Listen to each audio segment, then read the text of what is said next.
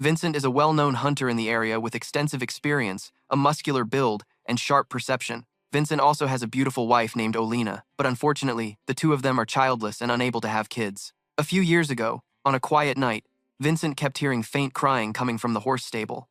At first, he thought it was some wild animal, but when he carried his axe over there, Vincent was shocked to see a pale-skinned, blonde-haired baby wrapped in a diaper lying in the middle of the stable. Years passed, and that child grew up with blonde hair, blue eyes, incredibly beautiful and adorable. The boy was named Arian Ciro, our main character. Vincent and Olena always treated him like their own son, their precious treasure. Every day when Vincent went to the forest, he would bring his son along. While he chopped wood, Ciro would be absorbed in reading the magic books his father bought for him.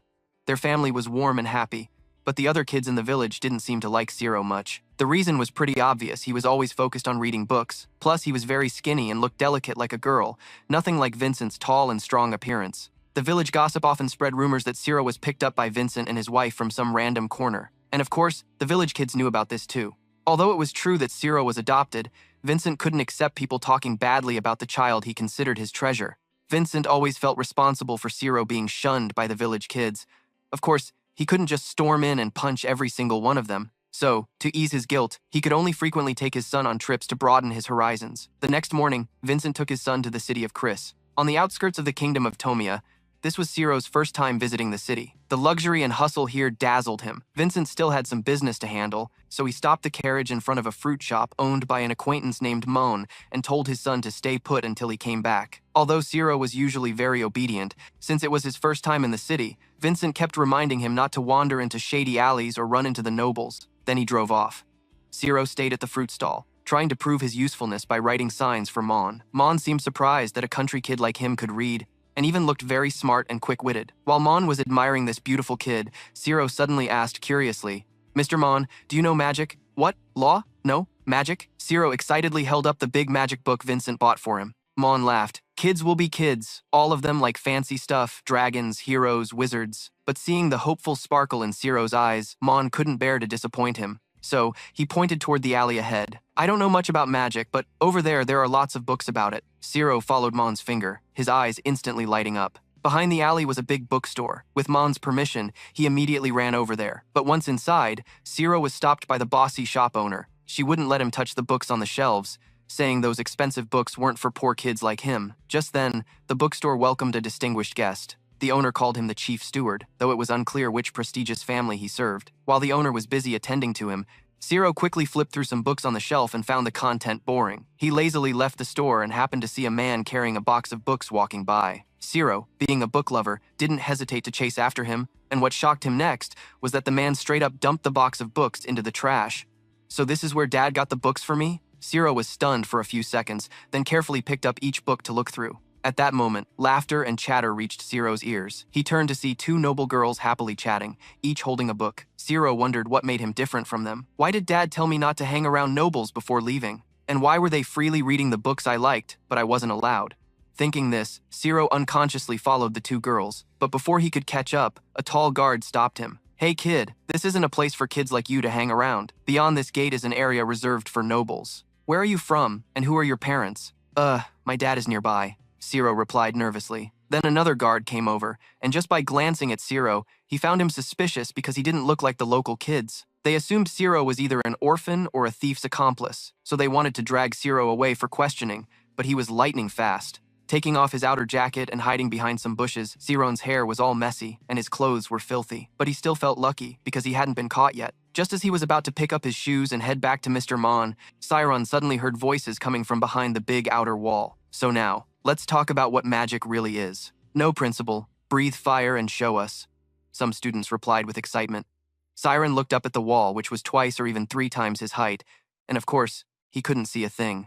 Wait a minute, could this really be a magic academy? His excitement surged strongly. Siron pressed his ear against the wall, listening carefully. Inside, the person called the principal was continuing to ask questions to his students. He asked what the most important thing was when learning magic. Some said knowledge, others said hard work, and some thought money was the key. But no one had given the right answer yet. Siron tried to listen closely and finally heard the principal's answer. The most important thing when learning magic is clarity of mind. The noble-born students inside were looking down on him. When the principal mentioned clarity, every kid's face froze. "What is that?" The principal didn't answer right away, but instead asked back, "Is there anyone here who doesn't know what 1 plus 1 equals?" "Who doesn't know?" "It's 2, obviously," the students shouted. "Can anyone explain why it equals 2? The principal asked again. They looked at each other, but no one could answer. "That strange feeling you're having right now is clarity. There was a time when people didn't know that 1 plus 1 equals 2, and many scholars had to work hard just to prove it.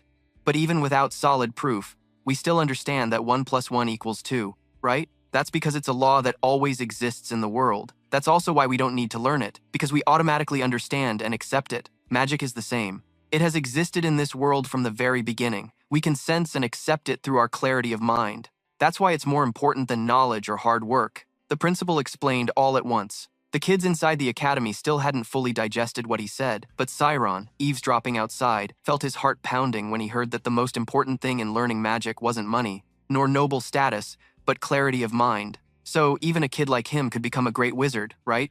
Thinking this, Siron felt both excited and nervous, and his heart nearly jumped out of his chest when he heard the principal's voice asking the kid behind the wall, "I want to hear your thoughts." Siron jumped in surprise. He didn't think he'd be discovered through such a thick wall. Now, should he run or answer that question, especially looking as dirty and shabby as he did? Siron feared the principal and the kids inside might look down on him just like the bookstore owner or those 2 guards, because he was poor and filthy.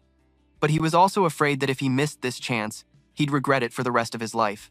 So, driven by some huge motivation, Siron used his small body to climb up the wall step by step. He looked really scruffy, but his eyes shone brightly. Siron saw the Magic Academy principal sitting under a tree with some kids. The principal looked very kind, nothing like the bookstore owner or the guards.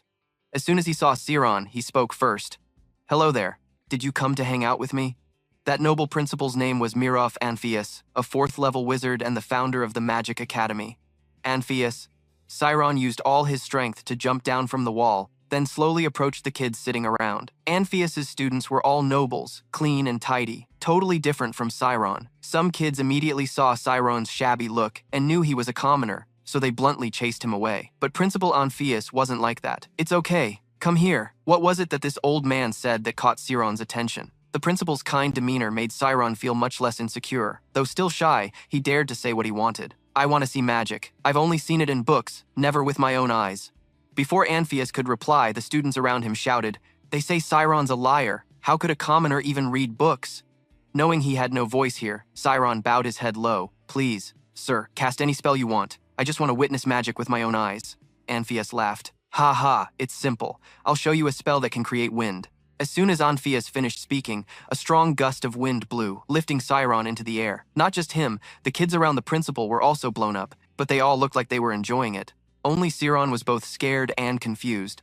After reaching a certain height, he and the kids started falling down. While they were excited, Siron's team wanted to freak out from fear. This was his first free fall ever, and from such a terrifying height, Siron felt like he was about to shatter. Too scared, he squeezed his eyes shut. Until quite a while later, Siron no longer heard the whistling wind by his ear, only the giggles of the kids. Only then did he dare to open his eyes and saw himself hovering about 1 meter above the ground. The magic school students were teasing him for being such a scaredy cat, while Principal Alphas couldn't help but burst out a hearty laugh at the scene. "How do you feel? That's magic right there." Chiron landed safely, but his heart was still pounding wildly from fear. So this is what magic really is. It's way beyond anything he'd imagined. It went beyond the understanding that Book had given him. "What exactly is magic, Principal?" Siron, still shaken, stammered the question. Alphas stroked his long beard, seeming to search for an easy example to explain it to him, but Siron, too impatient, interrupted. "Please just tell me the truth." His voice was quite loud, and anyone overhearing might think Siron was being rude to the principal.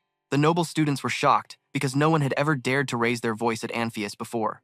Even the teachers at the school were sure Anpheus would fly into a rage and punish Siron, but when they saw the boy's intelligent face and bright eyes, Anpheus couldn't stay mad. "Ha ha, if you want to know that badly, then I'll explain. It's a bit complicated." He stroked his beard as he spoke to Siron. "Do you want to know what true magic is? It's something beyond common sense. In other words, it's an expansion of the mind to discover the truth of the world. It's something unrealistic, but maybe because of that, it's closer to the truth?" Siron suddenly asked Anpheus, unable to hide the excitement on his face, because what Siron just said was something even the noble students hadn't realized themselves. "Did you read this in a book?" "But I've noticed similarities across many books, where many ideas from great minds were once considered absurd and shunned by society, but eventually, they had to accept those ideas as newly discovered truths. So the truth is actually hidden within those absurdities, that's what I think." Anpheus nodded continuously as he listened. He seemed very pleased with this smart and bright kid. Despite the tough circumstances, Sciron still tried hard to absorb and filter the little information he had to truly understand the issue.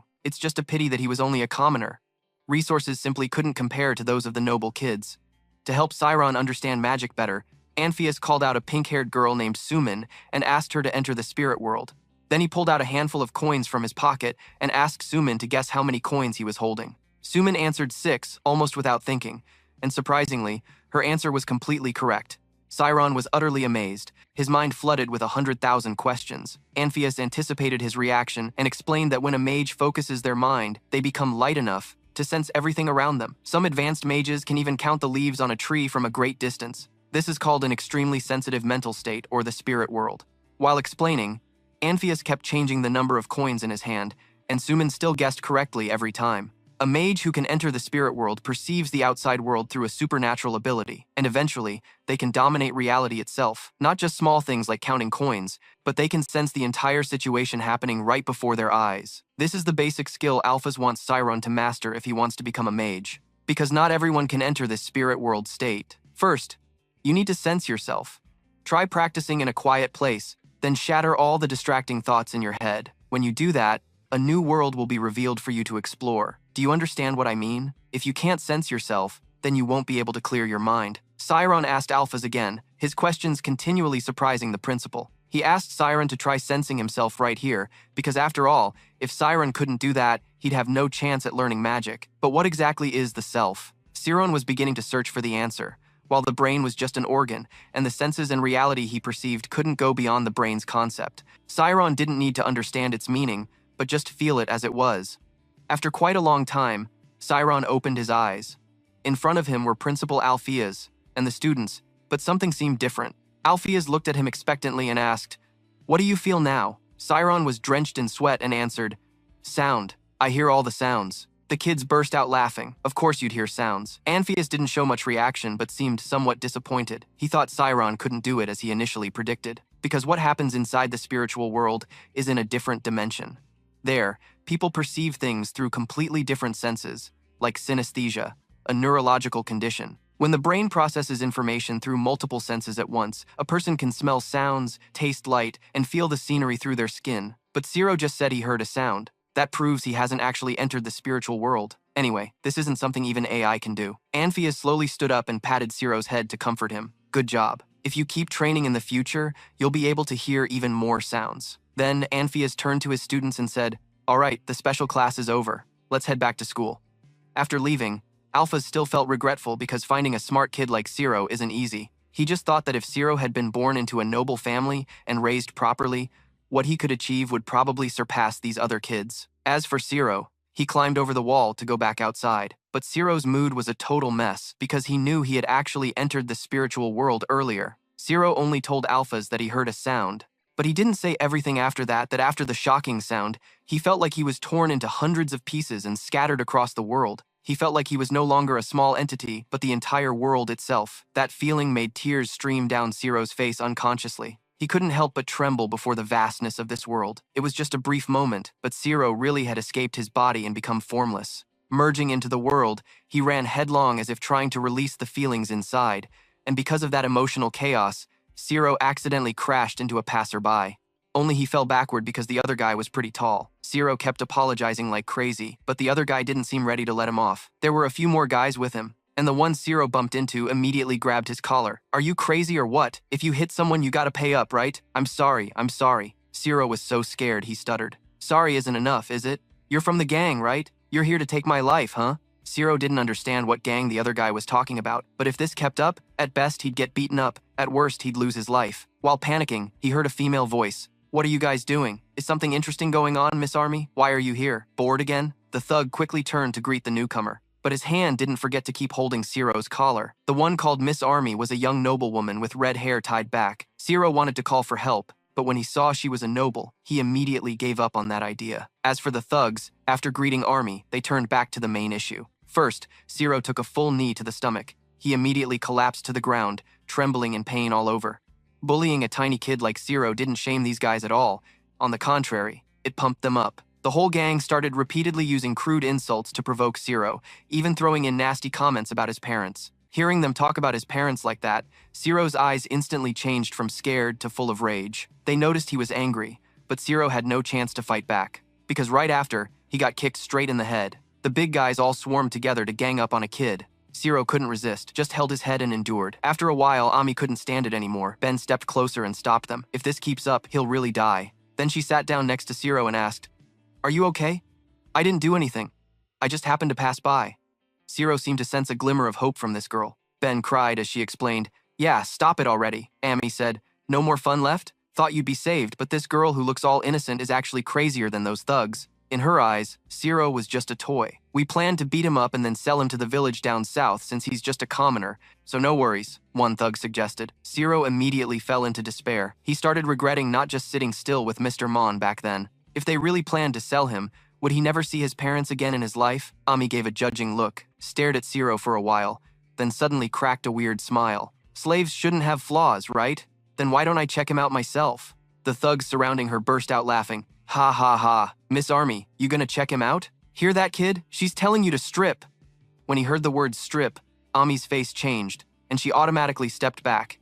She originally just wanted to mess with Zero a bit. Then they let him go. Didn't expect those crazy guys to actually follow through. Plus, Zero looked like he was about to lose it. The threatening laughter of the thugs faded in Siron's mind. Instead, he started hearing the buzzing of a fly flying by. Then, the space seemed to freeze. Siron felt his mind drifting back a few hours. He saw Principal Alphas and a group of students sitting under that ancient tree, and the principal was chanting a spell to create wind, to show him what this so-called magic looked like.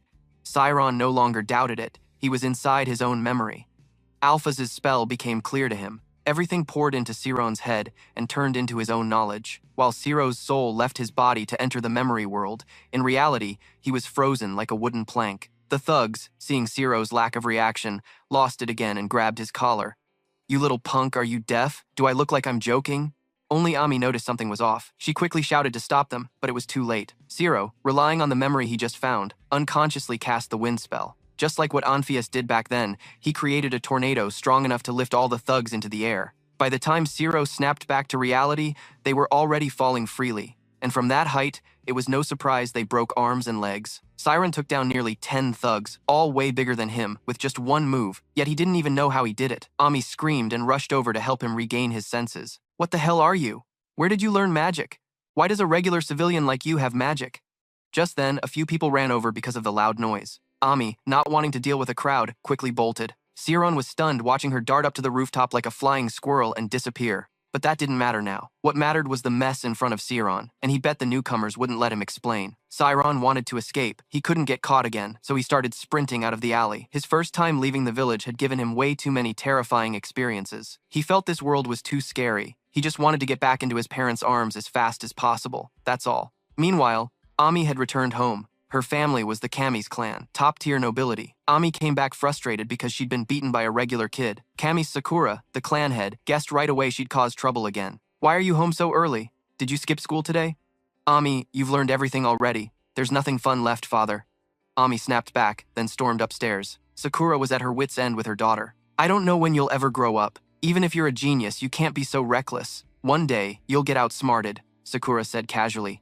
But it seemed his last words hit Ami right where it hurt. Today she really had been outsmarted, and by a regular kid no less. Seeing her suddenly silent, Sakura was a bit thrown off. Usually, if he criticized her like that, Ami would have thrown a fit, but today was different. She stayed quiet for a long moment, then suddenly asked something totally unlike her style. "Father, that magic, do you know any AI at the Magic Academy who could introduce me?" After that stormy trip, Zero finally found his father. As soon as he found Vincent, he threw himself into his arms, crying and saying he got lost. The father and son returned to the small village, but Zero's personality changed completely from then on. And winter came.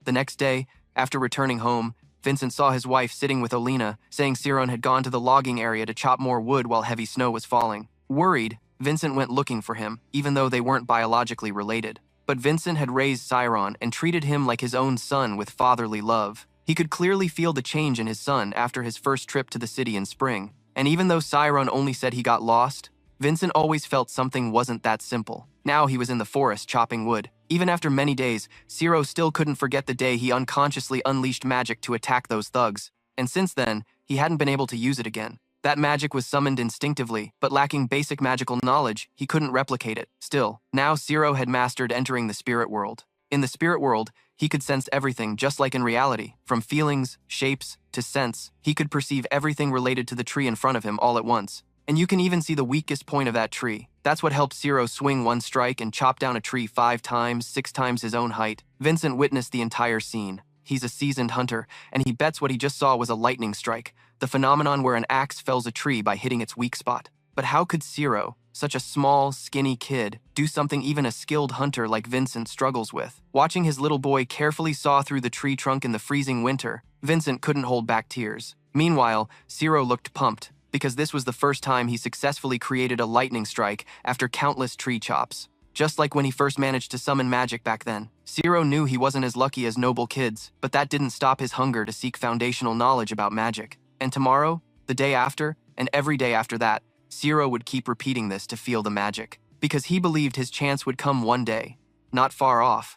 Persistence really brought Zero some achievements. Time passed, and 3 years later, Zero had grown a lot taller, his hair longer, and he had mastered the lightning strike, hitting every time. By then, he seemed to have become one with nature. Zero could even sense the trembling of every bush, the movement of bugs, the nutrients absorbed through every tree root. But Zero knew that wasn't all. If he kept training, a new world would open up for him. Today, he spent 5 hours meditating in the forest, training his spiritual world. After achieving the desired result, Zero carried the firewood back home. On the way, he saw 2 white horses, a rare breed that normally wouldn't appear in this remote area. In front of Zero's house, a luxurious carriage was parked. He immediately guessed there were guests, but when he stepped inside, both his parents looked very tense. This made Zero a bit worried. "You're back? Come in and meet this person." Vincent called the owner of that fancy carriage the assassin butler of the Orient family. He introduced himself as Temeran. Zero didn't know why the visitor came for him, while the Orient family was the second highest noble house in the kingdom, but he still responded politely.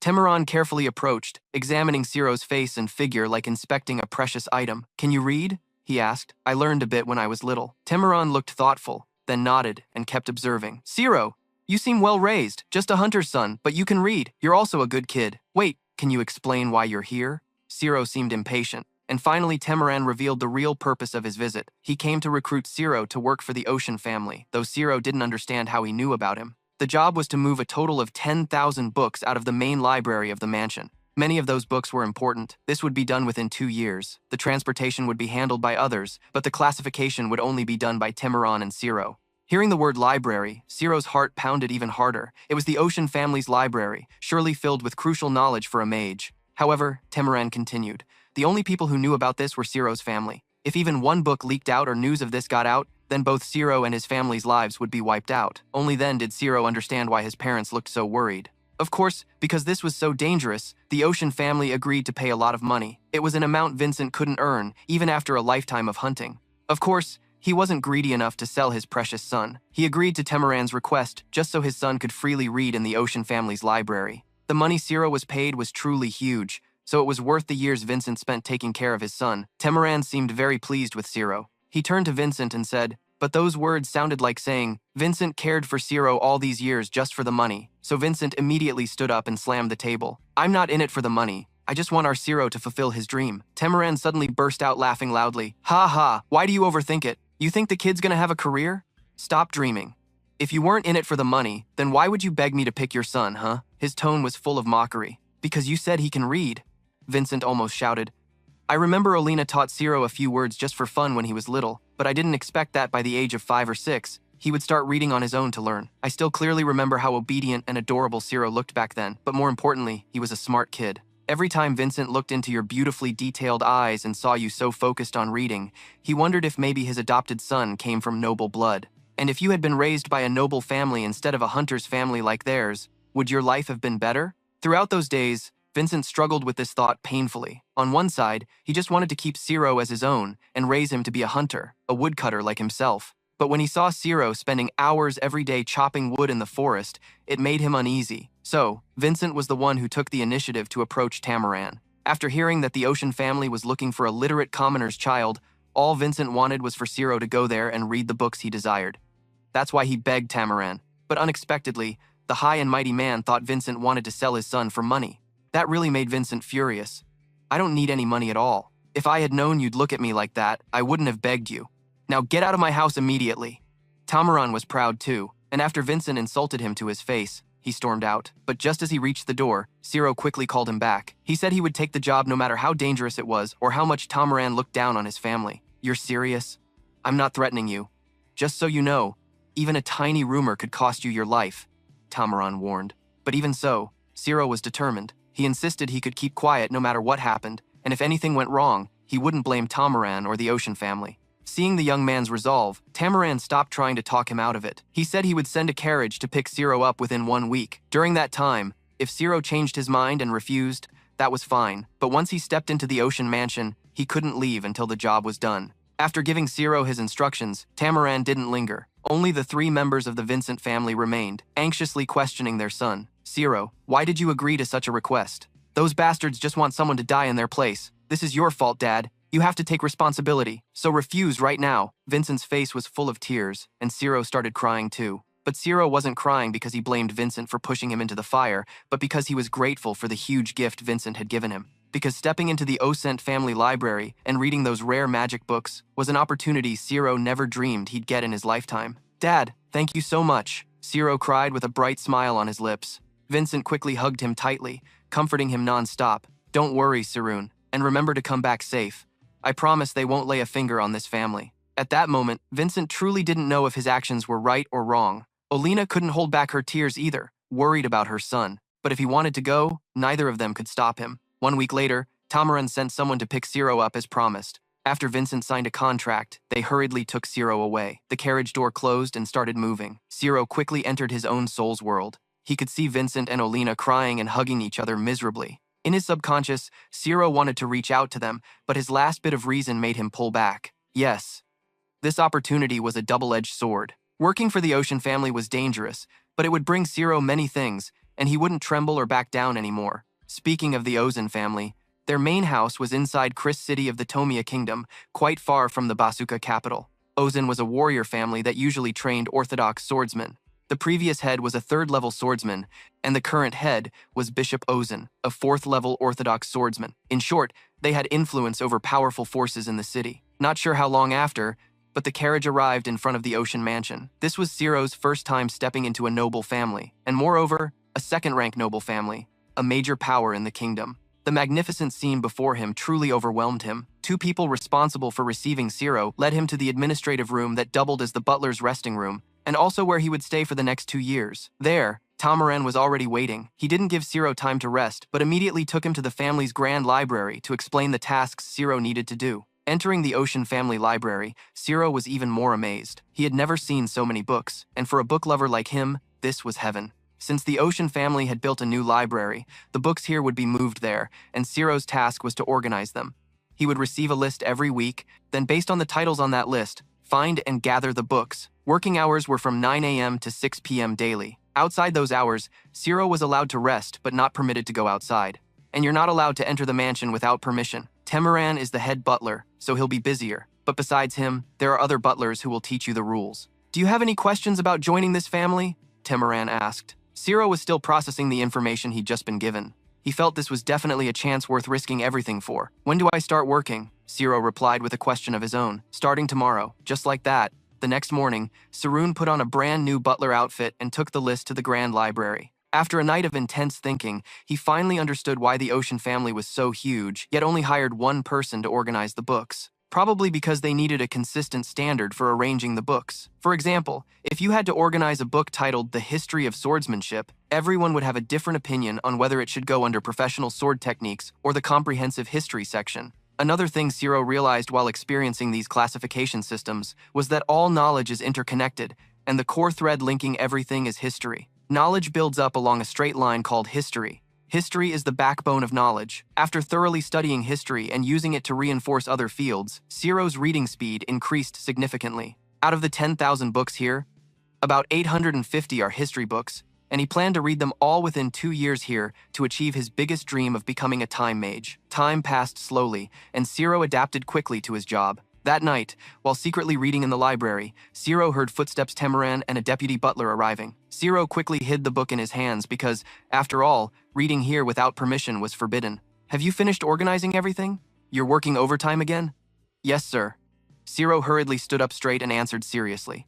Temeran didn't suspect anything, only advising Zero not to overwork himself too much since he still had 2 whole years in this library, and most importantly, he had to take responsibility for everything he did. If he got too tired and made mistakes, he might lose his head without realizing it. After leaving the new list, Temeran left, but after a few steps, he suddenly turned around and walked straight back to Zero, making him extremely tense. What now? Did he catch me sneaking books during overtime? But luckily, Temeran just came over to fix the bow tie on Zero's collar. This library isn't just for butlers. The family head and young masters also visit. Pay attention to your uniform, and make sure you don't tarnish the Ocean family's reputation. Temeran also reminded Sirun to trim his long hair. Only then did he truly leave. Sirun breathed a sigh of relief. He started thinking about tying his hair up like his father, but there was something even more. Pressing the knowledge in these books was really tough. After Temeran and the deputy butler left, Sirun resumed struggling with the massive amount of information. He wanted to memorize it quickly, but if he wanted to access a book's knowledge any time, he had to clearly understand every event in it. So he kept stuffing words into his head. But after a full day of hard work, Sirun quickly couldn't fight off sleep and collapsed onto the table. Once he was sound asleep, a hand reached out and grabbed the book he was reading. It was Temeran. No one knew when he came back. Maybe he was just clueless. He clicked his tongue and muttered, "Holding on to this book for a whole month. Do you think you can succeed just by studying? If you were reading practical books, I would have banned you from coming here outside work hours. But luckily, you're just a stubborn idiot with determination." 3 months passed, and Sirun had started to get used to working in the Ocean family's grand library. He also learned a lot from the maids. After 3 months on the job, Sirun realized that the nobles didn't really care if 1 or 2 books went missing. That meant no book in the library was truly important, but that didn't mean Sirun was any safer. So he kept the same mindset as when Temeran first approached him. Never allow himself to make any mistakes. While he was lost in thought, the grand library door suddenly burst open. Then came a voice that pierced his eardrums. Sirun froze. That damn old man. He jumped, looking up. The one who barged in was a tall young man with blue hair. From what Sirun knew, this was the youngest son of the family, Rian Ocean. Then another voice came, even more terrifying. "Rian, how dare you run away? When I catch you, you'll have to run 100 more laps." Rian quickly dashed towards Sirun, then crawled under the nearby table to hide. He didn't forget to warn Zero not to tell the next person that he was hiding here. Rian's big body. That put a lot of pressure on Siron. But the guy who stormed into the grand library after that was even bigger. "I know you're hiding here, Ryan. That kid with the green hair who just barged in, right?" Zero was speechless. If that green-haired kid was the size of a pea, then what the heck was his scrawny body to this old man? But the dude looked so intimidating that Zero had to probe his identity first. "Excuse me, may I ask who you are? I am a swordsmanship instructor. I am the teacher who has the right to beat that pea-sized brat into a pulp. Got it? Got it?" Honestly, Siron wanted to scream those words right into his ear. He felt like if he didn't answer, this old man would bury him alive.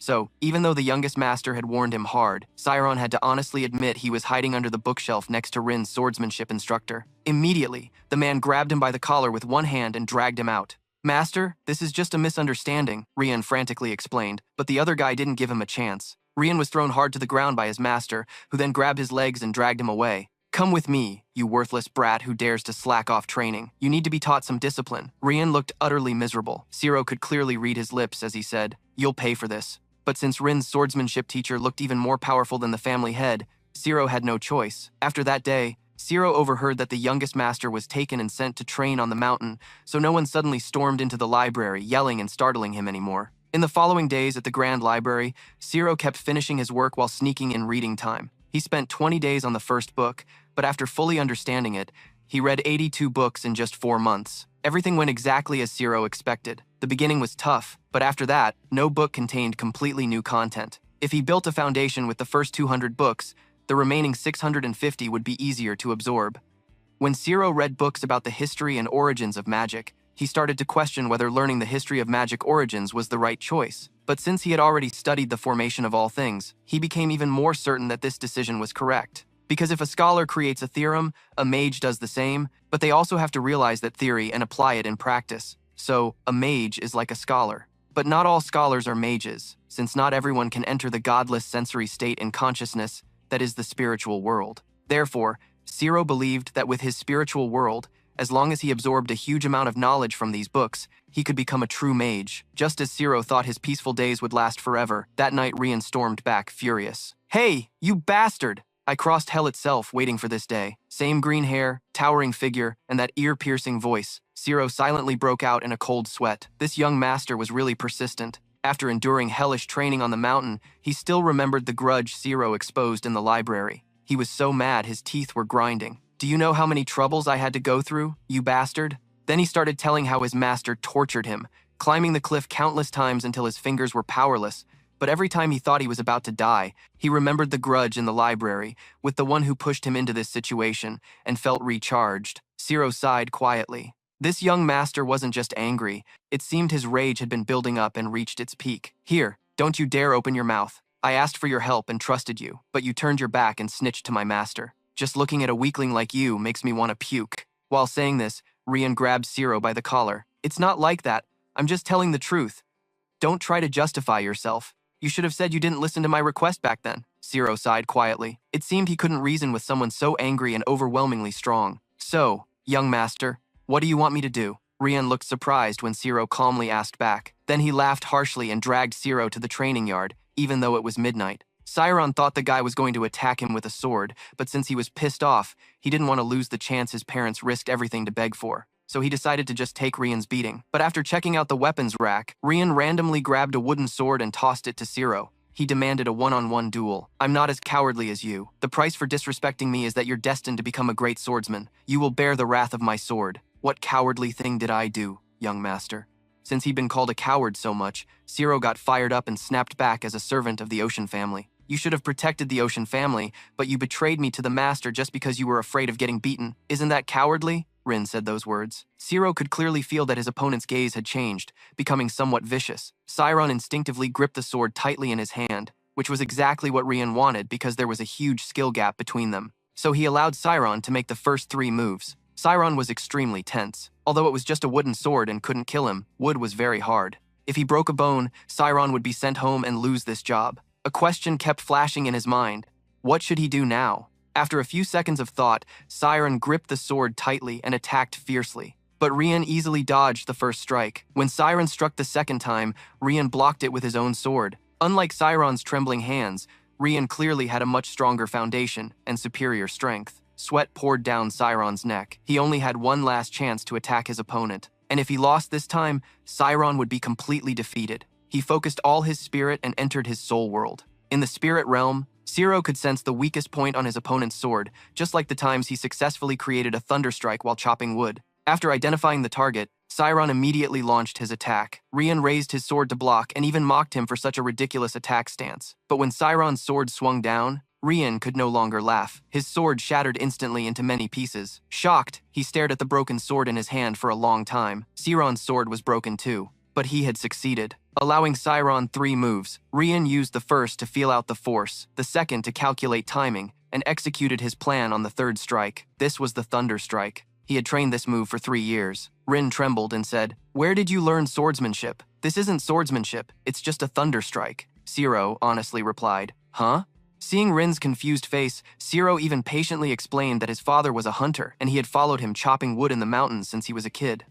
Because his body was too weak, he couldn't chop wood the usual way, so he figured out this move to make chopping easier. Thunderstrike was the name the woodcutters gave it. The more he heard, the more confused he became. Such a powerful strike was something the opponent had discovered while chopping wood. Meanwhile, he had been wielding a sword for 15 years and still lost. The son of a woodcutter. Moreover, what Zero called Thunderstrike was actually the deadly sword technique, the secret skill of the Ocean family that Rin's older brother Gi had learned at just 12 years old. Back then, Rin was defeated by Gi using this very technique. Today, he was defeated by Zero with the same skill again. "I won't accept this." Rian clenched his fists tightly and shouted. Seeing his opponent's expression grow more serious, Zero relaxed a bit, but then tensed up again. "Young master, have I made you uncomfortable?" Rian snapped. Then he pulled out another sword, this time a real one. The real sword was thrown towards Sciron. "Since both our weapons are destroyed, this duel isn't over yet. If you've mastered the deadly sword technique, I should treat you accordingly." Sciron's heart wanted to jump out of his chest. Don't tell me the young master's crazy enough to duel him with a real sword now. Luckily, Rian wasn't that insane. The duel with real swords was real. But before that, he would give Zero 1 month to prepare. 1 month sounded long, but for someone with zero swordsmanship background like Zero, It was basically useless. Holding that sword in his hands, his whole body trembled uncontrollably. If it was a real sword, he could really lose his life. Sairon didn't want to risk his life, so he begged Rian to reconsider. How could he duel when he had never learned swordsmanship? But Rian had no intention of backing down. That's why I'm giving you 1 month. If you can master the deadly sword technique just by chopping wood, somehow you'll manage. And don't even think about running away, because I'm sure I'll surpass you. The sword in his hand wasn't too heavy, but Ciro felt it was crushing his heart. After returning to the Grand Library and gathering information, Ciro finally understood why the youngest master reacted so tensely. The Ocean family members were said to have 2 hair colors, black and blue. The Ocean clan leader Beshoff had black hair and fathered 3 sons and 1 daughter. His eldest son had black hair and was currently a level 6 swordsman. The eldest daughter had blue hair, possessed exceptional musical talent, and was now a musician in the palace instead of following the family's sword path. The second son, Ocean Gi, also had black hair and had learned the deadly sword technique. At 52 years old, he was considered a genius. Real Ocean was said to be very different from his siblings. The household staff all agreed that he was quite incompetent despite having his own tutor. Ciron's mood was deeply crushed. He began regretting why he hadn't let Rin. Using a broken wooden sword, Rin fought back fiercely, and now things have come to this mess. Rin's pride has been seriously wounded, and it seems like he's dead set on winning a match against Ciron. Only then can he shake off that psychological burden. Ciron even cried from the stress. If he dies in the fight with Rin, his parents probably won't be able to live through the next month. They won't find peace anymore. Thinking about his parents, Ciron refuses to let himself lose spirit any longer. Think about it. You're gonna be a mage, Ciron, he thought silently, then started searching for books in the library from his time living on the mountain. Ciron was already confident in his physical strength, so he felt that if he just learned some defensive skills, he could definitely survive. And so Ciron began studying everything within his reach. Meanwhile, Rian threw himself into crazy training. His sudden enthusiasm shocked his swordmaster. Even the guy who always dodged practice before was now asking for harsher training methods. The swordmaster wasn't stupid, and quickly realized something was up with Rian, but Rian just said nothing was wrong. Seeing Rian so determined, he didn't press further, and instead started giving him a brutal, devilish training regimen. While Rian was sweating buckets on the training ground, Ciron was carefully studying the force map. It's considered a simple diagram of the human body. If mages have spirit realms, swordsmen have force maps to visualize their bodies. Force maps can push their limits to the extreme. Those who master the force map can perfectly use and control every cell in their body. This is the most important factor in becoming a swordsman. This aspect is completely opposite to the spirit realm. Ciron opened, but it also sparked his interest. Should I give it a shot? Ciron thought, and he decided to go for it. He closed the book in his hand, shut his eyes, and started sensing himself. This is the first step in opening the force map, and it's pretty simple because it's similar to entering the spirit realm. When opening the spirit realm, a person has to erase themselves. But when opening the force map, they need to dig deep into their own existence. In reality, Ciron didn't want to put all his effort into the force map because it's the opposite of the spirit realm. So he shifted to learning some basic sword skills based on his existing spirit realm. Ciron grabbed a pile of sword technique books and headed to the backyard, starting with the basics, the 8 direction slashes. Meanwhile, Rin was pushing himself so hard in training that even his swordmaster was scared. He had never seen his student this fired up, even though he'd taught him since he was a kid. Rin's mood was extremely complicated. In fact, Ciron was just the last straw, but the core issue was Rin always being compared to his older siblings, and after 15 years of sword training without opening his force map, he became the failure of the Ocean family. Rin's swordmaster, though seemingly strict, was actually very emotional. Seeing his student's terrifying transformation today, he genuinely shed tears. That's enough. We'll stop here for today. The sword in Rin's hand was taken back by his master. Only then did Rin feel every muscle in his body aching. He obediently put down his sword, then sat down and started looking at his master. What are you thinking? Rin's master asked while wiping sweat from his face. My hands hurt like hell, Rian, you know? I never knew you could push yourself this hard, but I think you did really well. Have you ever thought about what you've done best so far? He suddenly asked. I don't know. I only know what I didn't do well. Yeah, that's exactly why you're not a genius. Rian got pissed, thinking his master was mocking him, but when he looked at his master's face, it was serious, and his eyes were full of heavy feelings. He said all geniuses know what they're best at, and they only put in effort when they're 100% confident they'll do well. But geniuses also have a fear. The hard work needed to achieve the impossible, a burning will that challenges the unachievable. That will and determination are the bane of geniuses. Thanks, Master, Rian said with a bitter smile. Of all the encouragement I've ever heard, I like these words the most. His swordmaster didn't just say it, those words really sparked Rian's fighting spirit. That if talent wasn't something he was born with, then he'd grit his teeth and forge it through hard training. He wanted to use his determination to turn the impossible into possible. He wanted to win. And coincidentally, that was also Sciron's thought as he struggled with basic sword techniques. Right now, Sciron was also serious about his first sword strikes. Swordsmanship is the process of learning moves to take another person's life. So the downside is a high-stakes psychological battle for survival, because without a training partner, Sciron can only firmly grip the sword Rin throws into his hand. Then imagine an invisible enemy in front of you, someone who can attack from many directions. In reality, sword attacks come from 8 main directions, and Sciron, with his extraordinary efforts, has trained himself in those 8 slashes as well as how to counter them. He kept practicing like that, then discovered that the path of swordsmanship is as infinite as magic, and all that Sciron learned on his own is just like a grain of sand in the desert. "Dad, Mom, sorry, but I probably can't come home anymore this time," Sciron said evenly, full of sorrow. But since stepping into the ocean family, he's never regretted it. Although the path he walks faces death, he's also seen a wonderful world.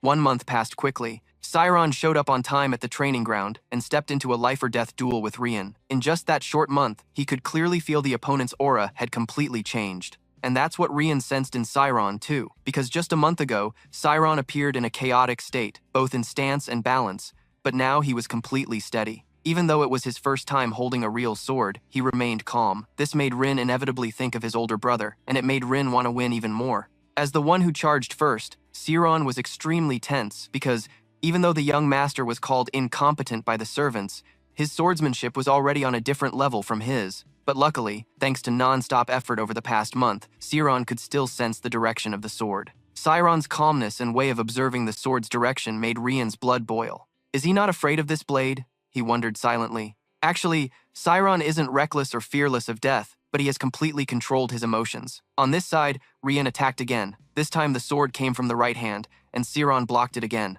The first and second strikes were light, but from then on, Rin's speed kept increasing, surpassing Sciron's ability to sense the sword's direction. Finally, Rin's sword tip successfully left a shallow slash on Sciron's chest. When fresh blood flowed, he knew he was about to lose. Sciron hurriedly changed tactics, using all his strength to retreat. Alongside the pain from his chest came an inexplicable doubt. Rian looked into his eyes as if he understood that doubt, and he became even more smug. What he just used was ocean swordsmanship to train with a greatsword. Every slash was Rian's effort to break bones, so its power was completely different from normal sword techniques. After injuring Sciron, he became even more fired up. In Rian's eyes now, there was only one goal: to crush Sciron with his strength. They continued into the second round, but this time Sciron felt confused again. If Rian had slashed upward after hitting his chest, Sciron would have been cut on the side, but Rian's following attacks didn't seem like finishing moves. This meant his understanding of swordsmanship was lower than Sciron thought. Rian could swing the sword skillfully, but didn't really know how to use moves effectively. This was the opening Sciron needed to turn the tide. He immediately changed his battle plan by putting all his strength into attacking. Sciron had learned basic sword swings, so his strikes were relatively decisive, and Rian was truly shocked again. Why did he suddenly attack? Wasn't he exhausted? He wondered anxiously. And Rian grew even more confused when clearly Sciron's moves were quite simple, yet he couldn't block them. Rian went from dominating and attacking wildly to suddenly being on the defensive. Seeing the opponent's stamina gradually decline after clumsy blocks, Sciron grew more hopeful about saving his own skin. He just needed to persist in maintaining stamina and keep up this attack rhythm to win. On this side, Rin's mind was shaking violently. Sciron's dominance made the ghost of the past appear again in his head. Rian remembered his older brother, who was hailed by their father as a genius and was the one who defeated him with deadly sword techniques. When recalling his brother's arrogant, satisfied smile after beating him, Rian's anger exploded again, and he poured that rage onto Sciron. Rian's sudden loss of composure made Sciron think he had given up, but at that moment, a new problem arose. Rin was indeed not calm, but that burst of anger made his sword swings much faster. They were so fast, Sciron couldn't read all the sword directions, and in the final strike, Sciron felt like death had come to tap his shoulder. But with such a strong main character aura, of course this old man wouldn't go down. Neither of them landed a hit because Rin's sword was knocked away by Sciron's blade. Rin stood there awkwardly, while Sciron was so exhausted he could barely breathe. Rian could clearly see that in that last strike, Sciron read his sword's direction and changed his grip in a flash, pointing his sword tip upward. Facing Rin's sword slashing down, with every ounce of strength left, he managed to beat Rin by flipping his sword away. Ciro gasped for air. He had won, but still couldn't believe he actually did. And even though he really won, Ciro felt super awkward because, even though it was a duel, The opponent was still a noble, and he had just trampled on that guy's sky-high pride again. Who knows what Rin might do next? Zero was tense as hell. He couldn't imagine how furious Rin's next rage could get him, but this time, Rin didn't get mad. He just bowed his head and said 3 words, "I lost." Before Zero could even process it, Rin scratched his head and repeated, "I lost," a few more times, looking all flustered. "I lost, and you won. Since I lost, even if you decide to take my life, I have nothing to say." Zero was a bit shocked. He didn't expect Rin to accept defeat so coolly, and even let him decide his fate. Isn't he a noble? How could Zero walk away unscathed if he so much as touched a hair on Rin's head? "What nonsense are you spouting, young master?" Iron almost shouted at Rin. "We fought with our lives on the line, and I admit I lost. So you have the right to take my life, don't you?" Rin replied dumbly. "You're the only one who wants to bet your life on this. But I just want to live," Zero yelled back. "Meaning, from the start, I thought this fight was total BS. So why blame me and want to crush me when you're the one who ran from your master just because you didn't want to train?" Rage boiled straight to Zero's brain, making him fearless as he bluntly called out the young master. Right in front of Rin, he fired up his sharp tongue to argue. "Hold up, you bastard. Who's supposed to blame who here, huh? It's all because you're a coward. Even if this was our first meeting and under these circumstances, you should respect me, right?" "Respect my ass," Zero cut him off. "Have you ever thought about how awkward you've made me? I'm stuck between the son of the house and your sword master. If you were really worth respecting, you wouldn't have shoved a small fry like me into such a mess." Zero got more fired up, unleashing all his frustration straight at Rin's face. Honestly, this young master was a certified brat. He challenged Zero out of his sky-high pride, not to push him to the edge. Meanwhile, Zero seriously thought he might end up selling salt after this. After roasting Rin, he was so drained he just plopped down on the ground across from him. Rin got scolded by the household staff and couldn't even wipe his face in time, but strangely, he wasn't angry. In that moment when Zero exploded, Rin felt the cold, calm warrior he'd just faced vanish. Instead, there was a teenager about his age, and the most important thing was, even though Rin thought Zero was definitely a genius, he didn't mock him like GI did. Instead, Zero gave his all to face Rin, both to protect himself and to respect his opponent. Because of that, Rin saw the teen in front of him in a new light. "Hey, what's your name?" he suddenly asked Arian. "Siron." Siron didn't know what the other meant, but still answered curtly.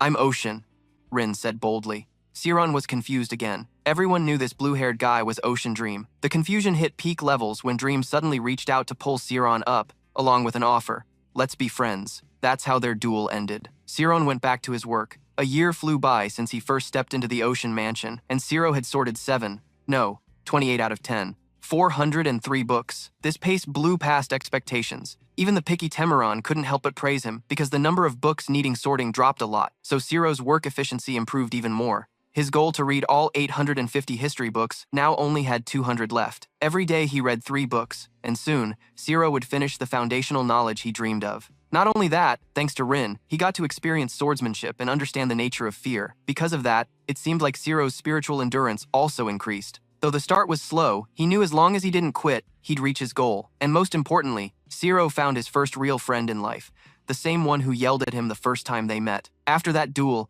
Rin practically planted himself in the Grand Library to talk with Zero, and Zero realized Rin was actually quite emotional and had some really cute sides, totally opposite from his imposing appearance. Though sometimes Rin still acted in ways that gave Siron headaches, like messing up the pile of books he just sorted. But overall, this friend was pretty worth it. It's just that after getting close, Rin started slacking off on training, like today. After finishing the basic training, he told his master that he wanted to hit the library and just plant himself there for good. Siron also knew that this seemingly lazy guy was actually a smoldering fire that could flare up any time. Rian would get stronger as long as he had the chance, so there was no need to push him to overtrain. So Siron agreed to let Rian stay in the library and read with him, but just 10 minutes later, Rian was already bored out of his mind by all the words in the books. "Chiron, didn't you say you wanted to become a mage? Do you really have to read that many books? 800 volumes? You're crazy." Rin Laobao, of course.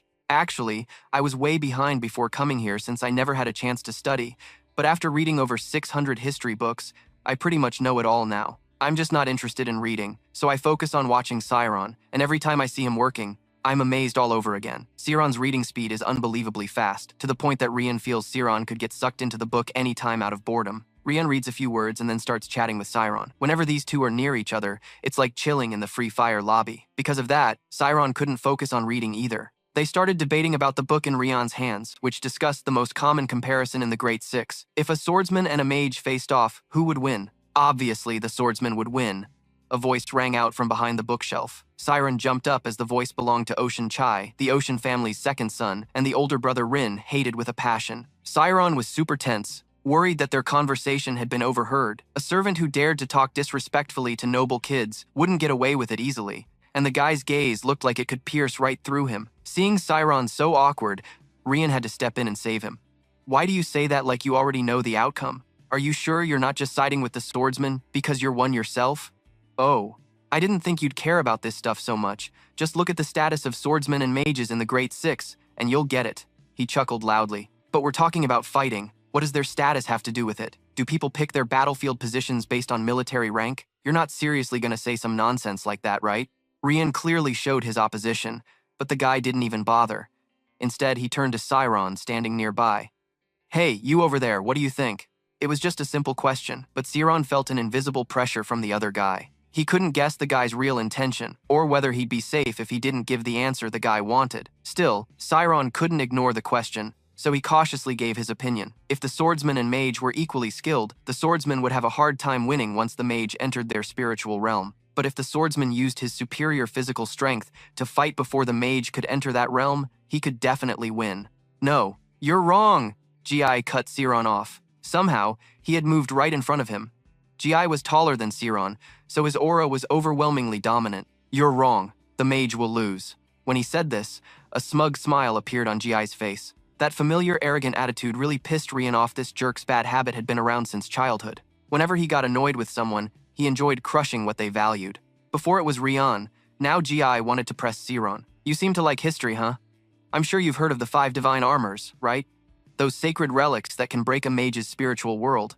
I'm talking about magic resistance. Siron was stunned by Gi's words. A mage's innate ability is their spiritual realm, and fighting a mage in their realm is like battling a pack of sharks in the deep sea. But there's one thing that can stir up the waters and blind the shark's eyes. That's why those magic-resistant relics Gi mentioned were created. If the spiritual world can't be affected, then magic can't either. Once someone owns a sacred relic with this property, mages can't do anything to them. But in the end, this is still just a theory. Magic resistance was once a precious power created from the mana flow in a dragon's heart. Just that alone made its value sky high. Besides, due to wave frequency oscillations, no matter how much wealth you throw at it, you can't improve their effectiveness. Even a master like Yakra could only use up to 65% of the 5 divine armors' power, so the price to get a sacred relic is insanely high. And of course, by now, it also has historical value. That's why the value of magic resistance is worth a budget measured in the billions for an entire kingdom. But the biggest problem here is that the creators of anti-magic are actually the mages themselves. They always end up making things that work against themselves because the demand is huge. So, making money from it is super easy. Those mages are lining up to get recognized. Being a mage is just a job that those losers try to sell their weaknesses for cash. His voice dripped with pure contempt. Rin was really pissed off because he knew Siron dreamed of becoming a mage, yet this dude shamelessly insulted that profession like that. But the one who should be mad was Siron. But it seemed Siron didn't show much change in emotion. That's just the nature of a mage. Suddenly, he smiled brightly and said that Siron's attitude had made both Ocean brothers. The one most shocked was Rin. What did he say? He thought he misheard. Ben asked again. You're right, anti-magic really was created by mages. It's used to limit the power of magic in anti-magic zones, and is also effectively used to help train apprentices. Magic. Siron's knowledge was just as good as Rin's. He knew anti-magic was indeed used against mages, but its existence was like an intellectual achievement serving noble purposes. That's why Siron still held his view that Rin's belief that swordsmen are nobler than mages was just a narrow-minded opinion. Totally wrong. Rin, being one of the 2 ocean heirs, was used to trampling on others. Today, right in his own house, he got pressed by Siron's calm tone. Yet Siron's attitude was still very proper, leaving Rin completely unable to find any fault. The theory you talk about and reality are 2 totally different things. No matter what, the truth is mages will never beat swordsmen. After saying that, Rin stomped off in a huff. Only then could Siron finally breathe a sigh of relief. Just now, the young master, Rin showed up with such a scary face. Siron thought he was done for. Rin was also very happy because he finally found a loser to roast for him. Rin again. After that event, Rin stopped coming to the library to cause trouble. Because of that, Siron had more time to focus on his work. 6 months after winter arrived, he had already finished sorting more than 10,000 books. The time to complete the task was even faster than expected. 6 months. Timoran seemed very relieved that the 25 years' worth of neglected books were finally properly sorted. Siron had completed the task, so he could go home. But an ocean family steward, seemed reluctant to lose such a useful person like him. He wanted to force Siron to renew his contract with some ridiculous excuses, but Temmeren was against it. Meanwhile, Siron at the Grand Library had finished reading the last book he needed, completing a year-and-a-half journey as the Ocean Noble family's book Tiger, who was also training as a swordsman. After hearing the news that he finished sorting the books, Rian rushed over. He worried Siron would just go home like that. Seeing Siron had read more than 800 books, Rian looked even more excited than Siron himself. To celebrate this, Siron wanted to do something special, so he asked Rian to take him on a tour of his family mansion. Even though they lived on the same estate, they mostly only met at the library. Plus, it was Rian who usually took the initiative since Siron was just a servant with no chance. To see what a real noble's home looked like. Coincidentally, the entire Ocean family was out today and wouldn't return until late afternoon, so Rian gladly agreed to Siron's request. Siron had already seen the Grand Library, which was huge, but stepping inside the mansion, he was truly overwhelmed. Just one room here was probably as big as his entire house. Rian really was the heir of a filthy rich family. Yet he wasn't arrogant at all. In fact, he was kind of clueless. Rian took Siron to tour his bedroom. It was the smallest room at the end of the hallway. Siron was already mentally prepared to be dazzled by the luxury once inside. But the truth was, Rian's bedroom was much simpler than the other rooms and, importantly, it contained plenty of gear for training and sword practice. The messy bed looked like a temporary resting spot after training. Siron couldn't believe his eyes. The heir like Rian lived in such a simple place. You really can't judge a book by its cover. After touring around, Siron and Rian decided to play poker, but Rian kept complaining about losing. You're cheating with your sixth sense, aren't you? What? You think I'm some AI pulling dirty tricks? Siron then revealed to Rian how he guessed his cards and won. You have a habit of putting your aces on the edges, and the way you bet when holding a pair is pretty easy to read. Being called out so accurately made Rin want to throw a tantrum right there. Observation skills work best when you're not focused on any particular thought. So, when watching an opponent, you should observe all their actions. Then you can guess what they're thinking. Siron sincerely gave Rian these tips, hoping he'd soon break through his limits. But unexpectedly, before he could even say 2 sentences, Rian had already dozed off. Siron originally planned to head back to his room when he heard a melodious voice. No matter the melody, tone, or rhythm, the person playing the instrument controlled everything perfectly. Siron instinctively followed the music. He knew there was only one person in this world who could play at this level, and that was Rian's sister, Vina Ocean. So, what do you think of my sonata? After the music stopped, Rina suddenly asked. Siron, who was hiding behind the long door, was startled. Seeing that she had noticed him, he stopped hiding and walked straight up to her.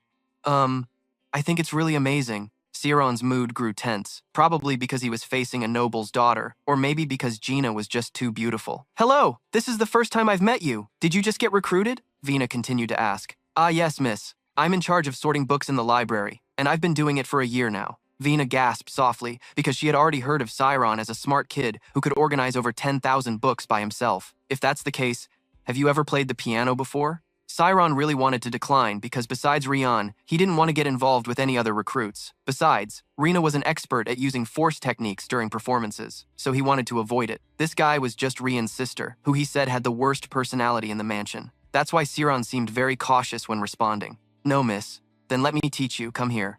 Rina took the initiative to scoot aside, leaving a space on the bench for Siron, but he really didn't dare to sit there. What's wrong with the Ocean siblings? Siron thought to himself that he couldn't be careless. She was an expert at using force techniques during performances. He awkwardly replied, it's okay. Though he said it was okay, inside he was in turmoil. Ryan had also said that the most difficult person in this mansion was his sister. She looked at him and smiled gently. Then I'll teach you. Sit here, okay? She said, placing one hand on the piano keys and patting the spot next to her with the other. He was stunned by her invitation, sweat beginning to form on his forehead. He kept getting more nervous, his mind screaming inside. What? Sit there? Rina noticed his tense expression and calmly reassured him. It's fine. I gave permission, so no one will blame you. He bit his lip, hesitating and struggling internally. She insisted, but he felt he had no right to refuse. Reluctantly, he sat down, feeling both tense and excited, his heart racing wildly. He told himself he probably wouldn't get another chance to sit in front of a piano. He seriously listened as she explained musical theory. She enthusiastically guided him through each note. Now there are notes like do, re, mi, and symbols in the sheet music. She asked him to try pressing these 3 keys at the same time. He quickly followed her instructions. His 3 fingers gently pressed down simultaneously. A sound rang out, making him a little embarrassed. The clear, soaring tone stirred his heart. He exclaimed, "That's a beautiful sound." She looked at him, surprised, and said, "Good start." His feelings were a jumble, hard to describe. He was shy, his eyes betraying his awkwardness. Sorry if I'm asking too much, but can I try playing? She was very surprised by his request, but agreed immediately without hesitation. Sure. Sciron bowed his head, feeling his behavior was a bit too formal. His request seemed a little over the top, and he felt awkward about it. It might not be very good. Vina smiled gently and said to him, "That's how everyone starts." However, deep inside, she couldn't help but wonder, does he know more music theory than what I just taught him? Sciron placed both hands on the piano keys, lightly touching them. He began moving his fingers smoothly and gracefully, pressing the black and white keys. Clear, enchanting sounds from the notes echoed one after another. Rena was so amazed she covered her mouth, eyes fixed on his hands. She admired. Unbelievable. He's hitting all the wrong notes, but presses the keys without hesitation. Should I stop him? Vina sweated as she watched Sciron play, thoughts running through her head. She focused on the music he played, her face no longer stiff. Strange, he's completely playing wrong. Although the sound wasn't perfect and a bit chaotic, she still enjoyed it. Then suddenly, Gina noticed something. Her eyes widened in shock as she watched his skillful hands move over the keys. She was stunned, but, like Sciron, melted into the melody. In that moment, she realized he could perfectly imitate the feeling of the piece she had just played. The harmony in every note truly amazed and astonished her. His eyes suddenly shone with an emerald green light. Sciron seemed to fall into a matrix of notes, with both of them sitting at the center. The dim light created a mystical and captivating space under his skillful hands. The melodies and sounds kept flowing one after another. His hands moved gracefully, gliding gently over the piano keys. The notes seemed to dance around with each melody. Ciro's fingers pressed the keys, sparkling and standing out, further highlighting his fluidity and finesse. At this moment, Rena narrowed her eyes, as if he was on the right track. She pondered deeply, starting to listen, feeling it was more accurate. His hands kept rising, falling, moving non-stop like a true artist. She sat, focused, listening and savoring every melody he painted. Vina stared stunned at the man before her. What was happening right in front of her was hard to believe. An indescribable feeling rose in her heart, so this couldn't be called a performance. But this guy had clairvoyance, sensing the purest essence. Riona observed every gesture and action of Sciron. A few questions popped up in her mind. How was this kid even a butler, especially since he looked like nobility? Seeing her thoughtful attitude, he realized it too. Sorry, I hadn't finished my sentence before Rion's scream cut in. Don't be so noisy, you annoying gremlin demon. His shout tore through the smooth, gentle atmosphere, making Ciro's mood uneasy. Sweat began to drip from his forehead. Rion looked annoyed, his eyes flashing with a bit of anger. He stood at Gina's door, slipping his hand inside his shirt, scratching lightly to reveal a toned six-pack. His mouth kept yelling, "Just rest when you get home. Why do you keep acting crazy like that?" Looking inside the room, besides her, the person next to her made him itchy. He looked at him with surprise and confusion. "Hey, you're here too?" Ciro met Rion in this awkward situation. Ciro's expression was a bit shy, embarrassed. He awkwardly replied, Yes, that's right." Vina, sitting nearby, was also puzzled, not quite understanding the situation. She was full of surprise. "Huh? You two know each other?" While Rion stood still, Ciro kept looking at him, then turned to look at her, with an embarrassed expression. He stammered, No, I just don't know how to answer that question." He broke out in a cold sweat, feeling uneasy inside. Their friendship might get exposed. "Why do I feel like I'm committing a crime?" Behind Rian, he scratched and said casually, "Oh, Ciro, huh? You're finally fully sober now." His eyes lit up as he introduced Ciro to Gina. "He's my friend." He froze like he'd been sprayed with glue, scared, sinking down to the floor, eyes wide with horror toward him. "What did you say, Rian?" He probably knew inside. Maybe he was afraid their friendship being revealed wouldn't be good. He smiled brightly, hands on hips, facing Gina. Rian reassured, "Don't worry, that gremlin witch has a nasty personality, but she doesn't care about stuff like that."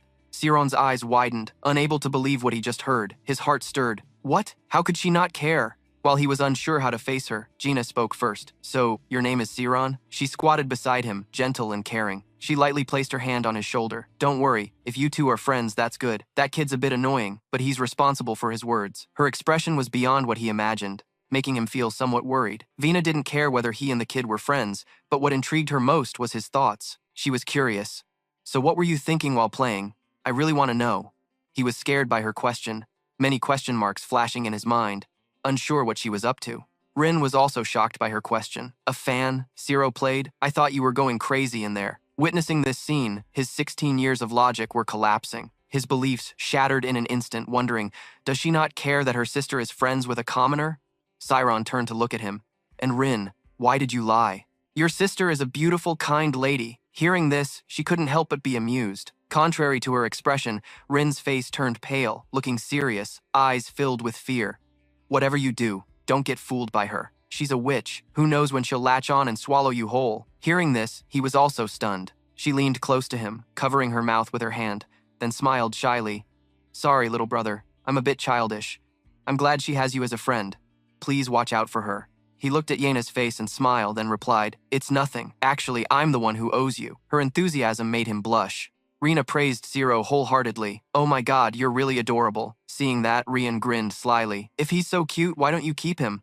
And have him join our family too?" Rena was surprised by Rian's idea, smiling with excitement. "So close. Aren't you afraid he'll steal your sister away?" Rian laughed heartily. "What are you talking about? You're not the one I'm worried about." It was Zero. Then a hand grabbed the collar of his shirt tightly. The two of them lunged at each other, and she didn't hold back at all, not even caring that he was her little brother as she fought back hard. "Thought I wouldn't say anything? You think you're all that, huh?" They wrestled on the floor. Rian couldn't take it anymore and yelled out in pain. "Ouch, that hurts." Zero stood watching the two siblings fight, his mind a chaotic mess, feeling confused. Just when he thought he understood the nobles better, they became even more baffling after getting their butts kicked. Rian, stubborn and defiant, yelled at her. Why are you back home? You just got off recently." She casually brushed her hands off. "Don't you know? GI's getting ready for the exam, so I came to pick him up. Tomorrow we'll leave, and he went to visit another friend, so he'll come back later." Rian's mouth dropped open in shock. "What? Are you crazy?" He lowered his head, his voice fading. "So it's really that far away?" He saw the sadness in his eyes, his mind racing over everything she said. The certification exam is a standard and requirement for mages and swordsmen to be recognized not just in the kingdom, but across all 6 continents, with over 1,000 participants every year, but fewer than 30 ever pass each time. There's also the uncertified license. Graduating from an academy certified by the kingdom, like Alfie's Magic Academy, gives you a chance to become a level 10 uncertified mage. After earning achievement points through organizations and guilds, you can rank up. Hundreds, thousands of people flock here, lines stretching so far you can't see the end. But wherever there's money and fame, people naturally gather. Even if they only have an uncertified license, they still endlessly crave that certification. That's the legendary exam GI is preparing for at 18. Rian marveled in admiration. Geniuses really are different, especially with full backing from their family. He sighed deeply, his mood sinking. Vina stepped up to him, rubbing his head to comfort him. "You're fine. I'm going to prepare dinner seafood from the royal palace, so I have to do it myself." She turned to him with a bright smile. "It was great meeting you, Zero. See you next time." He looked at her, stunned. "Yes, have a great day." He wondered if he'd get to see her again. Recalling the moment she taught him to play the lute, that feeling was amazing. He didn't know if he'd meet her again since he'd be leaving the mansion tomorrow. Rena went outside, leaving Zero and Rian behind. He turned and hesitated before speaking. "Rian," your sister looked at him. "Huh?" He stared off into the distance, eyes determined. He asked him, "Does she have a boyfriend yet?" His question froze Rian, stunned for a moment. Seeing his expression, Zero knew he'd struck a nerve. He quickly tried to cover up his embarrassment. "It's nothing." Rian couldn't help but smile, his eyes sparkling with amusement. He quickly responded to Rian's attitude. "I'm just curious. Forget I asked." Before he could finish, Rian dashed out the door, shouting for Jaina. "Sis!" Zero sensed trouble was coming and called after him. "I said it's nothing." He clenched his teeth, anxiously watching Rian run toward the door. He quickly chased after him. His heart was pounding with urgency. He blamed himself for speaking out of turn because he felt sad. Meanwhile, Rian ran outside at top speed, not forgetting his mission to shout loudly. "Sis!" Zero asked this. Riona stood on the upper floor, holding the railing and leaning down to shout loudly, "If you have a boyfriend." Rena was leading the maids to prepare the meal from the royal palace. Rian's shout echoed throughout the hall. Riona's words rang out again. "Does she have a boyfriend yet?" That question shocked everyone, who all turned to look at him. Zero from behind grabbed Rian's mouth tightly and pulled him back, making him surprised and utter unclear sounds. He kept holding and covering his mouth. The muffled noises made the people below whisper, "What's going on? A boyfriend?" Her heart pounded non-stop. Seeing the maid glance at her, she could only force a smile to hide her embarrassment. She laughed out loud and told them, "They're just teasing each other. Don't mind it." Vina and the maids kept walking. As they went, she said, "Now that we've finished separating the poison, we need to steam it." They all replied in unison, "Yes, miss." Behind a nearby wall, the head butler had been standing there for a long time. Everything that just happened caught his attention. He called someone behind him. "Hey, Haynes, does the young master have visitors today?" The man bowed. "No prior schedule, sir." Upstairs, Rian was about to say more, but Zero told him he saw him about to cause trouble again. He pulled Rian's hand back. The head butler said coldly to the man, "I've heard that noise before. Now I remember." He turned his face, his gaze sharp as a blade. He ordered his subordinate, "Tell Temuren to come to my office immediately." He glared fiercely right away. The sky was clear blue. The forest was covered by tall tree canopies. The sounds of breathing and Rian's training echoed through the air. A shout rang out. "Take a 10-minute break. You're tired. Can't catch your breath." Holding a training stick in his left hand, his right hand kept wiping sweat away. Ket looked at him, then stroked his beard. He thought about him, feeling more enthusiastic again. It must have been about a year, right? Watching him train passionately, the old man remembered how quickly he had lost heart last time. He glanced at him, then fell into deep thought, but he was sure that once Ji reached the royal palace, the boy would change. The key was to control the power. Tiny beads of sweat rolled down Rian's face. Suddenly, a voice called out, "Young master, bye!" He startled and glanced toward the voice. A man wearing a hat, looking hurried and urgent, ran over. His voice carried from afar. "Young master, Lady Gina requests you return to the mansion immediately." He was about to raise the water bottle to his lips when the man's words annoyed him. "Her? If she's here to praise my brother, I'm not interested. Tell her to do whatever she wants." The servant firmly denied. "No, miss. It's said that Sir Ciro is in danger. He might die. Die." Hearing that, Rian immediately spat out the water in his mouth. He grabbed the bottle and stood up, looking at the servant with anxiety and worry. "What? Why? I thought he was coming home today?" The servant, exhausted from running, was now bent over, gasping for breath. The head butler had reported to the family leader. "I'm not sure, but the lady said it's related to the private lord." He hurriedly grabbed a coat and threw it on roughly. Anxious, he turned back to Ket and said, "Master, I have to go see my father." The old man saw his expression and knew something was wrong. He pressed, "What's going on?"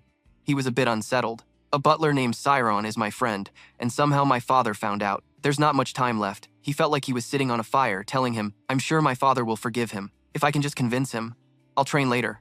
As soon as he finished, the old man stopped him. "You can't." He paused his movement, stood straight, and looked at him. He couldn't believe his ears and asked again, "What?" The old man grabbed his sword and stood before Rian.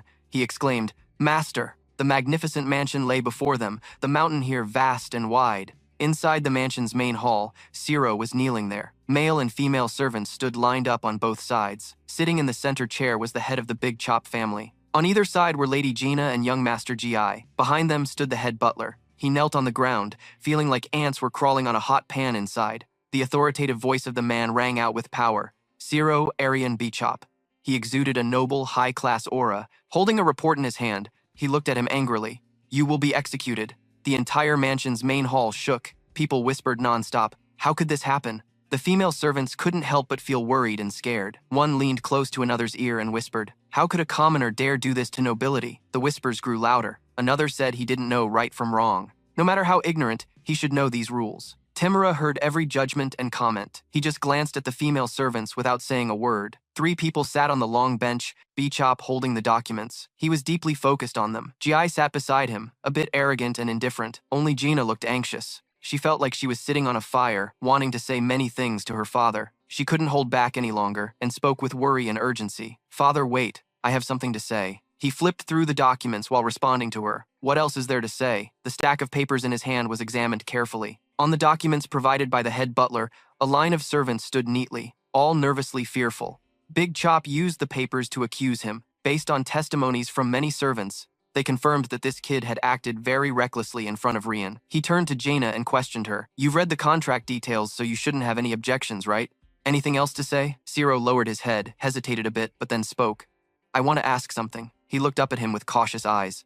"If I and the young master are friends, what will happen to the young master?" All the servants were terrified. Everyone thought he was done for this time. Does this guy not even understand his situation? He should be begging for mercy. He was furious. "You dare ask me that?" Vina looked at her father, then back at him. In such a critical situation, he still had the courage to ask about Rian. She wondered silently, is he worried about Rian? Even in this situation, the man flew into a rage and scolded him harshly. "What a stupid commoner. You think if nobility messed around with someone like you, what would happen?" Siren bowed his head, sighed, then smiled. He raised his head and looked straight at him, boldly admitting, "Yes, Rin and I are friends." In front of everyone, he confessed again, "We've been friends for 1 year now," and declared he always would be.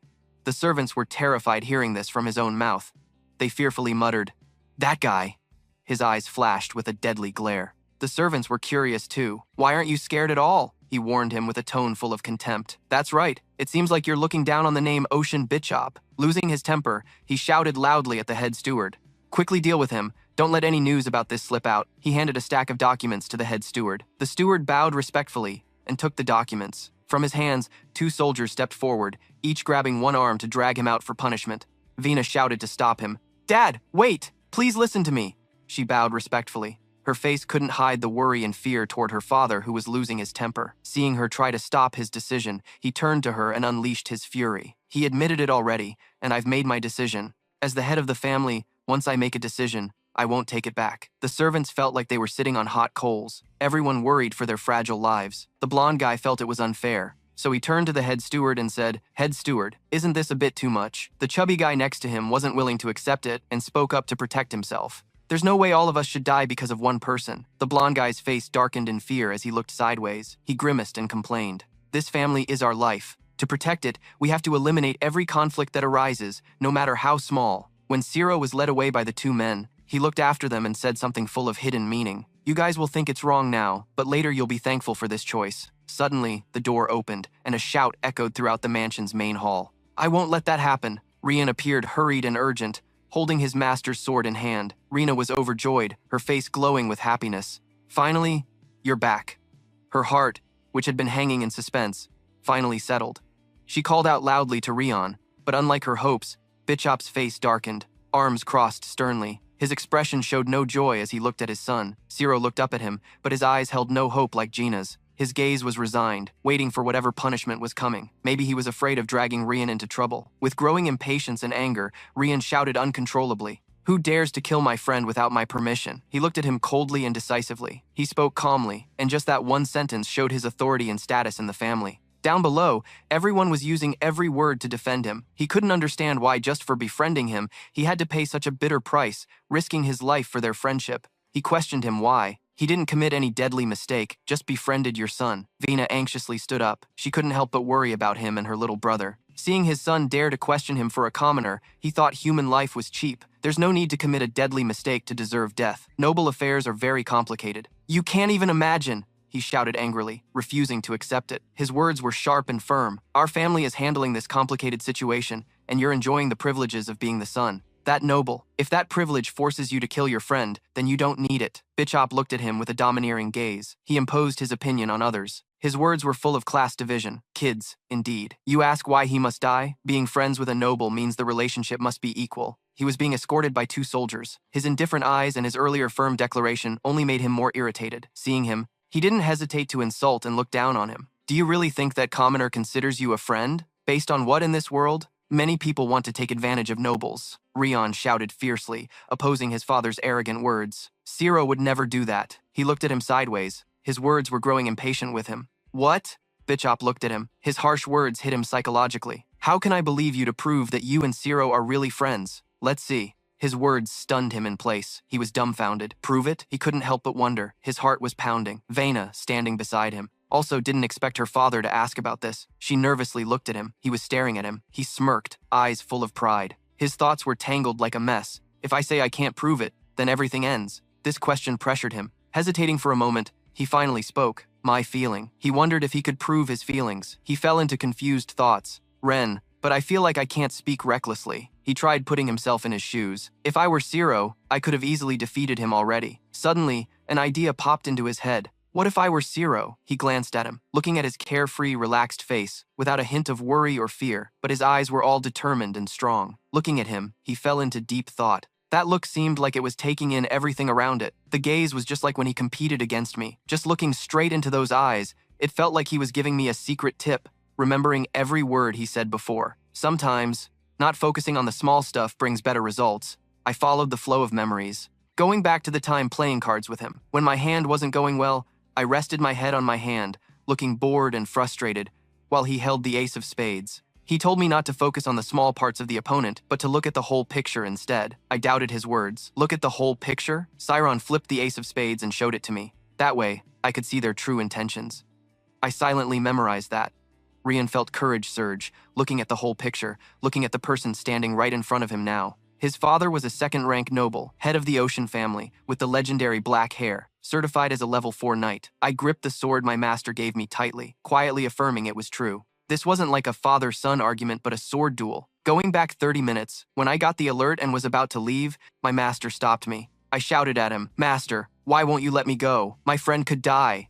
He ignored my urgency and stayed calm. composed. Right, you're talking about that kid who works in the library, aren't you? He hesitated, then added, but that kid is just a commoner. I was stunned, speechless hearing those words. Master, I didn't know you were like this. You taught me. I couldn't believe the person I always respected had such narrow-minded and old-fashioned thoughts, just like my own father. At that moment, my heart truly broke. I lost control and screamed my feelings that if swinging a sword could solve things, then everyone could be my friend. Ket calmly looked at me, his student, and began to explain. Rian, don't you know what's most important to a noble? Isn't it natural for nobles to eliminate anything threatening their family's status? He explained the disadvantages for my family. Have you ever thought about the burden your friend carries, whose value is no more than a fly, after befriending him without thinking it through? After hearing that, I clenched my teeth, choked up. My shoulders trembled, tears uncontrollably streaming down my cheeks. Each tear fell like proof of my helplessness and inner pain. Ket advised me in a warm but firm voice, don't even think about solving this by arguing. I clenched my fists tightly, fingers squeezing harder and harder. I spoke to him with determination, but also a hint of helplessness. But I can't just stand here and do nothing. I was the one who suggested being friends with him first. I raised my hand, eyes blazing with fierce determination, shouting at him, I don't want to be a coward. My words challenged fate itself. My resolve showed in every gesture, every glance. Ket looked at me differently, secretly admiring me. Good determination, kid. You're emotional, honest, and pure, but that won't make you a great swordsman. I have high hopes for you, and I'll support you. Ket held out his sword to me and handed it over. Luckily, he wasn't the type to be old-fashioned or classist. He warned me, I'll let you go if you bring this back. But if you're not even mentally prepared, don't even dream of taking a single step out of here. I took the sword from my master, eyes fixed on it, reflecting my determination and seriousness. Right now, I had to make a choice true to my beliefs. My eyes lit up, carrying confidence and unwavering resolve. Master, I will never forget this favor. Every word was a vow etched deep into my heart and mind, becoming my motivation to face this challenge. He glanced at him, remembering that abandoning a friend was like abandoning a part of your body. His words were a warning, awakening my inner turmoil like a raging storm. This was a life-or-death sword duel. Back to the present, standing before the mansion's main hall, I realized the truth my master taught me. Rian held the sword, threw his head back, and laughed loudly. His laughter echoed through the mansion, giving others goosebumps. Dad, you almost got beaten. I shouted in anger, proving, are we friends? I believe so, because I believe Ciro and I are friends. I also added that my friend's existence was proof of our friendship. Bitchop went crazy mad at my sharp rebuttal. This steel gritted his teeth and hissed. Ridiculous. This isn't some father-son argument, he shouted angrily. Even now, the reputation of countless noble families was crumbling. His words shocked the servants deeply. He kept spouting crazy talk. If it meant avoiding the downfall of the family, he'd even be willing to cut ties with his own son. The moment he finished speaking, Cho and a group of 7 Vina maids screamed out, Father! His feet stepped into a serious stance, his voice firm with no hesitation. If I have to do that to save my friend's life, he bowed. Placing his right hand on his chest, he showed his attitude with the most solemn and respectful posture. Then I'll gladly walk away. Everyone was terrified by his action. Bitchop stood up in furious rage, his hands clenched so tight the veins popped out clearly. He yelled at him. This brat raised his sword. If you really think this kid is your friend, then bet your life right here. Without a second thought, he drew his sword. The sharp clang of the sword sounded like a warning that their father-son bond was about to break. He couldn't believe his eyes. His own son was drawing a sword to fight him over a commoner. He looked at him and stammered, Duc Quang, you even raised a sword to oppose your own father? He held the sword before him, each blade pointing to the sky. A sharp gleam flashed in his eyes. I'm not pointing the sword at you, father. I'm just showing my trust. Bitchop clutched his chest, trying to look helpless.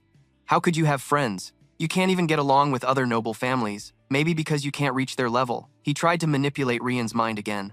Now you're just holding on to those weaker than you to comfort yourself. But no, he lowered his voice deeply. This time, Father, you're wrong. His eyes burned like fire, steady and unshakable. His gaze carried confidence and belief in himself. He lowered his sword and spoke firmly to him. Ciro is my friend, and he's better than me. I want to help Ciro shine brightly in a higher position.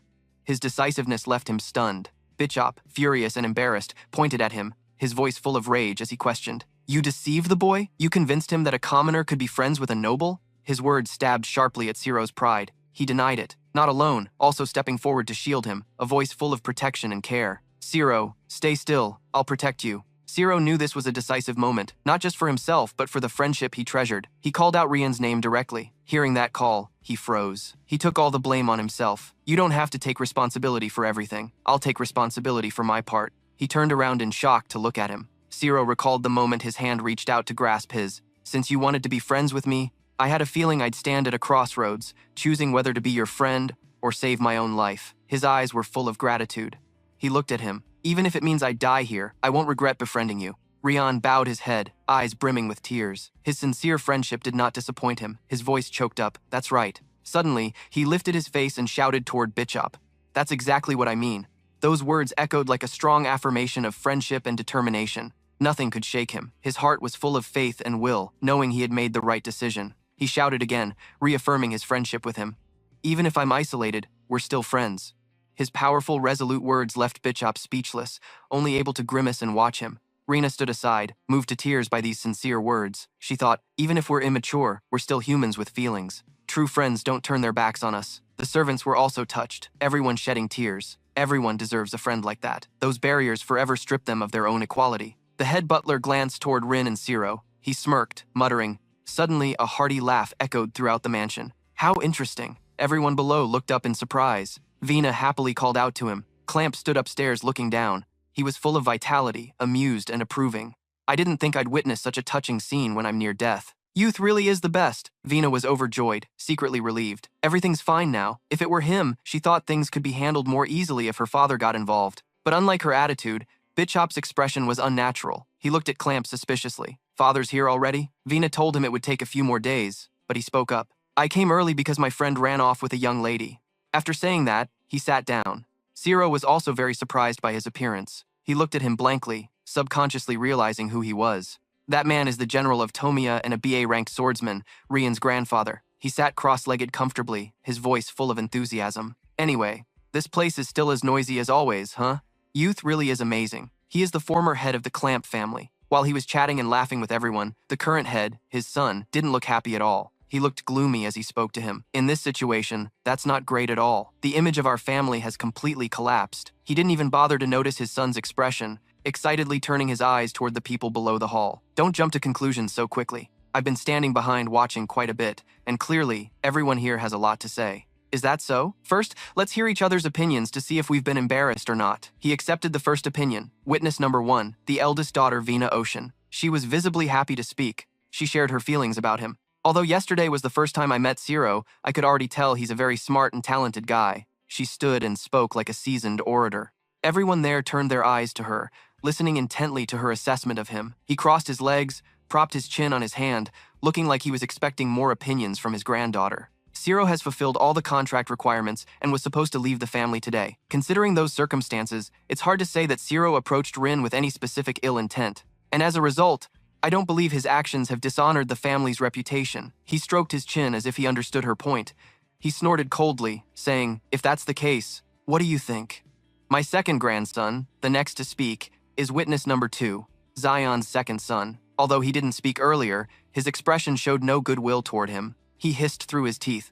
I don't like that kid. Bishop, sitting nearby, was very pleased with his answer. He smiled smugly. In his mind, he praised this second son of his. That's right, I know I can trust you, but he usually doesn't care about things that don't concern him. However, this has nothing to do with me. This half-hearted excuse surprised him a bit, mixed with some disappointment. He exclaimed, what did you say?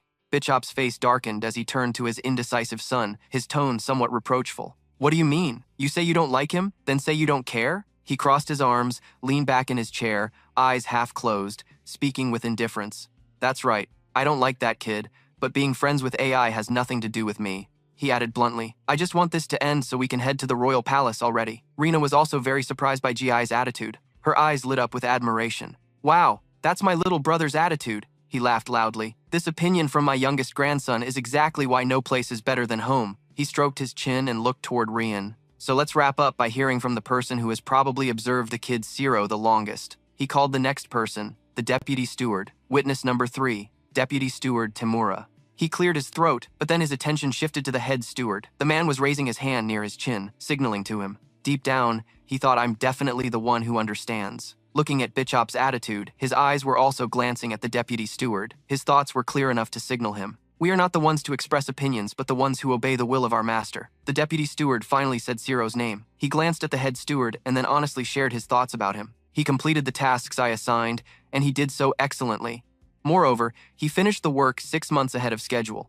His words hit the head steward like a thunderbolt on a clear day. He didn't expect him to go against his instructions. He clenched his teeth. What the hell is he doing? Bishop sighed, his aura losing the earlier grandeur. Clamp looked at the deputy steward and asked, "Do you know that those two are friends?" He raised his hand respectfully and answered his master's question. "I know he often goes out with the young master, but didn't know they were friends.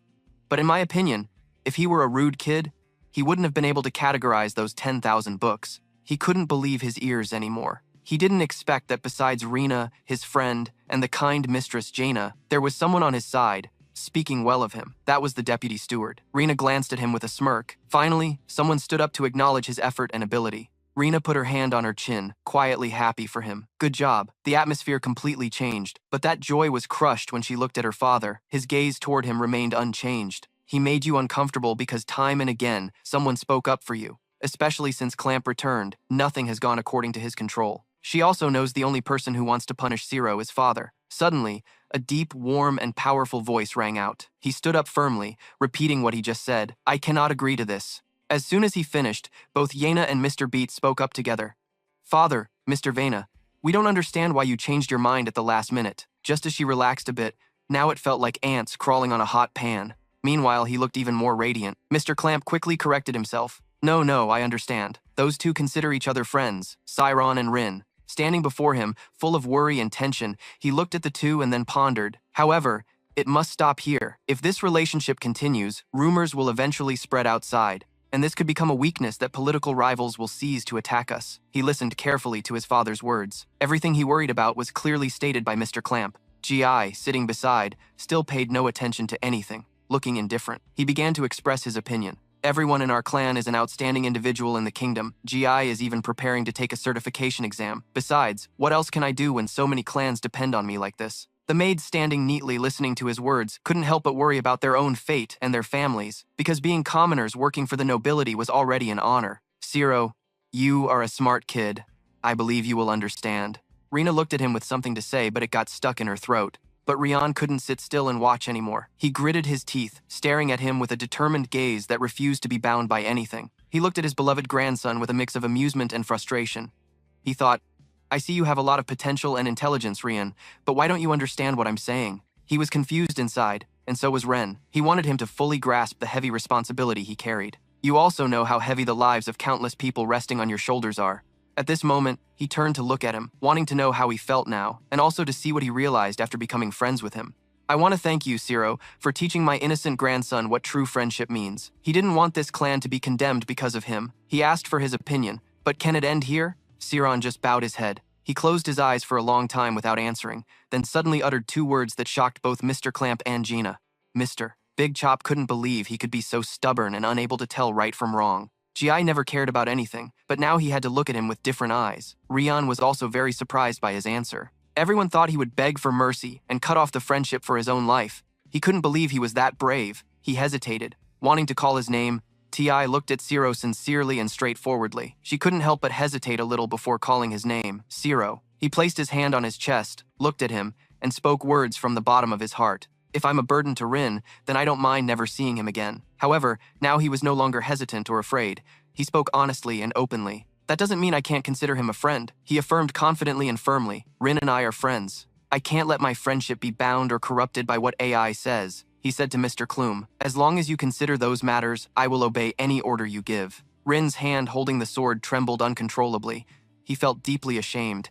His tears fell once again because of that. Inside, he blamed himself, but also felt relieved that Zero didn't have to die. Honestly, part of him felt that way. But Zero knew that abandoning a friend was like abandoning a part of himself. Rian stared wide-eyed at him. The words his master taught him during training were hard for him to decide on. But for him, he would rather lose his life to keep the word friendship. He felt deeply ashamed. He made up his mind. Fine, anyway, this isn't something to negotiate. He pointed his sword straight up and shouted loudly like thunder. "Here, I declare." Mr. Clamp and Gina immediately feared what he would do next. She shouted, "Don't do that! I don't know what you're planning, but don't." She reacted like that because she didn't know if her younger brother was making a mature decision. Even a small mistake could affect his fate and the entire clan. She couldn't let him make such a reckless decision. His sword plunged straight into the ground. The sound of metal hitting stone made everyone's ears ring.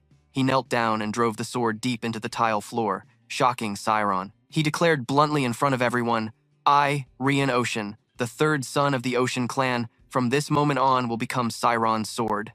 His oath thundered through the air. The tension and suffocating atmosphere made his father so angry he was shaking. He clenched his teeth with a grinding sound, his face twisted into an ugly scowl. He roared, "What the hell, you damn brat!" The entire mansion seemed to shake under the force of his fury. His roar echoed through every corner. "You idiot." The origin of the Knight's Oath dates back to when the kingdom of Tomia was first established. During a chaotic era, all the great and small nations were alike, fighting to seize colonies. Adafi, the strongest among them, succeeded in unifying them all and declared the founding of the Kingdom of Tomia. However, the newly established kingdom had to stand against powerful neighboring countries. So, instead of being purged during the kingdom's unification, the defeated kings were allowed to directly govern their own territories. And during that process, the Knight's Oath was created. The defeated kings had to kneel before the new monarch. They swore to become swords that only their master could wield. In return, they were granted noble status. That is the origin of the Knight's Oath and also the birth of the nobility. Therefore,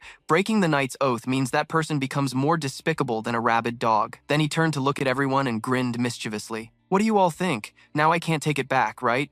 Everyone was stunned on the spot, mouths agape at his sudden decision. He still held the sword tightly in his hand, standing with one foot grounded and the other like a demon's stance. At that moment, he couldn't help but blame himself. "Master, it seems like I've caused a huge disaster this time." Rion also imagined his master getting angry and scolding him. "I didn't give you the sword for you to do this."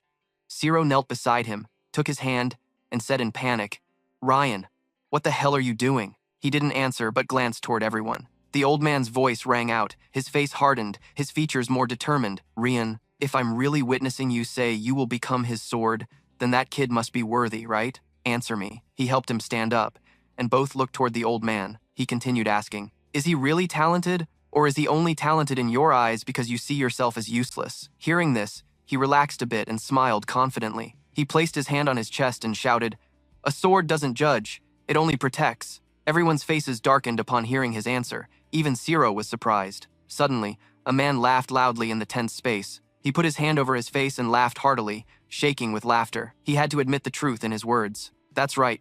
Immature kids at least have to reach this level to hit the peak. While his father helplessly slapped his forehead, his grandfather kept praising him. "Your mouth is good, but with that mediocre swordsmanship of yours, I feel sorry for your friend having to receive a sword like that." Rion couldn't believe his grandfather's words. He could only stammer, "Grandpa, sir."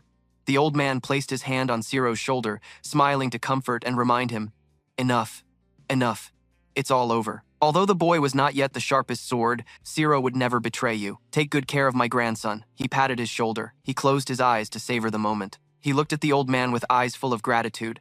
"Thank you for acknowledging me." The old man pointed at the head butler and ordered him, "You two swore to be lifelong friends, so I can't just let you leave like that." The head butler used the carriage that Zero was supposed to take home and brought his parents here. He quickly obeyed the order. Yes, leaving right now." The two servants looked at each other and laughed, both putting on their hats. The head butler was still shocked, screaming inside, "Is this for real?" Looking up at the clear blue sky, the clouds drifting lazily, he was helpless. Even in his thoughts, he never understood what nobles were thinking.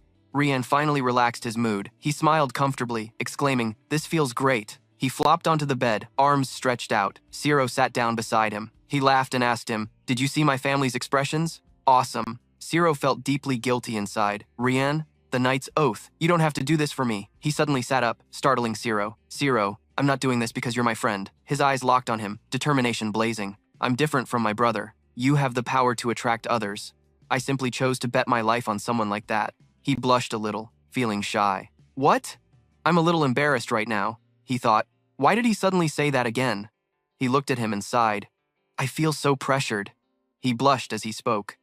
But if you want to protect me, you'll have to train a lot harder." His words made Rian so angry he almost coughed up blood. Seeing this, Zero worriedly asked, "Hun, what's wrong? What's wrong?" He sulked. "Nothing, it's just that you stabbed a wound in my heart." Rina suddenly opened the door and said loudly, "Rian, did you really swear the Knight's Oath?" "That I will become Sairon's sword." Not stepping inside, she saw him slumped over a pool of blood. She asked what was wrong. He used the last bit of strength to say to her, "Get out." Sairon refused. "What are you talking about? Just a moment ago, your sister helped a lot." He invited her inside. "Please come in." She was arrogant, that's right.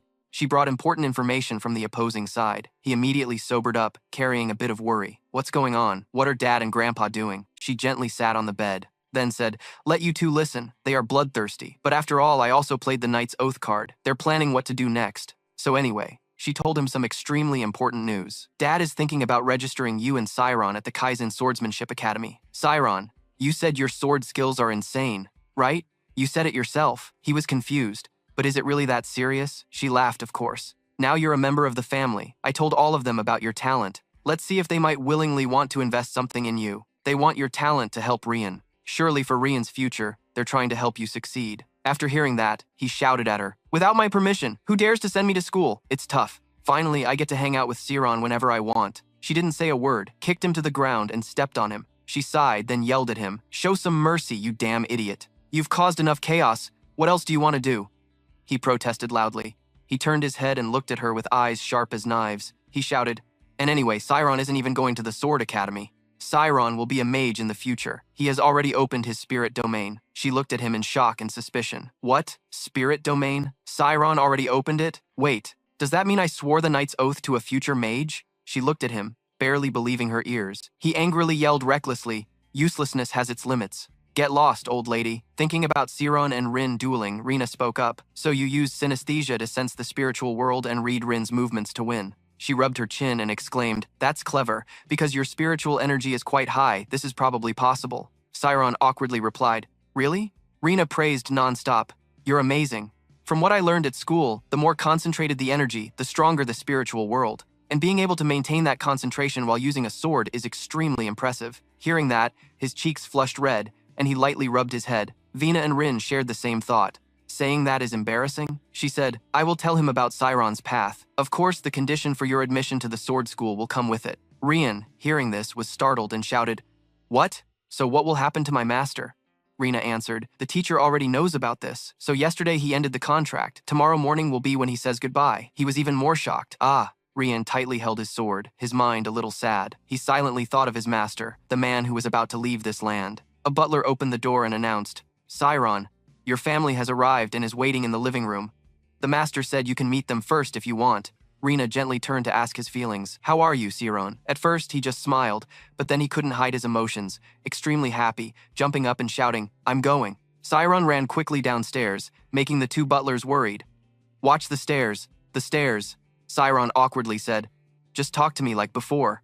"It's just a bit." They panicked and replied repeatedly, "Oh Lord, no, please don't talk like that. Our heads will explode." He smiled reassuringly. "Don't worry, I won't tell anyone." They still firmly refused, but no luck. After a few short minutes, everyone was in front of the reception room door. Siron hurriedly pushed the door open to look inside, where his dearest family was. Seeing the two inside, he shouted, "Mom! Dad!" They were also very emotional, shouting his name in unison. Siron. He seemed to abandon everything, rushing like a little bird finding its nest. Finally, he buried himself in the warmth of his parents' arms. The three hugged tightly in overwhelming happiness. Siron looked at his family with a heavy heart. They had grown thin. Surely they struggled a lot, tossing and turning day after day, worrying about him. Siron's mother, tearful, reassured. "Don't worry, your parents are fine." Vincent wondered, "But why did you suddenly call us? If your business is done, you should come home, right?" He suddenly asked excitedly.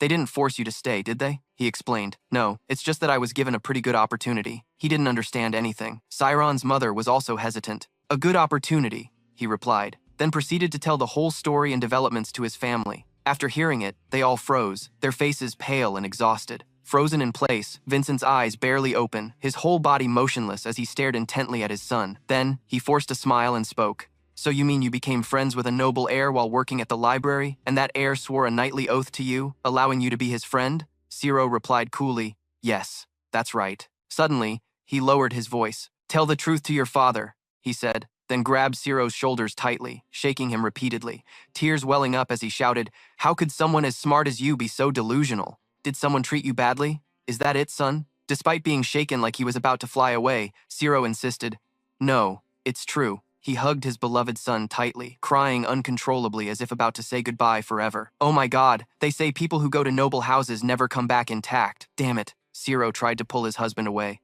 Suddenly the door opened again, and the butler announced, "Young master, the head of the family has arrived." 3 people entered at that moment. Big Chop spoke first. "Nice to meet you both. I am the head of this household." Big Chop Ocean Rian bowed slightly and said, "Hello, I am Ciro Rian Rina's sword. Let me gently introduce myself. I am the eldest daughter, Rina. I've heard a lot about you two. Witnessing the shocking scene, everyone's faces turned pale, and both immediately bowed respectfully, replying, "Hello, we are Ciro's parents. How come such great people like you are here?" They sounded a bit puzzled. "Oh my God, haven't you heard from Ciro?" Vincent's spirit was panicked, his voice trembling as he asked, "Are all those delusional things the boy said really true?" Even sitting at the luxurious banquet table filled with delicacies, he still couldn't believe it. No way, no way. Eventually, Vincent seemed lost in thought, while Ciro's mother was flustered. "Honey, there are too many dishes." Even after finishing the meal, he still looked like someone who fell from the sky, his mind tangled.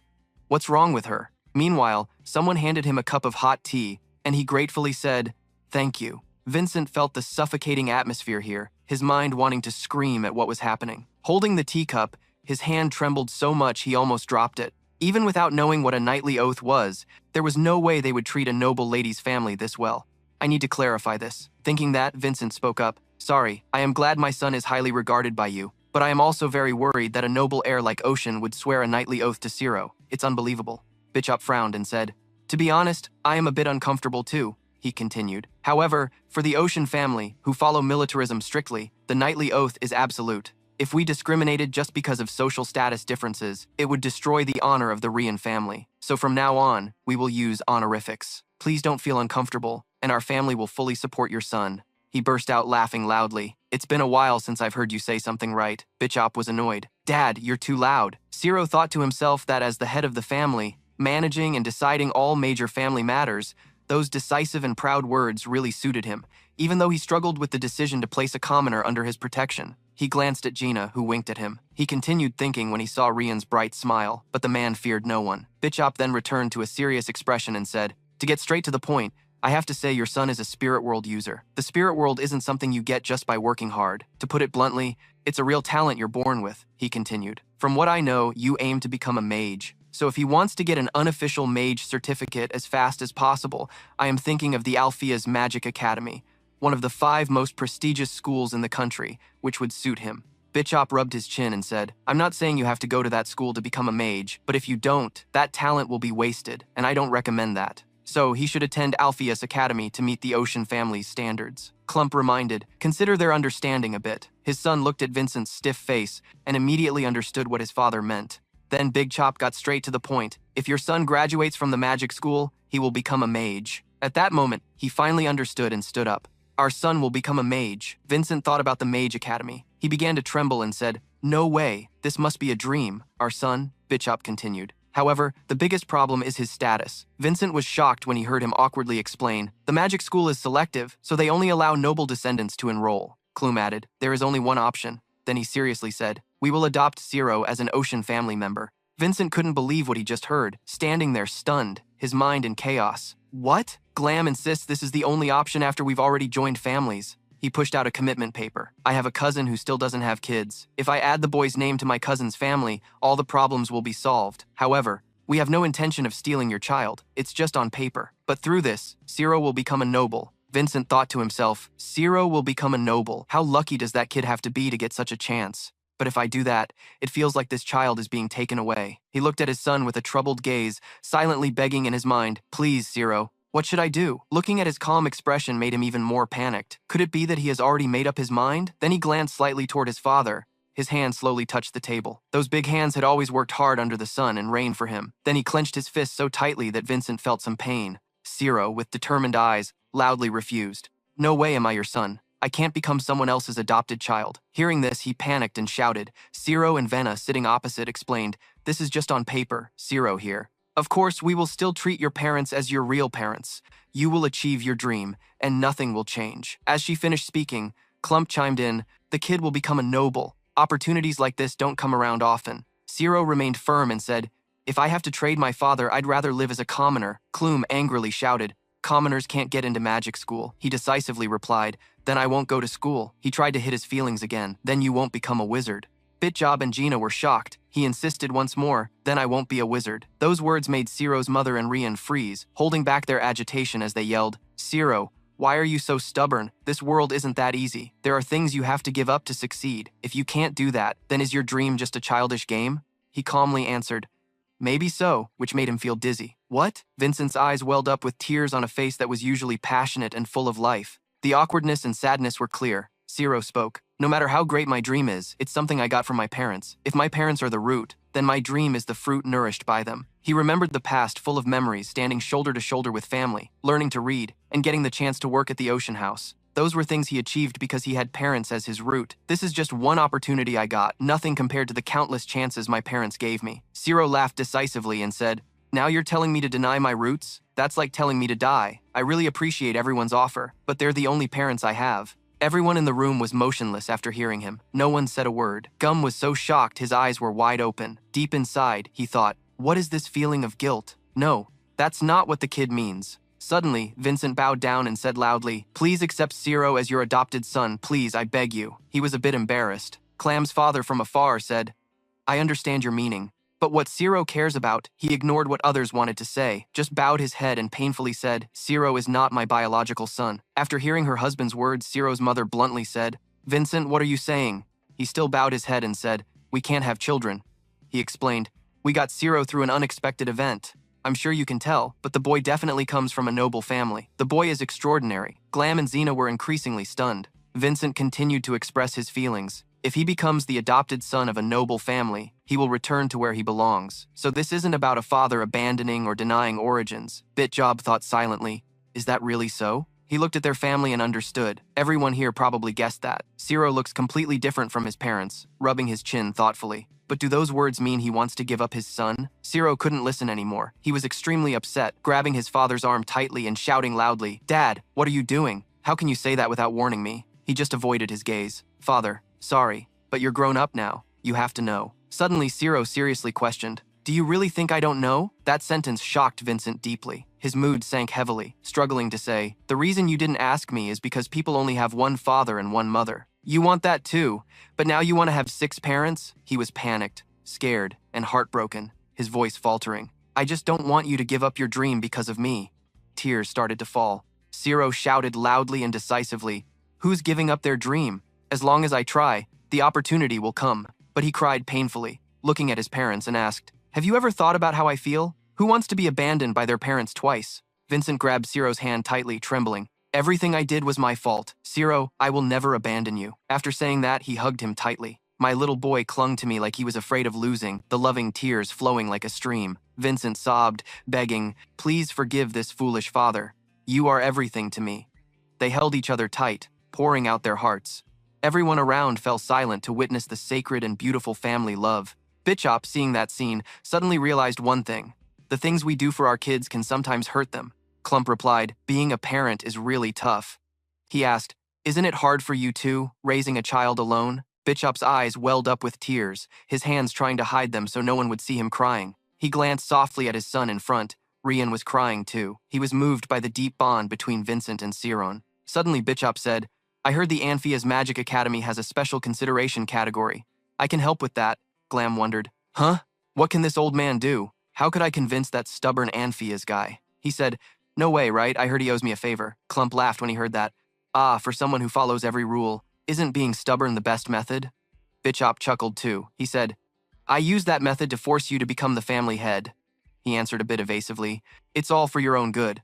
3 days later, after Rian arrived at the Magic Academy, the family head allowed my family to stay in Ocean. Dad still felt guilty toward me, not sure when he'd remember this time. Finally, Rian and I had some free time. We used it to sleep together. He looked really happy, laughing with delight. Watching my friend lying beside me, I laughed out loud at his stories with pure joy. Then 3 days later, both had to leave home to go to the academy, the place where their dreams would come true. Ciron quietly turned his head to take one last look. Suddenly, someone was sobbing loudly. It turned out to be Rian, crying his heart out. I said, "Rian, don't cry," he painfully said. "How can I not cry? Getting on the carriage means going to the Magic Academy. We really have to say goodbye." The more he spoke, the louder he cried. "Why can't I enroll next year like you?" Ciron replied. "I'm not even sure if I'll get special consideration. We can still meet during breaks. Remember to write every day." Rian suddenly placed his hand on my shoulder and shouted Ciron's name firmly. He yelled with all his might, "You have to become a wizard. I'll become the strongest knight to protect you." Before he finished, Gina punched him hard in the head. "Focus on graduating first. I'm the one who worries about you the most." Then she turned to Ciron and said, "Ciron, don't worry. Just enjoy time with your family first." That guy will definitely help you get in, I softly replied. Okay, and thank you for helping me. I placed my hand on my chest and bowed deeply to express endless gratitude. Vina smiled and thought quietly, what a strange kid. At first, I thought he was just a cute boy, but he's so thoughtful, able to hold on to his faith even in scary situations. She suddenly looked at me and said, Siron might get in when you graduate, but after that, no. Then she fell silent. She thought, what am I thinking? He's a kid about to live in a completely new environment, the Magic Academy. Then Gina stepped forward, placed her hand on my shoulder and said, no, just do your best. You'll definitely become a wizard. I replied, please take care of Rian. Then she pulled Rian into the carriage and waved goodbye. For Siren, he got on the carriage where his parents were already seated, feeling excited and hopeful. The horses started moving. The two carriages ran in opposite directions, gradually getting farther apart. Sitting inside, I suddenly heard a loud shout from outside. Siron immediately stuck his head out to see who was calling. It was Rian Ocean, yelling toward him, when you get to the Magic Academy, remember to beat them all. I heard that and laughed out loud. Then Siron and Rian shouted back loudly, you too. And that meeting of two passionate boys would be remembered as the start of the event that broke the balance of all 6 lands. Below the roadside, there was a nest of baby birds. The mother bird flew back and perched nearby, then took off soaring above the grand castles with solemn architecture. This was Alphea's Magic Academy. A man placed a teacup down on the table that was Clump. He smiled tiredly and said, I've been thinking for 30 minutes already. The answer must be yes, right? Alpheus replied. Even though we've been good friends for 55 years, I really can't accept your offer, Gump shouted in frustration. What did you say? Do you know how hard I struggled because of you when I was young? Anpheus said. It seems this is important, so you had to say those nonsense words. But special consideration isn't a backdoor for nobles. Every year, many requests come in, but this category has its own standards. The more he listened, the more annoyed he got, silently cursing this cunning old man for making him wait 30 minutes for nothing. Then Clump burst out laughing, saying this time it's different. The old man was a bit surprised. It really is important. It's been a long time since I saw that expression on him. Gam grinned fiercely and continued. I never said you had to take in a useless kid. It has to be the opposite. The boy is a friend of my youngest nephew, and he's really talented. Do you know what I thought when I met him? You seriously told me. I even thought I was looking at you when you were young. And Fees took a sip of tea and questioned, if the kid is that talented, then why didn't he enroll normally? If that's the case, there must be some problem. Gam, still serious, explained. There's a big problem. He's not a noble. The old man gasped at that, making him jump in surprise. Impossible. Then Alphas described Ciro's exact appearance as a blonde-haired, blue-eyed kid. How did Clump remember Ciro's earlier words? Even if I die, I won't regret being friends with you. He said that was my first impression of him. Bold words, he seriously added. I thought he was a smart kid who knew how to manipulate adults. However, after I offered to adopt him, he rejected it like this. If you tell me to deny my origins now, it's like telling me to go find death. Just remembering that made Clump cover his face and laugh loudly. Does that make sense to you? Of course, who would refuse to become a noble? Alphas gently stroked his beard. He understands the natural law of cause and effect. Clamp replied, exactly. Without a cause, there's no effect. However, not everyone understands this law and easily loses themselves. A new opportunity can come anytime, but the moment someone rejects their roots, they lose everything and can no longer decide what they believe is right. Does that remind you of yourself when you were young? Alphas was silent. Then after a moment, the old man said, their refusal to compromise means others might agree with what they believe is right, but those same people can judge them. That's what I find dangerous. Clamp sitting here clicked his tongue, then quietly asked, you still can't forgive yourself, right? You've done everything you could. You've trained many talents. Isn't it time you forgave yourself? The old man laughed and said, I should forgive myself? That would be way too arrogant. Alphas looked out the window and shared his reason. I teach kids to prevent someone like me from appearing again. With a sad look, he continued, if that kid really is like me, there's no guarantee he won't walk the terrible path I once did, right? Clamp heard that and said, you were once a genius. Alphas, a once-in-a-century genius. He continued, you were once seen as the light of the Milch family, took one wrong path and almost lost everything, but in the end, you came back. Of course, AI would know you ended up as the principal of a school in this remote place. Anpheus teased Clump. Well then, I guess heaven helped you. Some useless kid became an official third-class swordsman. I'm worried about the future of the Tomia kingdom. Then the two of them laughed heartily together. Suddenly, the old man stood up, then walked to the window to look at his school. Without a cause, there'd be no effect. Clamp poured more tea and said, is this fate? AI thinks you know that kid? The child who was cast out 4 years ago has come back. The old man laughed. I don't believe in fate. Then he thought silently, but Alphas thought of Sirun. A talent buried by class barriers, wandering for 4 years and now standing right in front of me. Is it really fate? Finally, he decisively announced, I will accept Sirun in the spring 3 years from now. A carriage was running toward a small house deep in the forest. Siron was all ready from head to toe, then called out, Mom, Dad. Siron Aryan is 17 years old this year. He smiled excitedly. I'll be back soon. Siron's mom hugged him tightly and praised him endlessly. My lovely child. Mom will miss you a lot, he promised. I'll write often. But does my hair look good? I've never worn it like this before, so it feels strange, she replied. Miss Gina said, short hair is popular among the nobles. Just act normal. Vincent chuckled a few times, a bit shy, and said, Did you forget something? Siron waved his hand. Dad, I'm 17 now. Kissing is a bit. He firmly replied, Hey, if you don't do it, I'll have to yell. Vincent gently placed a kiss full of boundless love on his little son's forehead, then hugged him tightly and expressed a father's feelings. Siron, Dad, I'm proud of you, and I really enjoy this warm feeling. Siron then asked, But is it really okay? The head of the family also said he'd give you a house. Vincent seriously replied, Oh man, you really are a hunter's kid, huh? A hunter's home is the forest and the fields. He was startled and thought, Really? He saw him off to the carriage and said, Even if Dad refuses some subsidies from the Ocean family for you, they still insisted on giving it to me. Honestly, Siron thought to himself, today is a happy day in the village because I'm about to join the Magic Academy, but Dad still won't tell AI about me. The reason Dad refused the invitation to live in the city must be because he doesn't want to be a threat to me. Tamura was already waiting outside and respectfully said, Please get in the carriage. We'll escort you to the academy. Siron got into the carriage, then stuck his head out the window and shouted loudly, I'll be back soon! And that's how my first day at the academy began. The carriage rolled away, leaving behind a couple seeing off their child who's learning to grow up and chase their dream. Inside the carriage, it was just Siron and Tamura, making the atmosphere pretty awkward. When they arrived, he took the initiative to open the door and called out, Young master, we've arrived. Tamura Ryu Siron stepped down, his face showing clear surprise and fascination. He continued, At Alphea's magic school, it's bustling with people coming and going right now, making the whole area lively. The school gates are tall and grand, looking very elegant. Tamura spoke up. The cost of study materials will be covered by me, young master. You just need to focus on your studies. Siron was deeply grateful. Thank you for escorting me, sir, he said seriously. I'm just doing my job. Siron bowed his head slightly, expressing his feelings sincerely. It felt like now was the first chance to truly thank him. I could get here because he valued me. I won't forget your kindness. He smiled as he said the words he'd always held inside. Suddenly, a statement startled Siron. No matter how talented a commoner is, they're still just a commoner and can never be better than a noble. Facing him was Tamura's stern and darkened face, but then he finished his point. However, not everyone gets this chance. After you join the school, many nobles won't like you. He smiled as he advised, but you have to persevere. If you can hold on until the end, everything will pass. Siron replied emotionally. Thank you, sir. I will definitely become a mage, Tamura answered. Now, if you're ready, follow me. We need to register your enrollment first. And so the two of them went deeper into the academy. He thought to himself, Alpheus Magic School, known as the Cradle of Geniuses. What will I learn here? And will I meet AI again? Inside, the guards shouted in unison, We will serve you wholeheartedly. Bowing on the school grounds were people coming to chase their dreams like Siron. After finishing the paperwork, Tamura reminded him, I'm leaving now. If you need anything, just contact me. Siron replied, Yes, thank you very much. But then he looked around, thinking, Will AI come pick me up? Should I take a tour while I wait? Where? Suddenly, he noticed many long boards posted on the wall.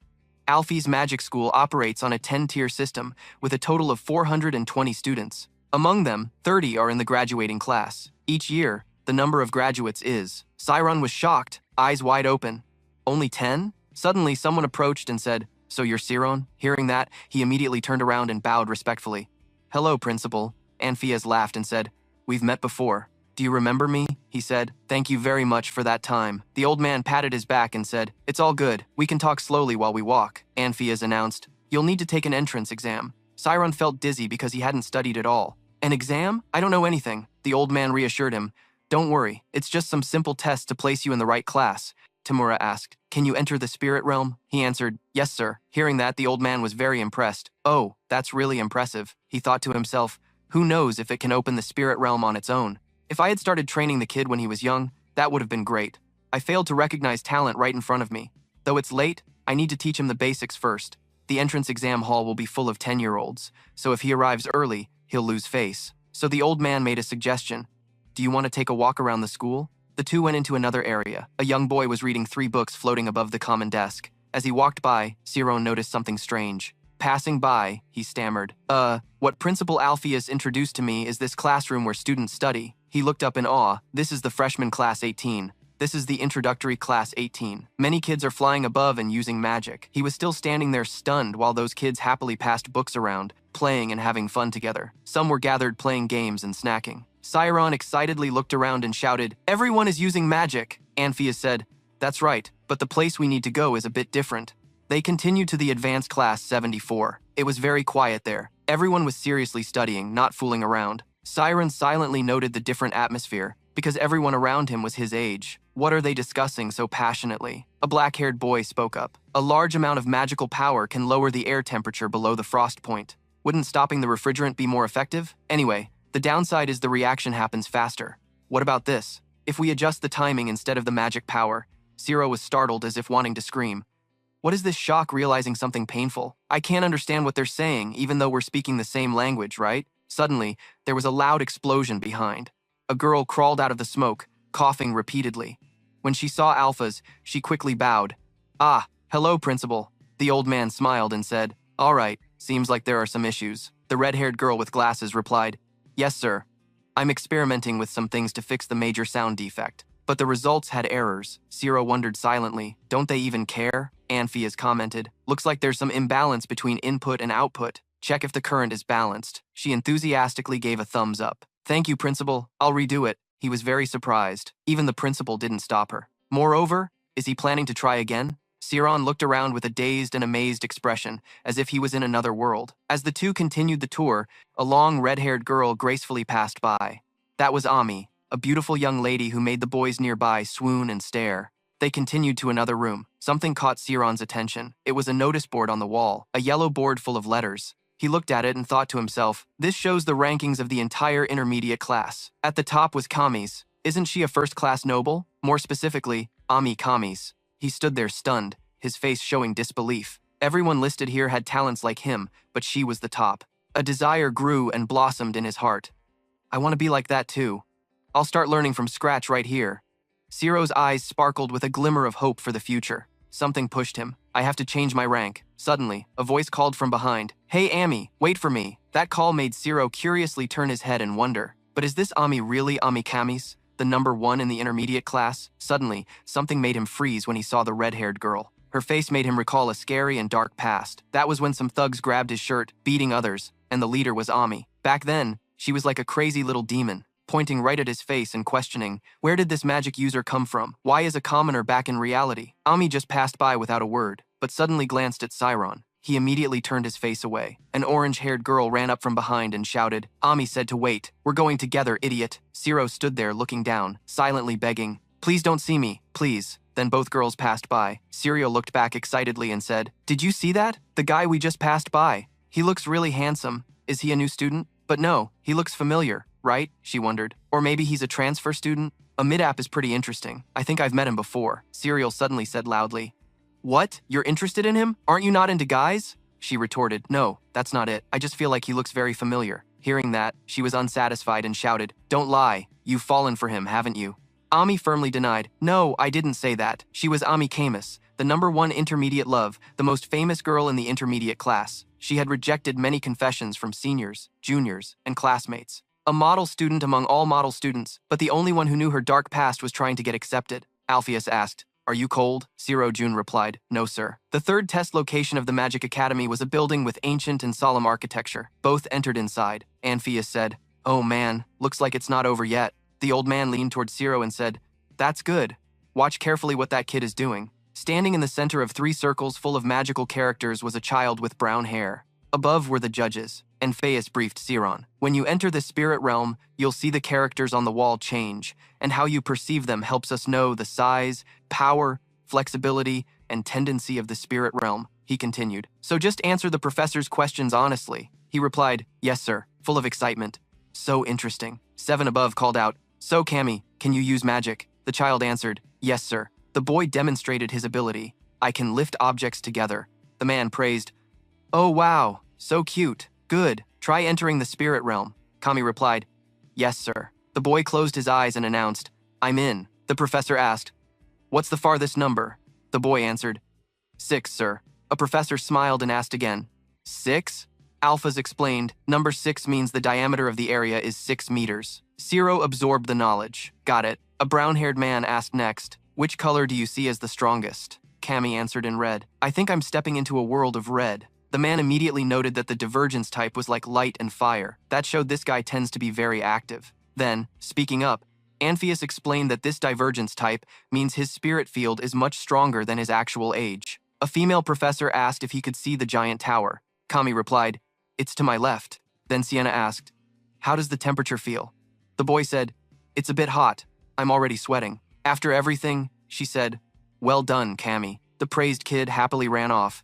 Sienna sighed, this year's freshmen are really impressive. Thought smiled and said, yeah, that student's spirit field size is 12 meters. Looks like the quality of students has improved year by year. Finally, they wrote a comment, overall good use of spirit field, but endurance is a bit weak. Then they called the next guy, Zero Arian. Alphas put an arm around him, smiled and said, show them your skills. He smiled back, yes, I'll do my best. Thought rubbed his chin, thinking to himself, so that kid must be the one who went through the special test the principal mentioned. Sienna was also thinking, that's a special choice, but he's pretty old. Borrowing a noble's house title? Isn't his family quite famous? The papers said Zero Arian is 17, a guest of the nobility. She thought maybe they discovered his talent a bit late. Sienna saw him and thought, his appearance is unique, but at this school, he'll quickly get buried. Thought asked Sarun Arian, can you use magic? He replied, no, I never learned before. The guy said, really? But even if you haven't learned, you should be able to do a few things, right? Alphas frowned a bit. That's what they think. Magic is an act that brings knowledge into your mind. Noble kids are taught many things, so they can naturally use magic. But that kid has no knowledge at all. He said, all right, now step into the circle and advance into your spirit field. The guy asked, can you enter the spirit power? Zero hesitated. I'll try. Thought breathed out lightly. Luckily, it didn't seem like a serious case of family abuse. He gradually entered his spirit field. Blue light surrounded him. A beam of light flew down onto his head. Characters around started moving and floating. He opened his eyes, amazed by the scene. So that's how it is. Thought asked the usual questions. Now, Zero, tell us the farthest number. He paused, not answering, so the guy called again. Zero? The brown-haired woman smiled. Looks like he's shy. Anpheus outside said, Zero, answer quickly. We won't classify you. We're just trying to find the best way to educate you. He still hesitated, then explained his current situation. I see a number, but it's so long I can't read it. Thought confused. You can't read it? It's not based on sight, but on feeling. Zero explained more. No, I mean, I can feel it, but it's too long, and it's still getting longer. Thought sighed. Damn. Then he frowned and said, then start with the first numbers you can see. Zero focused to slowly look at the results in his spirit field. It was extremely long, and he looked at the number 3, 415. There was another row of numbers behind. He summarized it into one number and answered 3, 14. Thought was shocked. What? Sienna was very alarmed. Zero, we don't put the number 3, 14 in there. Are you mistaken? He frowned and replied, really? But that's what I see. She thought to herself, really? Of course, there are cases where pi appears. That means the size of the area exceeds the range we set. Can he really see as far as 30 meters? The brown-haired woman asked. So what color do you see strongest? Zero looked around and answered blue. Completely blue. Again, the professors looked at each other in surprise. If it's really blue, isn't that the convergence type? But his spirit field is still that big? The convergence type has better durability. The size of the area is opposite to divergence. Anpheus here was stunned. No wonder. We understand why you're so determined about this, but this isn't just a good talent. He opened his eyes wide, sweat pouring down his forehead. They wrote on his file the word convergence.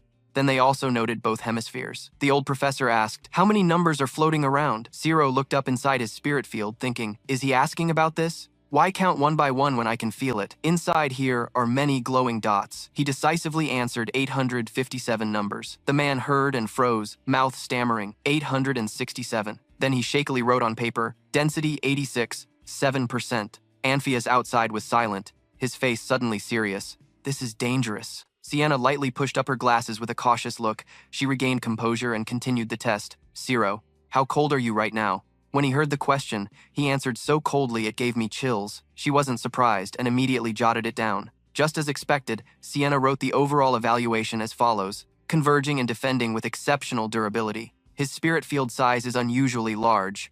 The brown-haired woman smiled in praise. Good job. Now we need to hold a meeting to decide which classes you all will join. So all new students, please wait outside. Siron obeyed, turning around with the other kids and heading out together. He led the way, pushing the door open and stepping out slowly, waiting for all the kids to exit first. Then he closed the door behind them. As soon as the door shut, the room inside buzzed with chatter. An interesting student. Exactly how does a 17-year-old have a spirit field with a diameter over 300? The density of a spirit field increases with its size, but that student's spirit field density was 86.7%. The old professor said, "Above all, it's pure concentration without using any enhancement skills. Is this kid some kind of monk training nonstop on a mountain or what?" Suddenly, a comment from Seven made everyone stop talking. Could he be lying? The guy smirked mockingly, thinking about it. A spirit field with 90% density and a diameter of 30 centimeters coming from a 17-year-old who doesn't even know magic? That's a bit hard to believe. Could he have boosted the numbers before telling us? No. Sienna frowned and said, "Sir, that it seems you forgot. There's no reason for new students to lie. If they got into the advanced class like that, they wouldn't keep up with the rest anyway. Not to mention passing tests. Why would a student cheat like that just to get into school? Above all, some teachers here seem to have forgotten that pi was displayed as a bug." Siron was sitting there, forcing a smile among the kids. She continued, "That's not something a normal student would say just to get attention." The guy next to her clicked his tongue angrily. Suddenly, Alpha stepped forward and asked, "So where would be the best place to put him? I mean, Siron." She stood up. Principal Sienna Oliver. The 6th level mage said the lower class studies spirit field development and its theories, while the 5th class starts real magic, right? I think this student's spirit field is almost perfected. Therefore, I suggest 5th class. The guy behind decisively said, "I object," which made her furious. Inside, 7 6th level mages voiced their opinions. He's a 17-year-old teen who knows nothing about magic. This could cause trouble and make him arrogant if placed in an advanced class. Now I think we should. Sienna bluntly replied, "That might be true, but not every student is like you, Mr. Seven." The guy angrily shouted, "What did you say?" So the two of them launched into a verbal fight. "Mr.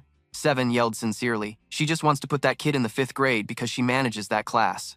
And she only wants that student, right?" Sienna fired back. "What's wrong with wanting to teach such a talented student?" A brown-haired professor said, "Mr. Seven has a point. Even with amazing talent, he's still a young student. So why don't we teach him step by step starting from 10th grade? The old professor next to him looked tired. Finally, those two again. The brown-haired woman gently said, "He might lose motivation. If we send him to a basic class because of his age, what do you all think about just postponing the placement and keeping an eye on him?" The old professor spoke up. "I think 7th grade would be suitable. 7th grade is an advanced class that includes basic lessons about spirit energy. If that kid is that talented, then skipping grades is also an option." Alphas rubbed his chin and replied, "Just as expected. What you said is right." He didn't hesitate and made the decision immediately. Zero will be placed in 7th grade.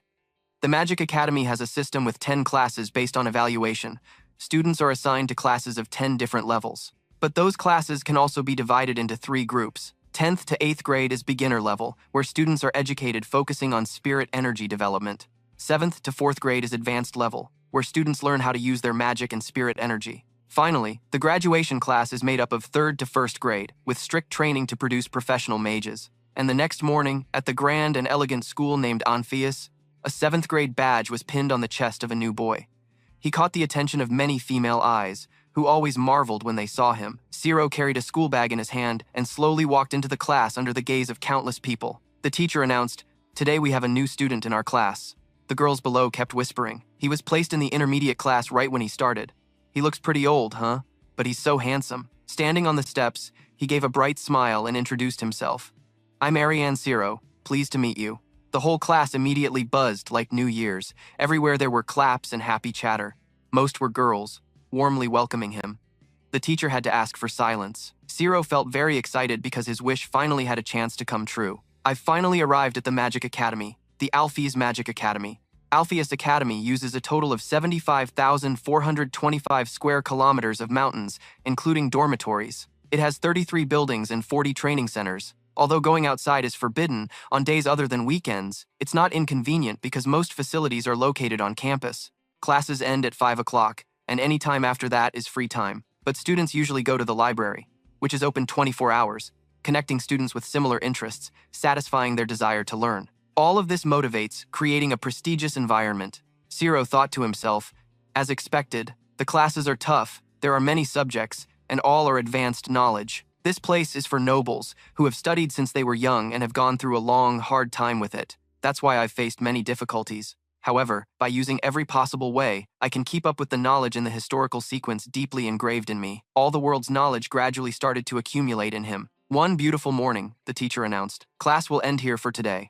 Well done, everyone. As Zero closed his book, he thought, the afternoon class is the Spirit Energy Combat class, but the schedule doesn't say where. Looking around the classroom, he felt a bit shy. Who should I ask? Luckily, there were a few people about my age. Zero quietly approached and asked, Hi, do you know which training center we need to go to? Maria was startled by the question. You're asking me? He thought she seemed like a shy classmate. No wonder I feel comfortable. She replied, You probably don't know yet. Today's practical class is at the second comprehensive training center. Zero asked, Comprehensive? What's this summary, Maria? Explaining all the intermediate classes that will train together for 2 weeks. The orientation session is today. Hearing that, he kind of froze up. The summary of intermediate classes must mean moving to the second integrated training center. At that time, many students were entering inside. It was really noisy there. There were voices laughing and greetings all around. Hello, senior. Thanks for last time. Hello, senior. Please come sit here. They all shouted in unison. Hello, senior army. Turns out it was because of her that it got so lively. The cereal next to her also caught some attention, waving, Hello. Those sitting above looked down and silently admired. So famous, seriously. She's someone I'd rather not deal with if I could, but she has 2 integrated training sessions every week. Even so, if she's been in the intermediate class from the start, she'll soon move up to the graduate class. Seniors and juniors were chatting actively, but strict rules still applied. Siron worried, wondering if he could stay invisible here. Right then, the special teacher of the intermediate field class, Etela Romit, a level 6 mage, appeared and loudly said, Hello everyone in the intermediate class. I'm Etela, and I'll be responsible for your field class this year. She looked around once, then continued, Surely there are some students transferring from the New Year's start, right? Even though our class is full of famous faces, it's quite a crowd. We have a new face joining the intermediate class today. Because of that sentence, everyone looked at him. Is the rumor true? Who is it? He just forced a smile and thought, Wait, this is too dangerous. Etela poured more fuel on the fire. Zero, will you stand up and greet everyone? He stiffened, but still had to comply. He swallowed, gathered some courage. Over here, Ami and Serial were also drawn in, glancing at Zero. He then smiled and introduced himself. Hello, I'm Arian Zero, and I just started studying in 7th grade. Nice to meet you. Before he could finish, the whole room burst into applause welcoming him. Siron stood frozen like he was about to faint. I don't know anything anymore. Serial here excitedly spoke up. Amy. Is that the guy you saw yesterday? Seems like his name is Siron. She acted indifferent but thought silently. This is the first time I've heard his name. Who is he? He seems famous. I'm sure I'd know about people like that already. Suddenly, a brown-haired girl spoke up. Senior, do you know him? According to my sources, the teachers are super focused on him. Serial marveled. Really? The girl explained. They said all his stats were amazing when they checked him during the entrance exam. Serial replied, Oh my god, I like him even more now. Wonder which rich family he's from. That casual question made Ami suddenly freeze. Her eyes glowed fiery red, and her hair flew wildly. She seemed to recall something truly shocking. It was a memory from the past when she and a few others were caught in something like a whirlwind. At that time, she stared straight at a boy outside and questioned, Where did he learn magic? From an ordinary civilian. And is that the boy crying outside? That boy was none other than young Zero. Back in the present, she was trembling, sweating heavily, with a forced smile appearing. Damn it. The Camus family is famous for their genius bloodline. The red eyes are a unique trait passed down to every descendant. They allow the owner to remember every moment they see with perfect accuracy. Every arrow shot hits the bullseye precisely. Another arrow flew in. On the target, the arrows were stuck in the bullseye, making studying pointless. The archer was a red-haired girl. Although she hit the bullseye many times, she wasn't happy at all. On the contrary, the butler standing next to her kept clapping and praising. Wonderful young lady. That red-haired girl was the youngest daughter of the army family, also the most talented among the siblings. Ami's father laughed loudly. My daughter. He placed a chess piece down and said, Truly a descendant of the Camis family. Ami silently stared at the chessboard before her. The butler called out to the young lady. Ami's father asked what was going on. Ami stood up with a cold face, totally bored. She turned around, annoyed, and walked away. A gang of thugs followed behind. Ami was filled with hatred, thinking she despised everything about the family. The family. What does my power have to do with this family anyway? I can do everything without needing to use this family's name. She followed the thugs around, fighting everywhere. Ami silently thought she could do whatever she wanted. Watching the thugs fight, Ami sat with her legs crossed, bored out of her mind. But then someone made Ami feel surprised and forced her to rethink. Ami was stunned to see the thugs falling all around her and a boy standing opposite her. The boy was crying, tears streaming down his face. This person changed Ami's mind. It was another low-class boy, damn it. On the lecture hall stage, Zero was bowing to everyone. Ami looked at the scene before her. Her mouth twitched as she blurted out, Damn it, damn it. Suddenly, Siron called Ami. Ami, the brown-haired girl beside her, stammered, "Senior, senior." Both were confused. Ami was startled and explained she meant shoes. Her shoes were a bit uncomfortable. She thought to herself, "I knew it. Memories seen through red eyes." It couldn't be wrong. The person beside her continued, "What were we talking about again?" But Ami kept focusing on her own thoughts. "I thought he was a noble." Ami looked at Siro. But who knew he was actually a commoner? How did he get into this academy? Ami's body trembled. That past was extremely embarrassing. Ami slapped her forehead, wishing she could die. Her eyes were blurry. "I cleaned up all the clues about that brat phase, so there's no way he remembers those days, right?" Ami recalled memories from 5 years ago when she squatted in front of a blonde boy.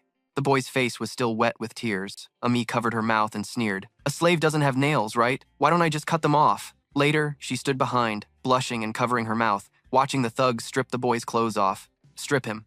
What were they doing? Ami imagined Siron reminding others about her. "Senior Ami, she's not the person everyone thinks she is." Siron waved in the imagination.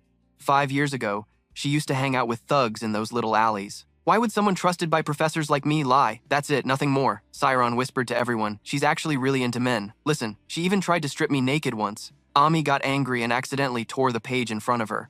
She clenched her fists tightly. "No, never, absolutely not letting that happen. We have to kill the rumor before it even starts." Meanwhile, Siron kept using me. "Who's staring at me, damn?" Romy Atella, a mid-level spirit field specialist professor with a level 6 mage certificate, stood on the podium and spoke. "Now everyone, exactly what is a spirit field?" Someone answered, "It's the mental state of a mage, ma'am." She nodded. "Right, it's perception. About the mental state of a mage. Its initial form is just a sphere, because that's the easiest shape to focus on. The blue of the spirit field, reflected in Atella's eyes. Then, through practical training, we can perceive and transform it at will." Atella opened her spirit field. She said she would show you the spirit field. Siron gaped. "All right." Siron focused on the blue spirit field before her. "You could see the professor's spirit field with your own eyes. The spirit field radius is 10 meters. Atella introduced, "This is the basic shape of a spirit field, a sphere. But as I said, in reality, the spherical form is rarely used." Atella snapped her fingers and said she would give an example. A target board appeared floating in midair. Atella said she would use magic to aim at the target. Atella stood inside her spirit field. Her spirit field radius was 10 meters, but the target was 20 meters away. She would use a fireball, a fire element spell. Siron excitedly covered her mouth. "Finally, I get to see someone use magic." A small fireball appeared on Atella's fingertip. She said first she would create a small flame. Atella controlled her small fireball and then said she would see if she could hit the target precisely. The fireball flew out, carrying the flame straight forward toward the target. But when it reached the spirit field boundary, the flame immediately went out. Down below, all the students who were sitting earlier had their eyes wide open and mouths agape. The flame had disappeared, and Atella smiled as she explained. "As you all have seen, most magic cannot leave the spirit realm, so magic can only maintain its form within the spirit realm." Atella leaned forward slightly, extending her hand as she continued. "However, if we expand the spirit realm, Atella's spherical spirit realm instantly turns into a straight line," she continued. "Straight toward the target like this, Atella's small flame immediately shatters the target," she explained to the students below. "Then we can touch it." Surprised cheers filled the lecture hall, full of admiration. Some older students whispered among themselves, "Look at those surprised faces of the 7th graders. So cute." Siron and his friends clapped for Atella's impressive demonstration. He thought to himself, "I didn't know it was possible to do that. Can the shape of the spirit realm really be changed?" Then Atella continued speaking. "But this method has a weakness." The students' faces showed slight disappointment. A male student asked, "Isn't that the right way?" Atella opened the projection screen beside her and pointed to it. "Changing the shape of the spirit realm requires a lot of concentration. In real combat, when your opponent can attack you in every possible way, constantly changing shapes is not the right choice." Atella pointed to the blue screen, showing information about the spirit realm. She introduced, "So people have divided the spirit realm shapes into 4 types: defensive form, offensive form, target form, and redirect form. These are the 4 main types," Atella continued, starting with the defensive form. The defensive form is an octagonal shape. It allows the spirit realm to block most attacks. Atella's spirit realm immediately transformed into an octagon, surrounding her inside. She said, "The more contact faces it has, the higher the defense efficiency." Atella waved her hand and changed the spirit realm's shape again to a star shape, also known as the offensive form. Based on this shape, it helps the user easily locate targets. The sharpest points glowing the brightest indicate where it's aiming at most targets. Atella's spirit realm shape changed once more. She continued her lecture. "Next is the target form, extremely effective in long-range combat. However, it won't be effective against fast-moving targets in theory, but in reality, The distance between the tips and the center is quite far, so it's hard to pivot. Itella calmly explained, the important thing when using this form is speed. You can rotate its shape. The students whispered among themselves, she can even use that technique without blinking. The professor thought, can we do that? Unlike the others, Siron was deep in thought. With that method, you could use the spirit realm within a 10-meter range in real combat. Itella continued. And finally, the redirect form. It's not very popular because even 5th graders struggle to master it, Itella said, but she would give them an example. Just then, a student behind Siron spoke up. If we can do that, does it mean we get promoted to higher classes? When I was in 8th grade, I got a perfect score in Spirit Realm class, easy as pie. Before she could finish, the transformation below silenced the few open-mouthed students. Even Siron was startled. The noisy Spirit Realm students beneath the blue sphere were gradually separating from Itella. All the students in the lecture hall shouted, separating from the teacher's body. Siron was so excited he wanted to stand up. I don't understand. The spirit realm is the mage's mental state. How can it separate from the body? Itella's spirit realm gradually turned into a stream. Siron was curious about what was inside it, the center of that spirit realm. Itella stood below, surrounded by the spirit realm streams forming shapes around her. She said, the redirect form is extremely difficult to use. It's so hard that even real mages struggle. But the strength of this form is that the mage is not the center of the spirit realm, so there's no movement limitation. And therefore, instantly targeting with a spell is no longer theoretical because its operating range is unlimited. Instant spells mean that the mage sets the magic inside a redirection form and it activates automatically upon hitting the target. Hearing Itella say this, the students gasped in surprise. They whispered among themselves, how can the professor even do that? She acted as casually as if she were just breathing. Just stepping into the spirit realm was already tough enough. The girl behind Ciro replied, she's on a whole different level, a 6th level mage. Siron was stunned, a gentle expression hiding extraordinary talent. Itella adjusted her glasses. You guys would be disappointed if I skipped the practical part in the first lesson, right? The top scorer in the fast target magic test. Before Itella finished, the students below were already buzzing excitedly, eager to start practicing. Itella called out, Ami Kamis from class 4, come on, we'll start with the student representative. The girl sitting next to Serial said, she's amazing, always number 1 in class. Serial turned to smile at Ami. Again, Ami's the star that all the guys fall for the moment they see her. Truk looked at her, then saw Ami's restless, nervous face. Serial stammered, you're still not done with your sentence, right? Ami was sweating all over. I don't want to be the center of attention right now. The first form in the 4 spirit realm target types has the advantage of long attack range. However, it's a disadvantage against fast-moving and multiple targets. But if used by someone with extreme focus and high-speed spirit realm control, boom boom, 2 explosions sounded in quick succession. Army swiftly launched several fireballs toward the targets. Then that weakness completely disappears, turning into an impregnable fortress against enemies from afar. The students on the benches admired and exclaimed, no wonder Senior Army is so amazing. She's incredible. Usually, those competing in fast shooting switch between the 4 forms, but Senior Army always comes first, even though she only uses the target form. A classmate sitting with Hang and Ciro muttered, I wonder if I could ever become a mage like that. Ciro stared blankly. Even an amateur like me can see she's absolutely incredible. Ciron couldn't take his eyes off Ami's performance. The fireballs kept breaking targets, not only constantly shifting the spirit realm while standing still, but she could also attack all the targets the spirit realm swept through. Ami was like a ruler of the battlefield, even in just one move. Ciron marveled. Her face shows no expression. Every gesture exudes elegant nobility.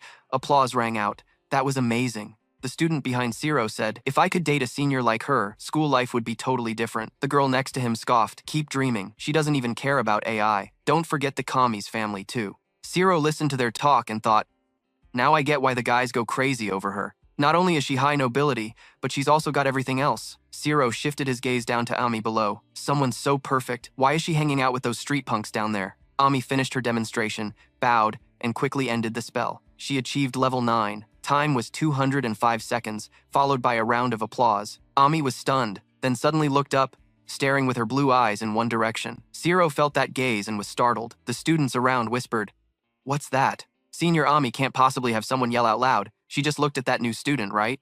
The shout woke Ami, who immediately turned back to her seat. Damn it, why was I looking at that brat for no reason? Ami was restless, but I couldn't help it. It was so annoying. At least one thing was confirmed. Everyone around was talking. Do those two know each other? No way. He just enrolled today. Ciro went pale, thinking, I get it now. And not just Ciro, Ami was thinking the same. Ami thought, he remembers me. And Ciro realized she remembered him too. Ami was deep in thought. If he spreads rumors about my past, it'll be a huge problem.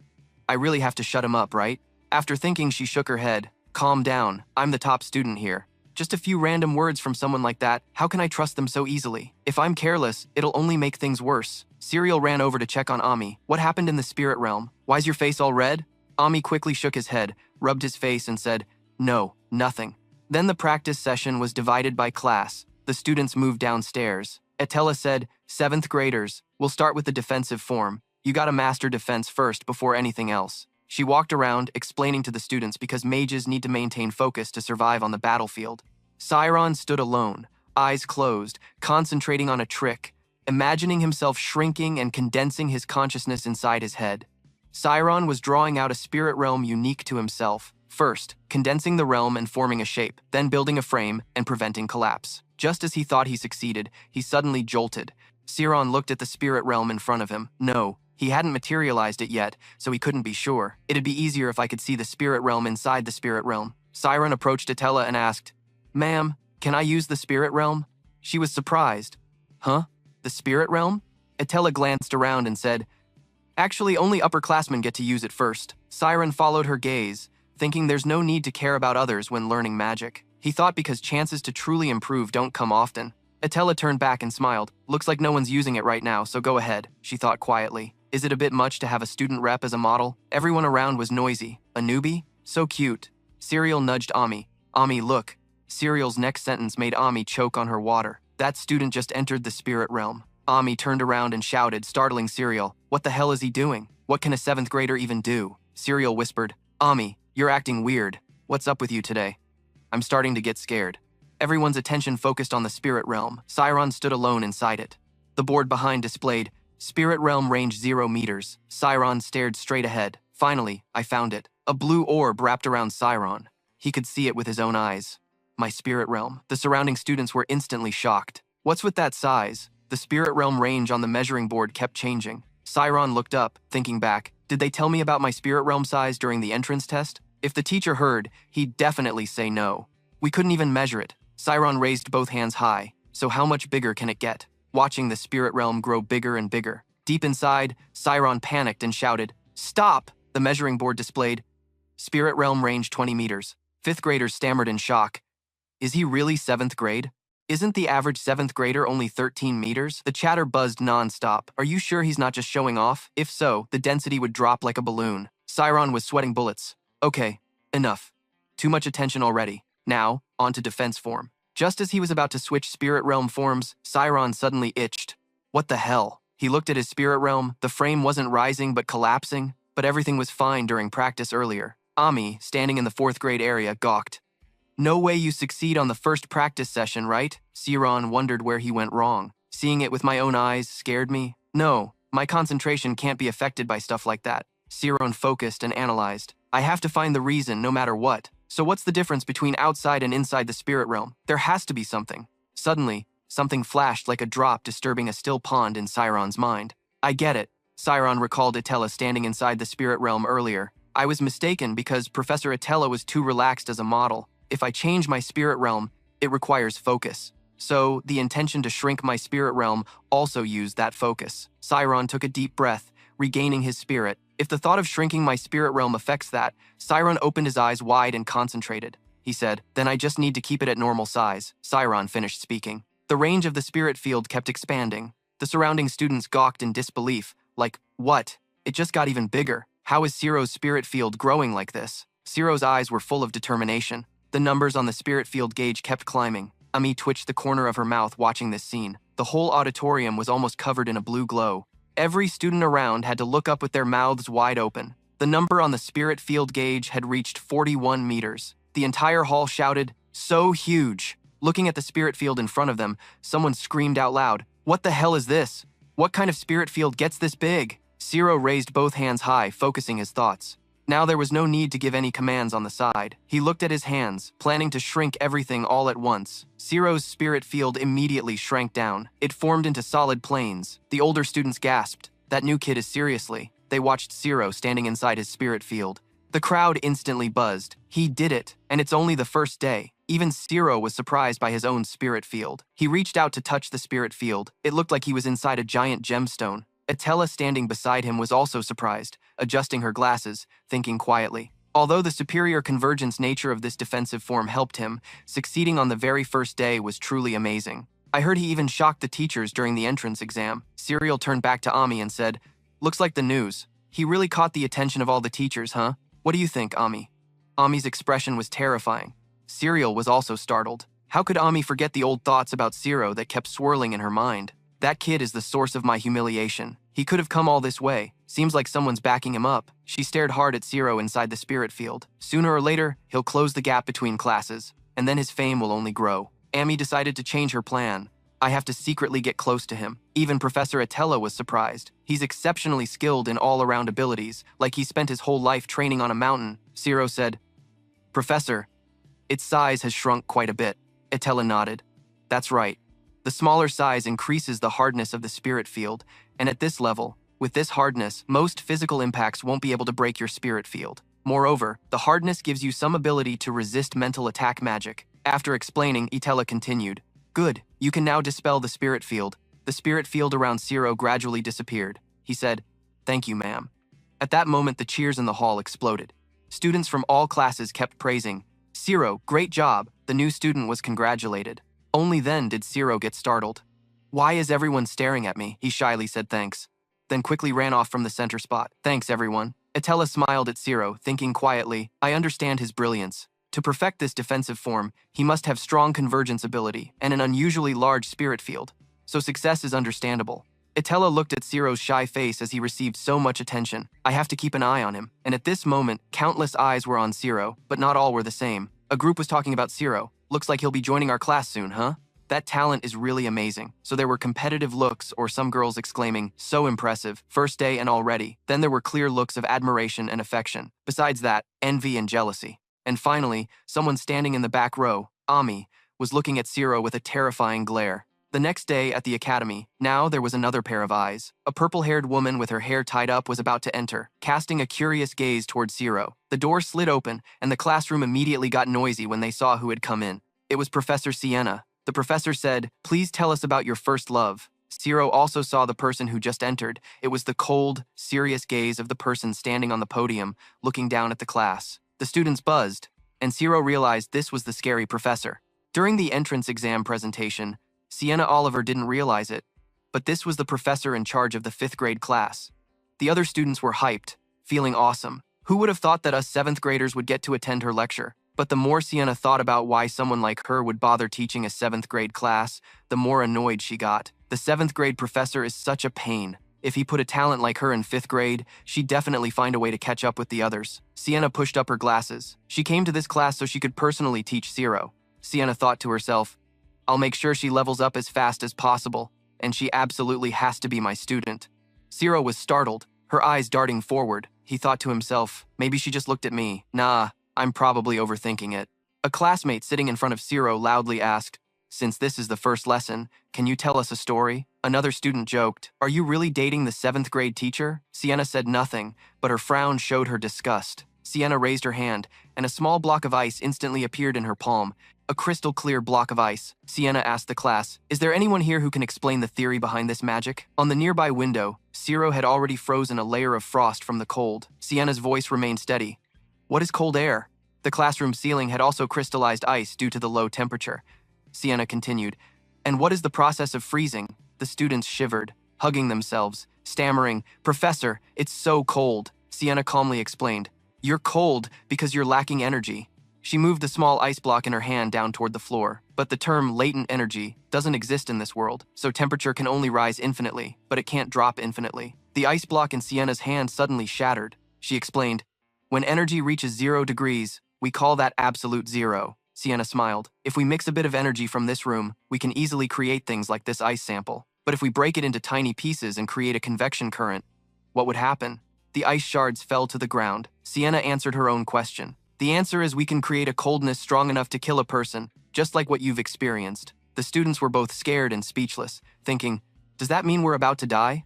Sienna turned her back to the podium. "So the question here is, how can a mage absorb that energy?" She grabbed chalk and wrote on the board, then looked down at the class and continued, "There are no tools or devices. How can they activate magic like that?" Zero focused her gaze on Sienna. She drew a circle representing the spiritual domain and the mage on the board, then said, "A mage controls the world within their spiritual domain.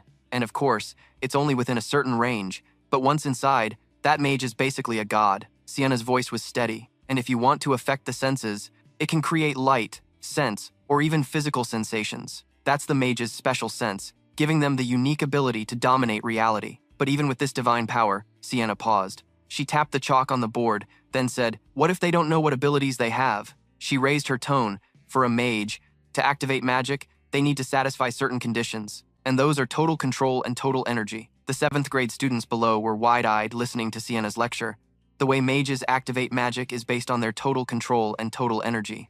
No matter how much total energy you have, without knowledge, you can't activate magic. Sienna's words awakened Ciro. That's why mages, besides having special senses, still study the world like scholars. Ciro also realized why he couldn't use magic. Ciro remembered how he used to protect himself. He thought he had no concept of total control, so he only trained total energy. Sienna continued, "You'll learn countless subjects at this school's spiritual domain. It's just half of what it takes to create magic." Sienna laughed, saying, "If you're not hardworking, you can't become a real mage." Yeah, after the intro, Sienna also started today's lesson. "Now, we're gonna kick off basic chemistry class." "Yes, Professor Ciron, I'm determined I can do this." Ciron's eyes seemed to say he could become a mage. Evening fell. Outside the academy grounds, some girls were chatting. "Are you going to the library today?" "Of course, there's a test coming up. They even talked about studying at the dinner table." "What's the topic of your research?" Another classmate answered, "There are some things I need to create first." Students were walking back and forth across the schoolyard after classes ended. Students usually head to the library or join research groups. Ciron hugged his bag and walked forward. "Every day I go to the library, and because of that, I'm just able to keep up with the noble students." He looked up at the sky. Sleep time got cut short too. So tired, thinking it over. Ciron pulled himself together, but learning magic made him feel relieved because his dream was slowly coming true. Ciron quickened his pace. "I wonder if there's a spell AI created so people don't need to sleep." His legs cramped, then he floated above the ground. "Why is my body getting lighter?" Ciron was startled to realize he was flying in the sky. "Wah! What the hell is this? I'm flying!" Ciron glanced behind and saw someone grabbing him by the collar. "What the hell is going on?" Ciron was shocked. Someone was carrying him through the air like a hawk carrying prey. Deep in the forest, with a thud, Ciron was thrown to the ground. The pain made tears well up in his eyes. He sat on the ground, looking at the person in front of him. Ciron panicked. A head of red hair that was Ami Kami's. Ciron broke into a sweat, thinking he'd have to face her. But who expected her to show up so suddenly? Ciron hesitated. She really was still the same kid from 5 years ago. Why did Ami make that expression now? She said, "So you still remember me, AI?" Ciron asked. "What?" A small flame appeared on Ami's fingertip, flaring fiercely in front of Ciron. Ami smiled wickedly. "Yeah, I should just settle everything right here." Old memories replayed like a movie. Ciron held his head, defending against the relentless attacks. Someone shouted, "Hey! Hey, stop it!" A thug squatted in front of Ciron, looking at Ami. "Miss is gonna kill that kid." Ami recalled that day. "At first, I thought I'd take the kid home, but seeing that crying face, she pondered, I want to watch a little longer." The blazing flame controlled by Ami, she thought. But then Ami glared at the thug. That bastard. Ciron sat up straight, looking at Ami. That gaze made her suspicious. "Is he really the kid from 5 years ago?" Ciron sighed and replied, "Of course I remember." Ciron continued, "Back then, you ordered those criminals to forcibly strip me." Hearing that, Ami also recalled that past. She covered her mouth and chuckled. "So what? Why don't we confirm it?" Ami loudly interrupted Ciron. "Stop. You definitely remember clearly." She started yelling to explain. "It's not like that, right? Actually, you misunderstood your memory. Not a serious misunderstanding. See?" Ciron wanted to say something but was cut off by Ami. "You'll see." Ami blushed and hesitated. "I'm not a loose woman." Ciron couldn't keep up with her thoughts. Ami shouted, "Those thugs tried to strip you on their own. I never ordered that." Then she hurriedly added, "No, wait, I think I heard you say you wanted to see it, or something like that." "No, that's not it either." "Anyway," Ami insisted. "From the start, I wasn't interested in men." Ciron muttered quietly. "No way, you kidnapped me just to say that?" Ami froze too. Inside, she screamed, "Of course not. But why am I standing here making excuses like this?" Ciron realized something too. Maybe she's worried I'll spread rumors about her bad behavior all over school. Both sides were already awkward. It's really a hassle. Ciron stood up. "Can't you just say sorry?" Ami stepped back. "What?" Ciron said tiredly. "I understand that's a memory you want to forget. Anyway, your grades are among the highest in the intermediate class. You're pretty famous too, but what happened can't be changed." Siron said calmly. So wouldn't it be better to just apologize and end this? I think that's the right thing to do. How do you handle people who apologize, Ami? Suddenly thinking, Ami felt like she was being warned. Wait, snap out of it, Ami. Her eyes showed panic. This guy's too slick. In front of Ami, a chessboard seemed to appear. He said the right things about himself to embarrass the other person, then schemed to gain the upper hand. How dare he try to outsmart me? He must think I'm easy and weak, Ami thought silently. Would she really open her mouth to apologize in a moment like this? Listen, Commoner Ami asked Siron. If I apologize to you, what do I get? Siron couldn't believe her ears. What did you say? Ami rubbed her chin. I mean, even if I apologize to you, there's no reason to believe you'll just accept it and not stab me in the back later. There's no trust between us, right? She nodded. If I just apologize empty-handed, it means admitting I was wrong in the past. In the end, I'm the one who loses, aren't I? Siren asked her, do you have to get something out of an apology? An apology is the minimum courtesy to someone you hurt, not something you use to get benefits. Ami's loud laugh cut off Siron's words. Looks like you don't understand how this world works, she thought silently. Another attack using moral arguments. I get it. Ami assessed the situation and thought to herself she would flip the situation right here and now. She continued, if I don't get anything out of it, I have no reason to bother. Didn't expect you to brag about that stuff to look good in front of me. Her words stunned Siron. Looks like even if I apologize to you, I still won't be safe in the Magic Academy. Siron was forced to open his eyes wide by Ami. He thought silently, what the hell is this? Looks like the model student act is just for show. Her nasty nature is still there. Ami covered her mouth and exhaled, secretly glad she was about to win. Should I say one more thing? She asked Siron. You know what the scariest thing about the Magic Academy is, right? Siron's face froze, not understanding her deep meaning. She said it's the upperclassmen. Ami's next words felt like a heavy rock on Siron's shoulders. If he got on the bad side of an upperclassman, not only would all the upperclassmen become his enemies, but his classmates too. And of course, if it got out that you're a commoner, with Ami's sharp gaze, chances are you'd get expelled from the academy. Siron shouted at her. Are you worried I'll spread rumors to get myself expelled? She covered her mouth and laughed. Of course not right away. I'm just saying I'll wait and see how you behave first. I'll check how well you keep your mouth shut. Siron asked what she meant. She ordered, from now on, bring me coffee every day. I'll test your reliability through these errands. Siron shouted. Why should I do that? Ami stepped closer to Siron. I heard you got a special admission here. For a commoner to get this far, it must have been tough. Wouldn't it suck to get kicked out? Siron agreed. Fine. If I can prove my trustworthiness with these silly errands, I'll do it. Ami put on her hooded cloak. Good choice. Behave yourself. After all, your future depends on it. Seconds later, she immediately looked scary, threatening, Siron, if you dare tell a teacher, I'll make sure you die with them. Saying that, she jumped 2 or 3 times and disappeared like a whirlwind. Siron waited until Ami left, then squatted down to pick up his backpack. Well, I guess this is better than getting expelled. Looks like her power is still top-notch. Even though I feel it's unfair to have to do everything she wants. Siron held his face. It's only the start, and it's already this hard. The next day, everyone bustled toward the library. Some students suddenly got attracted by something. Someone called their friend, Hey, look! Ciro was holding a cup of coffee, walking over. Everyone around was surprised and started whispering, What? Is he the new student? Oh man! Oh man! Ciro stood in front of everyone, holding out the coffee with both hands to Ami. Senior Amy. Ciro's voice wasn't too loud, but loud enough for everyone to hear and turn their eyes toward Ami. Her coffee cereal stood next to Ami, patting her shoulder and whispering, No way, Ami, how could you? Ami tucked her hair behind her ear, her eyes reddening. She snatched the coffee cup from Ciro's hands. Oh man, you must have spilled a lot. Then she turned and walked away. Cereal said, You're just leaving like that? Ami calmly replied, We gotta hurry up. You go to class. No time to waste. Ciro's face flushed red as he watched Ami's back. What the hell? Probably some of the students gathered around, started buzzing. Oh man, he just confessed to Ami, but Ami, she just walked off without saying a word. Poor guy. Cereal chased after her, asking Ami, Do you think the new student likes you? She shook her head. No, it's not like that. I was just giving a little guidance to a junior. Calm on the outside, but inside, Ami was jumping for joy, super happy. She sipped her coffee thinking, How's that? The humiliation that I, the great Ami, just served you. In her mind, she painted a scene. She thought to herself, You'll be added to the list of juniors who secretly like me. She thought, even if Ciro stood in the middle of the school shouting, Amy Kamis is a perverted thug, everyone would just shrug and say, Oh man, he's just trying to get revenge because he got rejected. Ami was sure from now on. No matter what he said, no one would believe him. She walked on humming. What's sweeter than revenge anyway? Cereal walked beside her, clueless but seemed pretty happy. Ami felt relieved, thinking, like all the worries from the past 5 years just vanished. Her thoughts were like a massive drumbeat at the peak. Meanwhile, Ciro felt drained. standing in the crowd. This definitely felt like bullying. When did I ever offend her? Zero clenched his fists, thinking, if I get stuck in negative thoughts, I'll be the only one losing out. No trust at all? He looked up again. The emotion in his eyes had changed. If I have to do this anyway, I'll do it perfectly. Experience and feelings depend on your mindset.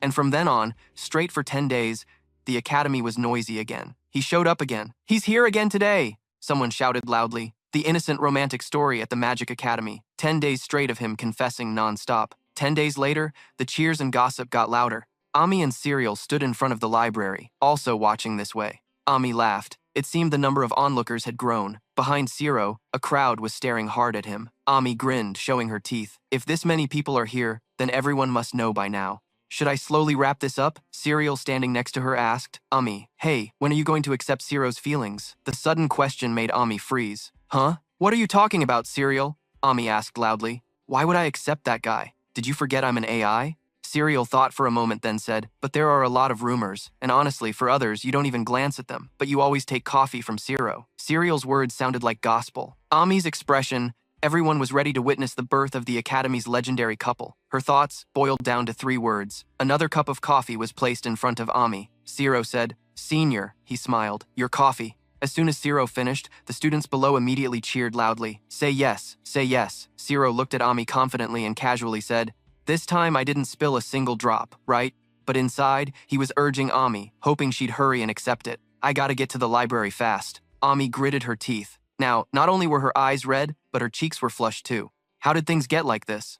Are you guys messing with me? Ami was tense, her face flushed red as she looked at Zero. Suddenly, she reached out and knocked over the coffee cup in Zero's hand, then said, such a hassle. Serial and the other classmates were stunned. Serial covered his mouth and called out to Ami. The coffee spilled onto the floor. Ami said, you think I'd fall for you just because you gave me this? Ami pointed. You're a student who refuses to study, yet you keep trailing after a female student. She spun around. Don't ever give me this stuff again. Serial quickly apologized to Zero. Sorry, my bad. This was Ami. Everyone around was noisy, shocked by the harsh rejection. Serial asked, what's going on? What are you gonna do if those rumors get out? Ami snapped.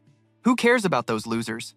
They're probably all full and lazy anyway. She shouted, once I graduate, it'll all be over. Outside on the stairs, Zero was bending down to pick up the coffee cup. The chatter didn't stop. I think she's like an ice princess. That's why she acts like that. Let's accuse her of wasting coffee. Poor Zero was still stunned.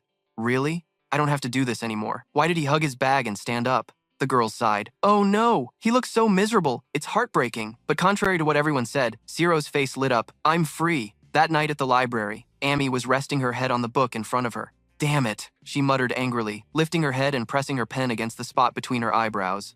I need to stop the freshmen from spreading rumors outside, but I'm the one who started it. It'll be fine if I end it before the rumors spread too far. But that's not the most important thing.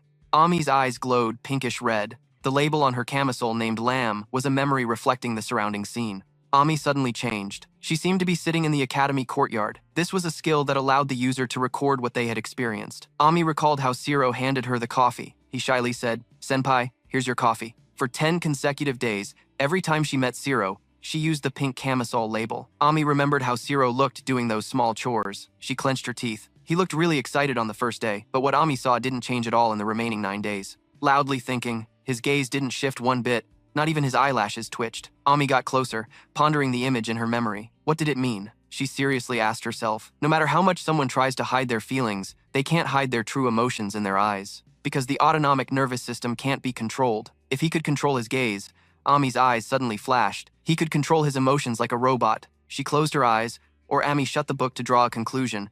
He was extremely honest. Serial noticed her movement and whispered, Oh, Ami, are you done? Ami stood up, gathering her books. I'm feeling a bit tired today. Serial also intended to stand. If so, let's go home together. Ami refused. No, you don't have to do that for me. I'll go alone. Serial worriedly asked, Is it because you feel guilty for rejecting Zero's coffee? Ami was speechless. I already said no. Serial advised, If you want to confess anything, just tell me, okay? Ami nodded. Yeah, thanks. Ami went outside, looking drained. She complained. Oh, I'm so tired. Nothing's going according to plan. My mind's all messed up. Ami pushed the door open. I need to rest for a bit. Suddenly, someone greeted. Leaving early today, Ami? She thought, that's Jack Adrius. Damn. Ami closed her eyes. I thought I'd have to wait for you until midnight. Ami asked. Him? Why would you wait for me? Are you that boring? Jack stepped closer and said, Don't be so cold. I heard the rumors. I heard there's some wimpy guy named Zero chasing after you. Amy was less bored. No way. You came here just to laugh at me? Oh man, my head. Of course not. Here, take this. Jack handed coffee to Ami. This is premium Western coffee. You won't find this at school. Ami felt awesome, deserving to be treated right. Ami asked him with disdain, What the hell are you doing? Jack replied, Like you see, I'm trying to steal your heart. Jack said, Unlike that weakling guy, he's going to inherit the position of royal finance minister. He's way more worthy of you. Amy showed her disgust openly, coldly saying, I have no interest in playing those disgusting games with you. Jack froze, repeating, disgusting. Amy went on, and I don't think we're close enough to have that kind of relationship. She bluntly called him out. You think I don't know? Your crew's been trying to take me down whenever they get the chance? Jack quickly shouted an explanation. Wait, you think it's just a misunderstanding?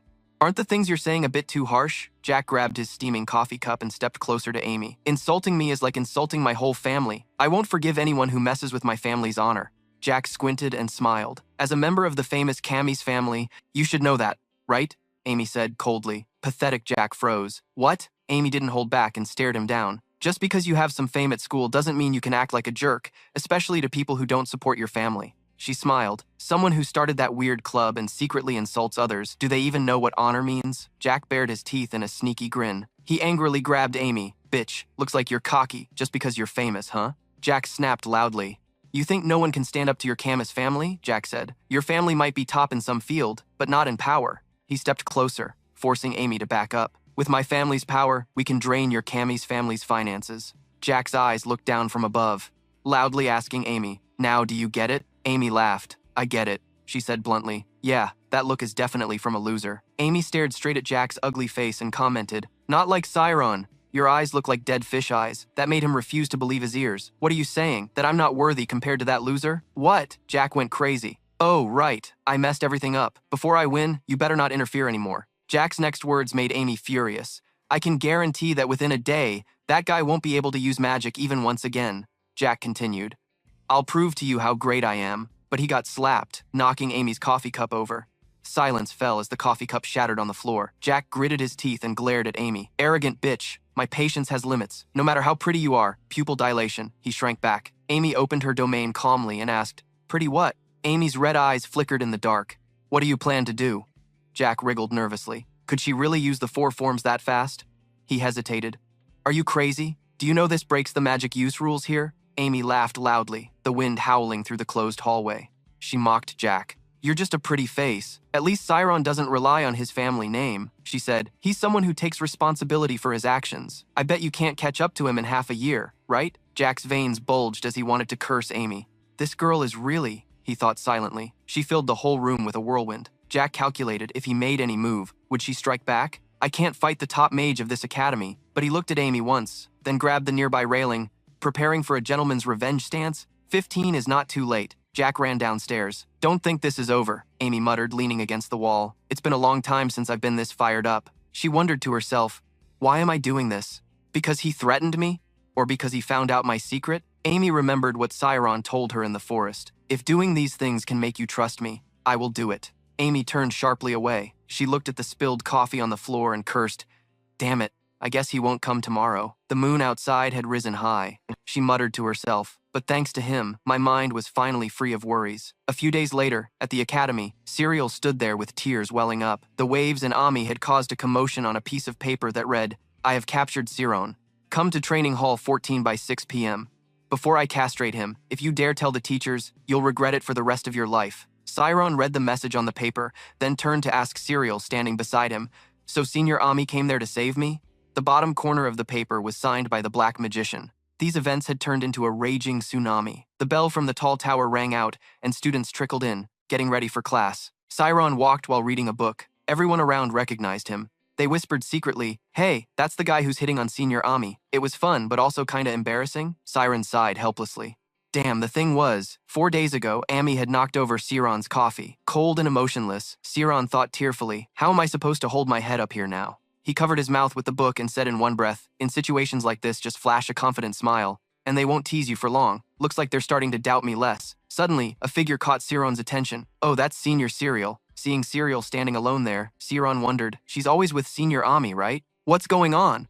Siron stepped forward to greet Senior Serial. Just as he finished speaking, Serial suddenly shouted, startling him. "Shout along!" Serial lunged forward, grabbing Siron's collar. "Why are you here? Where's Ami?" Siron was shaken to the point of almost passing out, asking, "Why are you asking like that?" Serial shoved the paper in Siron's face. "Look at this. You should be in trouble, right?" Siron blinked.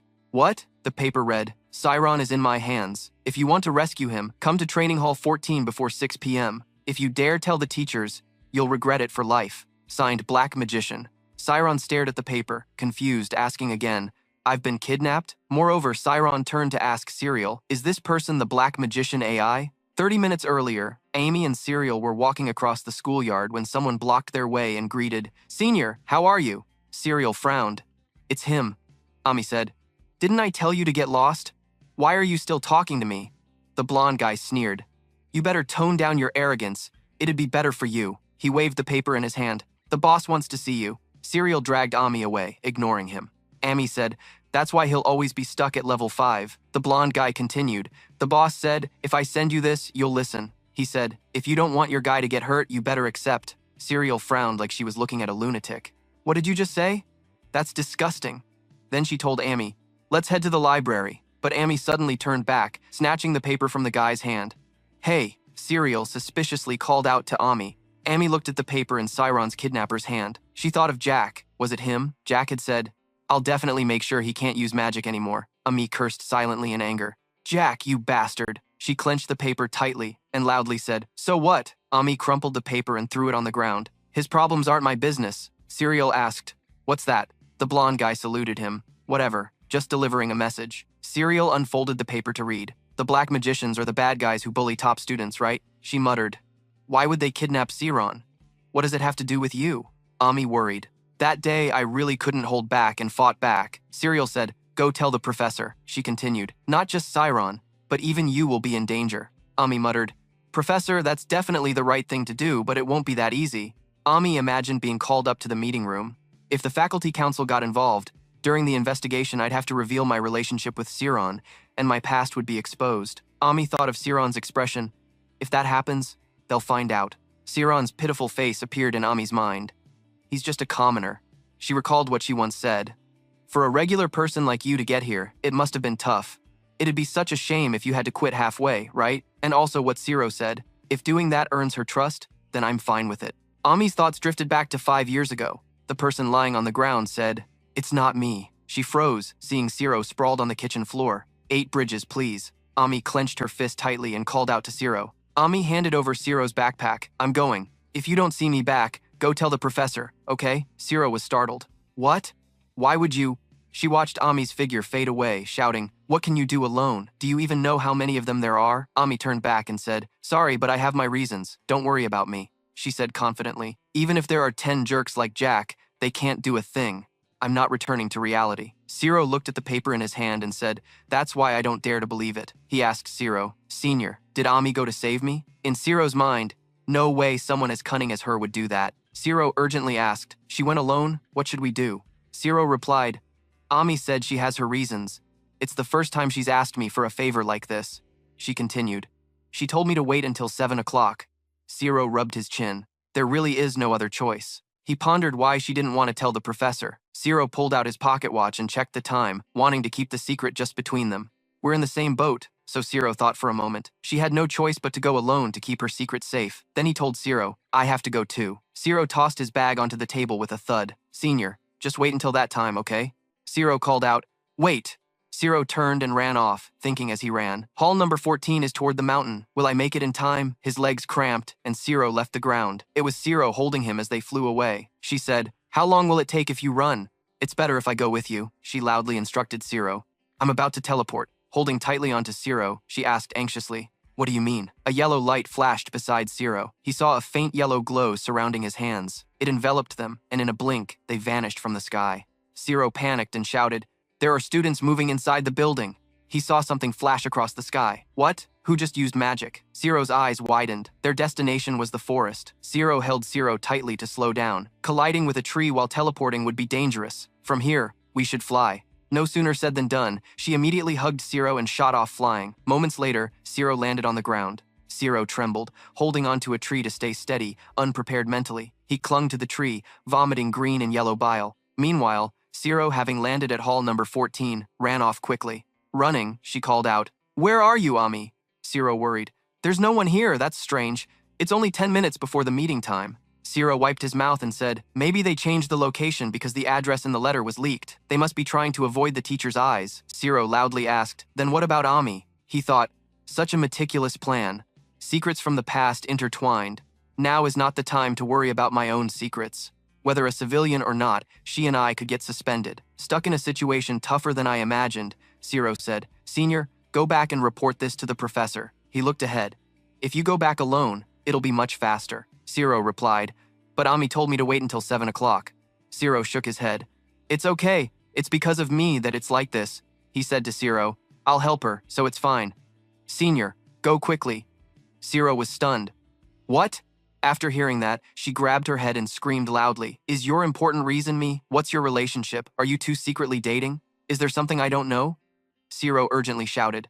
"We don't have time. The later we wait, the more dangerous it gets." Zero had sobered up. "Remember to wait here." After Zero ran off, Zero breathed a sigh of relief. The mountain is familiar terrain to me. Zero stood in the forest, activating his spiritual domain. He closed his eyes and focused. "I'm sure I'll find some traces." The spiritual domain expanded throughout the forest. Zero seemed to catch something. Here it is, footprints. He followed the footprints to those of two people from not long ago. But it stopped halfway. Did they fly away? Suddenly, a sound came from the forest, making Zero jump.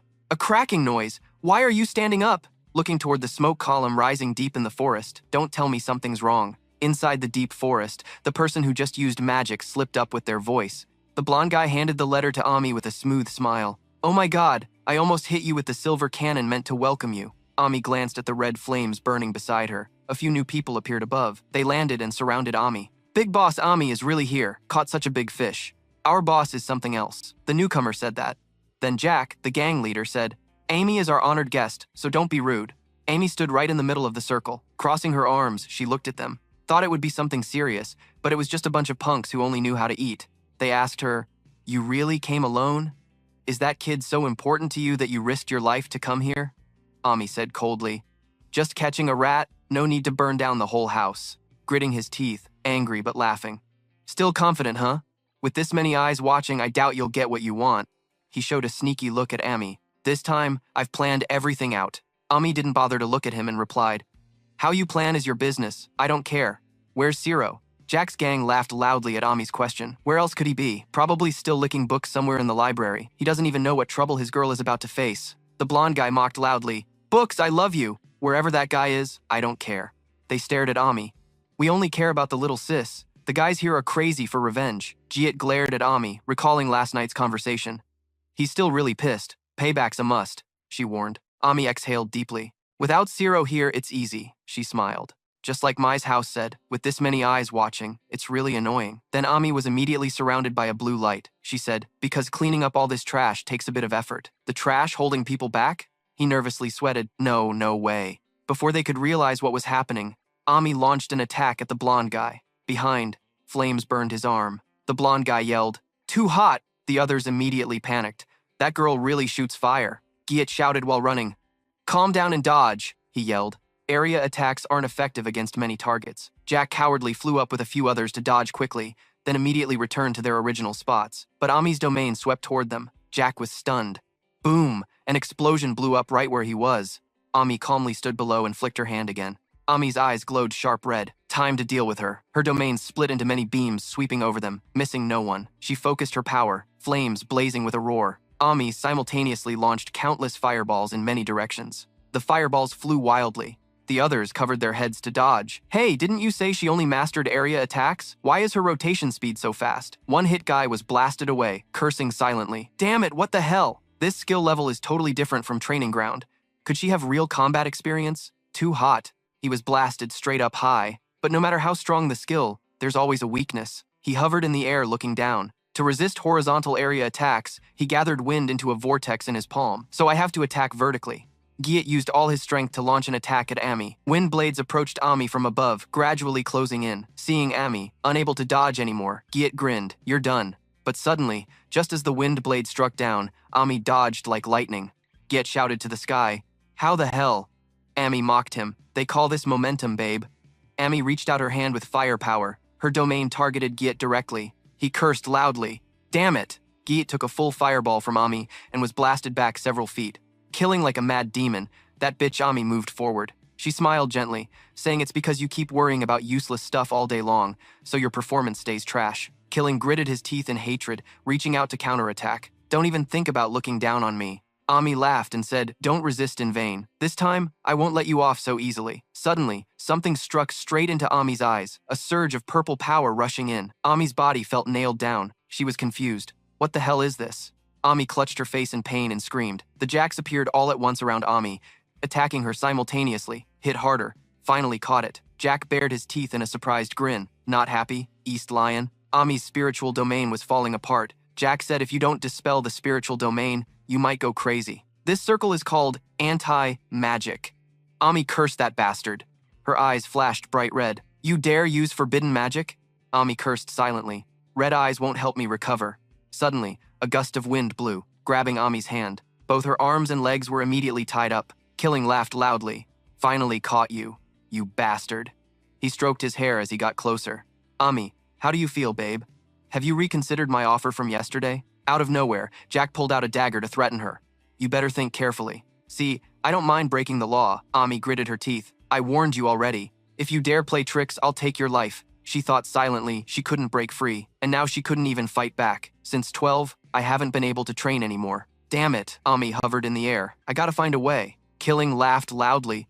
It seems you still know exactly what kind of situation you're in, right? He caressed the dagger in his hand. Heard you're tired of those who cling to you, huh? Let me help you. Killing showed a shameless grin to Ami. Just one swipe from me and they'll all back off from you. The red glowing dagger pressed close to Ami's face. He was extremely satisfied. I wanted to do this from the start. You should have been screwed like this from the beginning. The dagger hovered before Ami's eyes. She heard Jack's boastful voice. You should have been screwed like this from the start. He ordered, speak up. Ami shut her eyes tight. Damn, I'm out of strength. Suddenly, she recalled a memory from 5 years ago in a small alley, the image of Ciro lying on the ground. So this is how he felt. Just as things got intense, someone shouted to stop. Ami opened her eyes and looked toward the voice. It was Ciro, appearing with a wooden stick in hand. He cursed those trash sons-in-law, the lowlifes. He was shocked. That name was Ami, even more surprised than the trash. Ciro was panting, gripping the stick and staring at them. Killing laughed mockingly. What's up, you came alone? The dagger twisted in his hand. The prince has arrived. His gang immediately followed the prince. No matter what you do, Ami shouted at the fool. Why did you come alone? Ciro silently calculated. Even if they outnumber us, thinking they can control the top student among the mid-level trainees, how's that possible? Anyway, Senior Cyril must have called the teachers by now. I just need to buy some time. Ciro's body erupted with spiritual energy. He bolstered his confidence. I've beaten Rian with swordsmanship before. I can do this. Ciro ordered them to release Senior Ami immediately. Seeing Ciro running toward him, Jack sneered. Are you crazy? Release her so you two can attack us together? Ciro kept running forward with the stick. The blonde guy asked Jack, is that idiot just running straight at us? Killing laughed. Open up, you guys. They stood still, watching Ciro. At this moment, Ciro also sensed something was off, something wrong. Ciro's spiritual domain suddenly shattered like Ami's earlier. His eyes froze. The stick in his hand dropped. Ciro clutched his head in pain and screamed, then fell. He hit the ground amid the mocking laughter of the Jacks. They laughed loudly, just as expected from the prince. 07 echoed, what the hell are you gonna do to a mage with that? Ami shouted to Ciro that breaking his spiritual domain was anti-magic. Ciro knelt on the ground, holding his head. Anti-magic? Ami kept shouting. You might not be able to use magic for the rest of your life. Get rid of the spirit realm fast, or you'll go crazy. Are you listening to me? Cyron's mind was hazy. My senses felt like they were drifting away, my consciousness shattering. He recalled what Professor Etella once said, a mage needs to maintain focus to survive on a chaotic battlefield. Cyron held his head, thinking that the defensive form is used to prevent the spirit realm from collapsing against most disruptive forces, even under physical shocks. It wouldn't collapse. It would also work against psychological attack spells.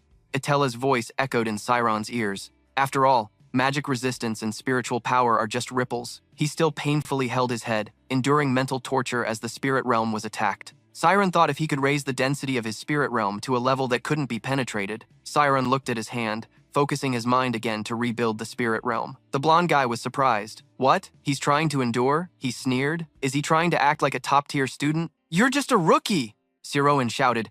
Boost the power. Ami panicked. Give it up, idiot, there are too many of them. Endurance has its limits, but the killers kept holding him down. What? They saw Siron's spirit realm being rebuilt again. What the hell? The planes of the spirit realm grew more solid. Siron slowly stood up, trying to focus again. I need more glass shards. Jack's group was hit back by magic, screaming, "What is he doing?" They're reflecting it back at him. Jack kept his attack stance. Don't be scared. Your emotions are disrupting the wave, Jack yelled. You want to get hit by magic resistance? On this side, Siro was gradually standing upright, stepping forward. With every step he took, the spirit realm was reinforced. Siro's spirit realm orb grew bigger and harder. Jack's group shouted, "Don't come closer! Magic resistance is fighting back." Jack's crew was all hit by magic resistance. They painfully held their heads, screaming, "Help me!" Ami just stood there frozen. What the hell is going on? Suddenly, the wind binding Ami loosened. She was so distracted, thinking she couldn't use the spirit realm, that she didn't know what was happening. Both her hands were freed. Now I can use the spirit realm. The magic resistance disappeared. She landed on the ground. Ami stared blankly at Siron's spirit realm in front of her. No way such a cold and hard spirit realm can exist? Siron was even bleeding from his nose. He looked down, feeling something wriggling beneath the spirit realm, pressing down on the magic resistance. He silently sensed it, like standing on a tiny worm. The killer's forbidden magic was shattered, which made no sense. Are you messing with me? He looked at his fallen comrades and shouted, "We have 6 people. How could we lose to a brat like him?" The killer went crazy from being defeated, starting to slander Siro. Yeah, that bastard must be a magic resistance specialist. That's probably why he got into the academy through a special recommendation. The killer stood up and opened his spirit realm. You think you can beat me with combat magic? Siro was stunned. This is a big problem. The killer on the opposite side prepared to launch 2 windblade strikes. Siro was confused. I don't know what magic to use. The killer laughed loudly. I should cut him down. Before finishing, he got punched by Ami, flying face first to the ground, even thrown several meters away. The killer hadn't recovered when he got hit again in the face. Ami cursed. He's done for, damn bastard. Siron hurriedly stopped Army, who was going crazy attacking Jack. Stop! You're gonna kill him. Calm down, senior. Army kept hitting and asked, what are you planning? Say it again. Army beat Jack like he'd never been beaten, relentlessly demanding, say that crap again, you damn bastard. Siron burst into tears. If you keep using that tactic, he'll really die. He used all his strength to pull her back. Please. After struggling for a while, a quiet silence covered the forest. Siron asked Ami, are you okay? But Ami just lay motionless on him without answering. Siron tried calling again, Senior. Finally, Siron realized Ami had fainted. He shouted loudly, wake up, Senior! Senior! Inside the forest, both Siron and Jack's group were lying scattered. Siro looked at Ami lying unconscious on him. I didn't think she'd pass out like that. Did she collapse from exhaustion? He was silent for a moment, then said, thanks, Senior. Siron spoke quietly. I heard that you came here to save me just in time. Ami, lying on top of him, suddenly jerked. She sprang up like a spring. Now I feel so refreshed. Ami turned to look at Siron. Right? How do you have the guts to come here and fight them when you're so weak like that? Siron grimaced from Ami's hit, clutching his stomach as he knelt on the ground. Just as expected, she has nothing good to praise at all. Ami cleared her throat. All right then, let's get out of here quickly. She reached out her hand. If the teachers catch us now, we'll be in big trouble. Siron grabbed Ami's hand and stood up. Senior Serial must have already reported this to the teachers. I told her to do that. Ami was startled. What? I told Serial not to do that. Why? Siron raised his voice in response. What else could we do? That was an emergency situation just now. Ami held her head. That's because you don't understand how things will play out here. Things will get way more complicated if the school has to get involved in stuff like this. The mages only overlook something after thoroughly examining and investigating it. In other words, they won't let this slide. Ami shouted, do you want our secret to be exposed too? Siron said, do you think that's the problem here? We barely survived. They killed one of us. Did you hear them arguing about the secret? Ami said, damn it, we can think about the consequences later. Just run first, Siron asked confusedly. We're already running, aren't we? At that moment, a pink light blinded them from above, freezing the two in place. Ami gritted her teeth. Please, let it be an old teacher coming here. An easygoing old teacher would easily overlook this. An older teacher might say something like, this kind of thing probably happens sometimes. But the ones who showed up were 2 scary people. One was Flame 7, a rank 6 certificate holder. The other was Ice Sienna, also rank 6. Seeing them, Ami immediately held her head. I'm definitely dead. It's those 2 hottest-headed advisors at school again. Are we gonna die or what? Serial rushed over. Ami, are you okay?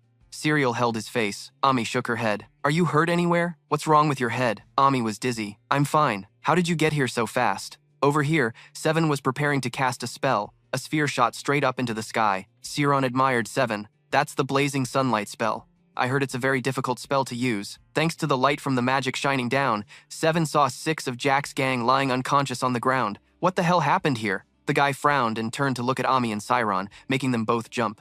Seven approached and shook Ami, asking, Ami, how come a top student like you got caught in such a messed up situation? He asked.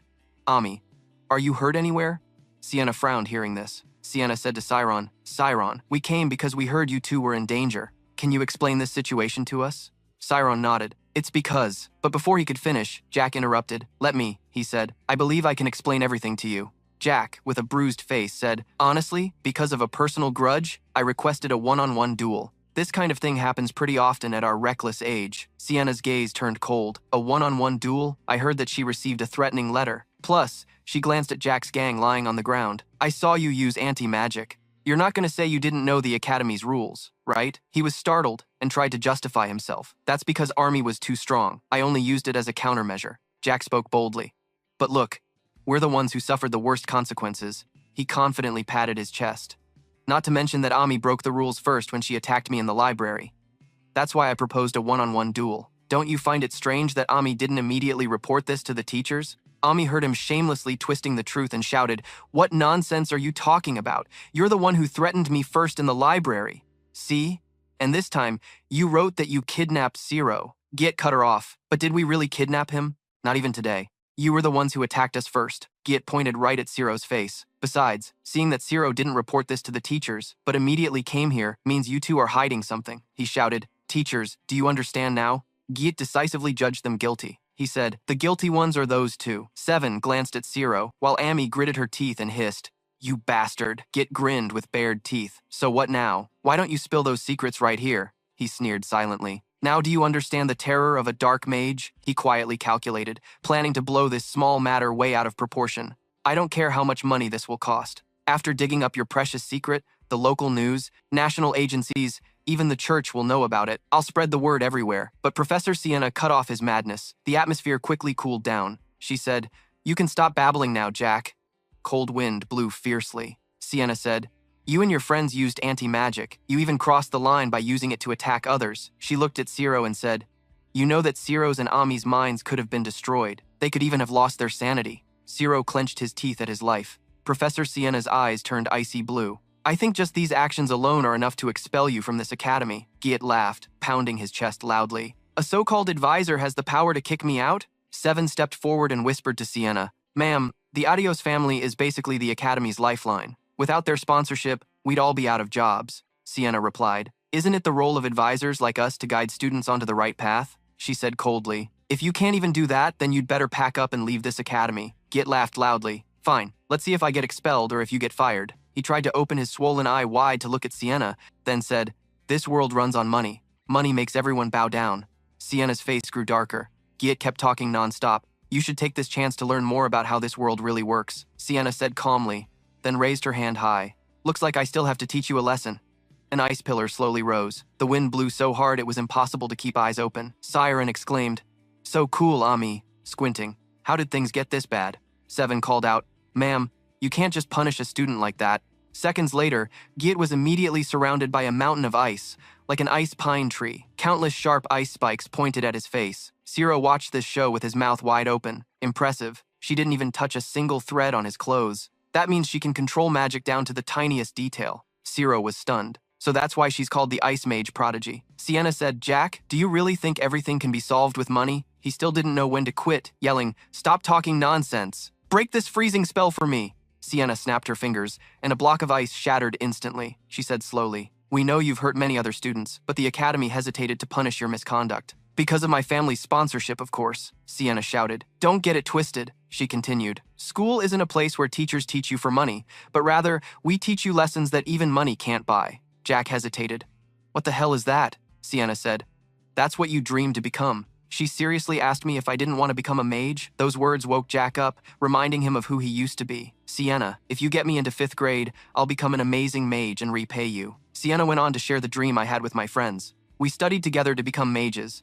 Isn't that why I decided to push this far? Jack was stunned. He remembered how he and his friends looked from childhood until they grew up. Sienna asked if I really wanted to tear down everything I'd built so far. With my own hands? Sienna looked at Jack gently. He was silent for a moment, then spoke. Miss, Jack hung his head. After a long pause, he said, I'm sorry. Siren looked up at the sky. He thought about what mattered most to him inside the punishment room. A shout, that hurts. Take it easy on me. Stop being so annoying. It's just a scratch. Finally, what had to happen, happened. Two people, Ciro and Ami, were sitting in the meeting room. Ciro asked, why didn't you report to the teacher right away when stuff like that happened? The first thing I should have done was tell the teacher. His voice was steady, but instead I went to help an upperclassman. They're way above me in rank, and that kind of thing can't be an excuse. Ami and Ciro glanced at each other and fell silent. After a while, Ami spoke. I get it. I'll answer honestly. Ciro looked at her. Right, like we could hide this forever. Although I don't know who leaked this to the principal. Ami was quiet for a moment, then said the truth was Ciro actually is. Ciro thought about Ami's identity. She winked at her boyfriend. As soon as Ami finished, Thosh, Sienna, and Cyril all gaped. A shout echoed through the academy. What? Loud screams rang out. Help me, is anyone there? In my imagination, Ami was like a princess trapped by a thorny rose. Chot was screaming for help. Please save me. Those killers are like cruel black-skinned demons. Who would bother coming to this godforsaken mountain to save her? She should have accepted our feelings, then none of this would have happened. Suddenly, the sound of a horse neighing startled the black-skinned thugs. When they turned around, they saw a white horse. It sparkled. Someone said, anyone else coming in here? Ciro appeared like a prince, kicking the bad guys away. They yelled, behind you, Ami's hanging from the tree. That guy is Ciro. He slashed the thorny rose, tying Ami. With deep feeling, he said, I'm here now. Siron carried Ami like a princess. Ami called Siron, and he looked at her sweetly. They passionately called each other's names. Siron, Ami. The students cheered excitedly. No way, is this for real? The girls stared at Cyril standing in front and said, so romantic. Cyril nodded. Of course it's all true. She confirmed. I saw it with my own eyes. Dark Army appeared behind her, calling Cyril. The Army's voice echoed throughout the academy. What kind of rumors are you spreading? I know you've been obsessed with cheesy romance novels lately, but this is just unacceptable. The Academy's bulletin board had an official notice posted, announcing the punishment related to the school research club's misconduct. Specifically, the violent behavior of the research club and countless other photos. Anfia's goddess, Ami Karis, admitted to dating a new student, senior Ciron Arian. Ami said she was dating the new student to save the one he loved from the violent, wrongful chaos. Young love blossomed the moment they connected. Dark magic was defeated way too easily. Who is the new student, really? Ami and Ciro shared a passionate kiss under the moonlight in the deserted mountain forest on campus. The girls kept sighing. Oh my god, so jealous. Ami's voice rang out. Cyril said, are you bored of living? She sighed. You've never even seen that happen. Cyril laughed excitedly. Why would I need to see it to know what happened? You said you two were dating, right? So obviously you two have kissed, haven't you? She laughed. I figured it all out. With this, no guy would dare come near you anymore. Ami clicked her tongue. True, that part makes sense. A few days before the incident, he slammed the table and asked Ami, are you lying? Thought loudly questioned Ami. But I know I have zero interest in dating AI. This whole thing is just ridiculous. Besides, Ciro is a new transfer student. Yet Ami calmly made up a story. Actually, I met Ciro when we were kids, but meeting again at the Magic Academy like this feels like fate. She turned to tuck her hair back and smiled at Ciro. Right? Ciro, Ciro whispered. Then how will you take responsibility? Before he could finish, Ami landed a painful kick. Ciro quickly nodded. That's right. And Sienna was left speechless. So that's the reason? No wonder he was so determined to save Ami like that. Ami thought it was better to pretend to be lovers than to let our past get exposed. Turns out Ciro still hasn't calmed down. I knew it. I felt something was off from the start. What is this? Ami, you're seriously so dumb. Ami silently drank water. Ciro said, there's a joint class today, right? You'll get to see Ciro then. Ciro forgot to eat, focusing on questioning Ami. Are you meeting him after school? Like having dinner together? Or do you prefer secret dates in the library? Ami replied casually. We're just focusing on studying like usual. Ciro rested his chin on his hand. So dull. Ami forced a smile, thinking she still had a ton of stuff to do. No time to waste on fake love stories. She even held Ciro's hand tightly. That useless guy was just enjoying a normal school life. He was still carefree and innocent. Ami felt something was off. Wait, why do I feel uncomfortable about this? At the intermediate joint class training area, someone called Ciro. Ciro cheerfully shouted, over here! Ciro waved. Hello, senior! Ciro excitedly ran over. Hey, Slow, how are you today? Missing Ami a lot? Ciro scratched his head and laughed. Senior, you're so funny. Ami covered her mouth. So that's it. It's him. It's definitely him. He should be super grateful to be pretending to be my boyfriend. But look at him, Ami, annoyed, thought. He should feel pressured standing next to me. How dare he treat me like that? Suddenly, she cleared her throat to get Ciro's attention. Ami patted her chest and said, "When it's just us, feel free to talk to me casually. No need for all that senior-junior formality. After all, we know each other too well now." Ciro stood there stunned. Oh my god, this is the first time I've heard Ami say stuff like this. Could this be the power of love? Ami said, "Considering our relationship." Ciro quickly forced a smile. "Ah, no, I'm fine. Anyway, you're still a senior student," he added. "It's time for class. I gotta go." Saying that, Ciro left, leaving Ami standing there. Ciro blankly said, "Okay, bye." Ami turned her back and walked away. Ciro quickly called, "Ami." She turned back to look at Ciro. What's going on? Ciro pulled out a chair and sat down, silently listening to the harsh words aimed at him. "Congratulations. Congrats. You must be so full of yourself, huh? You come to class just to put on a love act, right? You don't even have any skills. Did you get into the academy just because of your face?" Countless bad looks were thrown at Ciro because he only went on dates and didn't bother studying. Ciro silently listened to their chatter. He didn't even know anything about spells. His hand on his thigh clenched so hard it trembled. Starting 2 days ago, the rumors spread more and more. 2 days ago, someone ran into the 7th grade classroom bulletin board and said, "Hey everyone, heard the news yet?" They noisily chatted.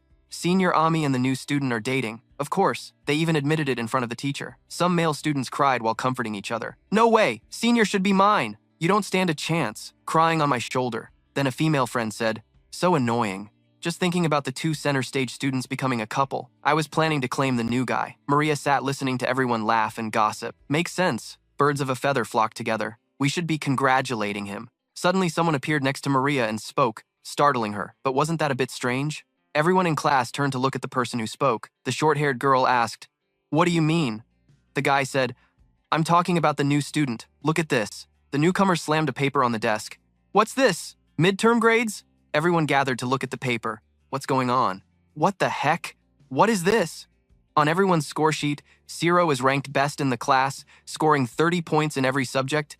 Isn't he supposed to be the top? Everyone started changing their view of Ciro. See, it looks like he doesn't know a damn thing about spells. Some classmates didn't believe it and asked, "How is that even possible?" That big guy said that, yet he still got admitted. There's gotta be some shady stuff going on here, right? That guy kept throwing shade at Ciro. He claimed his family had connections backing him up and spread rumors that he was a genius. Then he bragged about dating some rich girl from a noble family. He sighed.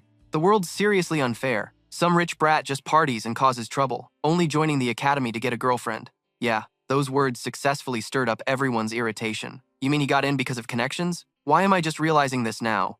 Isn't that super suspicious? Everyone started acting like they were fighting for justice, wanting to kick Ciro out for all our futures. Get that filthy trash out of this school. We'll never forgive him. Maria sat silently on the side, listening. The classroom door was pushed open. Inside, someone was still angrily shouting, "How can the academy do something so unfair?" Ciro silently looked inside. Weird. The unusually quiet class atmosphere confused Ciro. It was noisy and lively just a moment ago. "Is that him walking into the class?" Ciro asked his desk mate. "What's the next class about?" But the guy just walked away without answering. Ciro stayed silent. Maybe there was no need to ask why they were acting like that. The students whispered among themselves, but they made sure he could hear. Because of him, even the army could be affected. Right now, in the practice room, during spirit field practice, Ciro stood there alone. Ciro tried to focus on his spirit field, but he still heard people mocking him. Why is he practicing here too? Ciro quietly listened as they said his spirit field had touched them. That made him feel disgusted. They kept showing way too much malice towards Ciro. His spirit field was way bigger than necessary. At that moment, Etella came over and called him, "Ciro, how's it going?" Ciro quickly greeted Professor Etella. He asked her, "The redirection type is pretty tough. When I try to move the spirit field out of my body, it feels like my consciousness goes with it." Etella smiled. "That feeling is normal, Ciro. Your converged spirit field is natural, so it pulls your consciousness along," Etella continued. "Redirection is artificial. The spirit field leaves the body, so it doesn't really suit you." Ciro nodded. "I thought so too." Etella asked further, "What about your other 4 formation methods?" Ciro thought it over. "The other types?" Ciro said, "No problem at all, I guess." Etella smiled and asked, "Good. So do you want to try practicing in the shadow field?" Ciro was stunned. "What?" He got confused. "Right now?"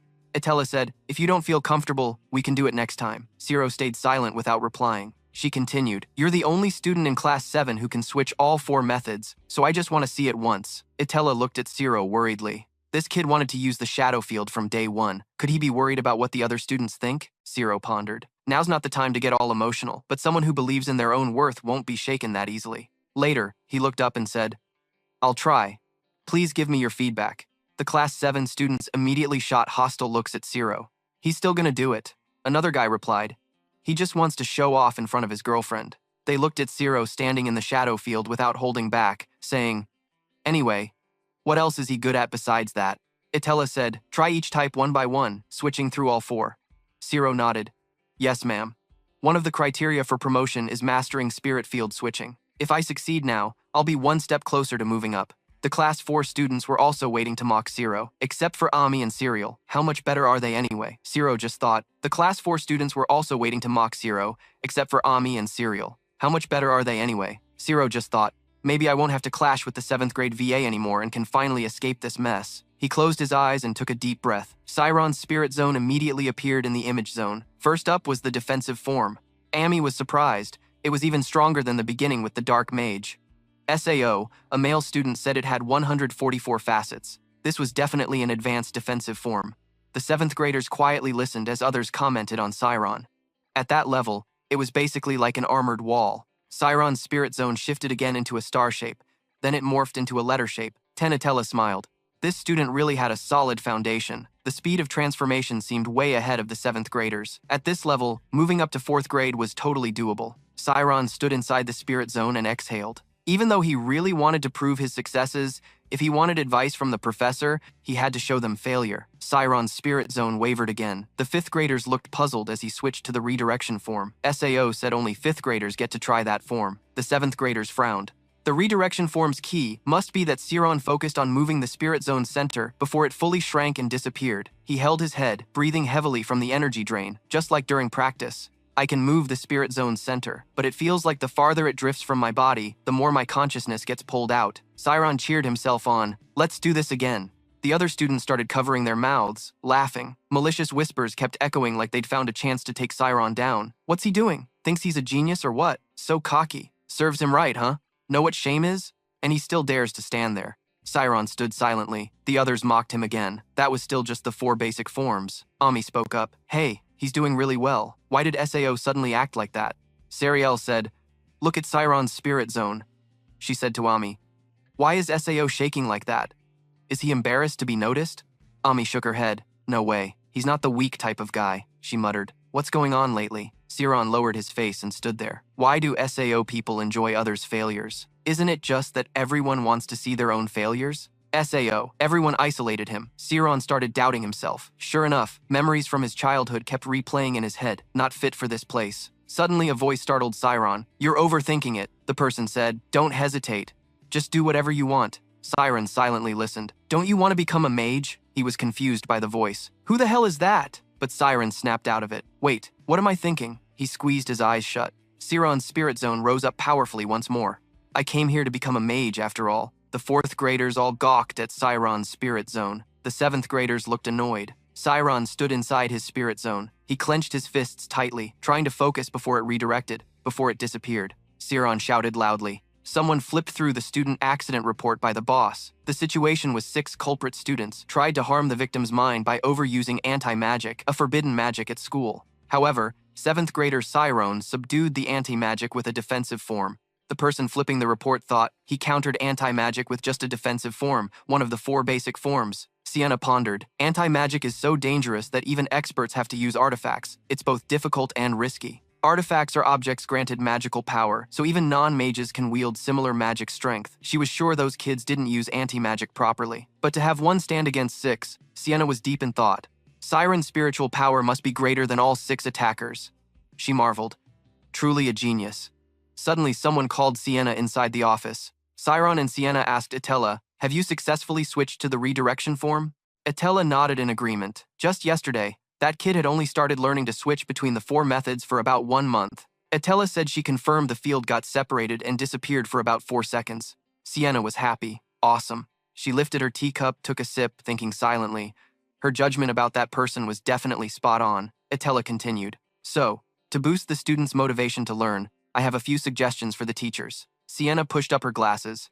I guess we were thinking the same thing. A few days later, during 7th grade chemistry class, Sienna filled the whole board with chemistry formulas. She said today's lesson would end here. The students sighed. Thank God. Sienna continued. The reason she ended class early was because she had a special announcement. She called Cyron, the new student, inviting him to stand up. He quickly stood up.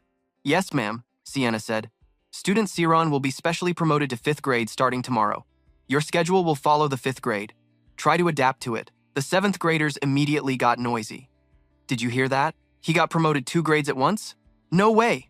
Normally it takes 2 years to move up 1 grade. In their minds, they only had one thought. Which family is backing him to get promoted 2 grades like that? Sienna grabbed her book, ready to leave. I hope you all will work hard to achieve that too. However, she hadn't left yet. The short-haired girl who always showed hostility towards Cyron spoke up. Wait, I object. There's never been a precedent for jumping 2 grades at once. Something shady is going on here. She loudly questioned. Besides, why would a student who can't use any magic get promoted early? Sienna pondered. Can't use any magic? She looked up at Cyron. Itella never mentioned this. Sienna asked, is that true? Cyron stayed silent. Countless eyes in the class turned to Cyron, all clearly implying, obviously you can't, so just say you can't. Say it quickly. Cyron calmly replied, yes, I haven't been able to use any magic. Sienna was a bit surprised, couldn't believe it. Even a simple, ordinary spell can be learned out of curiosity. But she said, however, there's no rule requiring magic use to get promoted. So, there's no problem. As soon as Sienna finished, someone slammed the desk loudly. The tall guy who deliberately provoked everyone stood up, shouting, that's completely unacceptable. He yelled, clearly favoritism, right?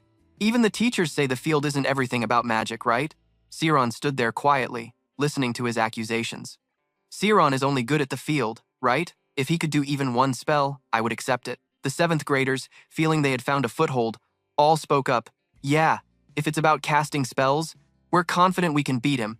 Cyron can't keep up with the theory class. They looked at Sienna. If you stubbornly promote him early, we'll propose to the student council and organize a hearing. Sienna was silent. I didn't know anything about this. Sienna said, I understand your thoughts. Seems like I was a bit hasty with this announcement. She said, we will officially announce again after the teachers' meeting. The tall guy immediately smiled, satisfied with his goal. Sienna sat inside, looking outside.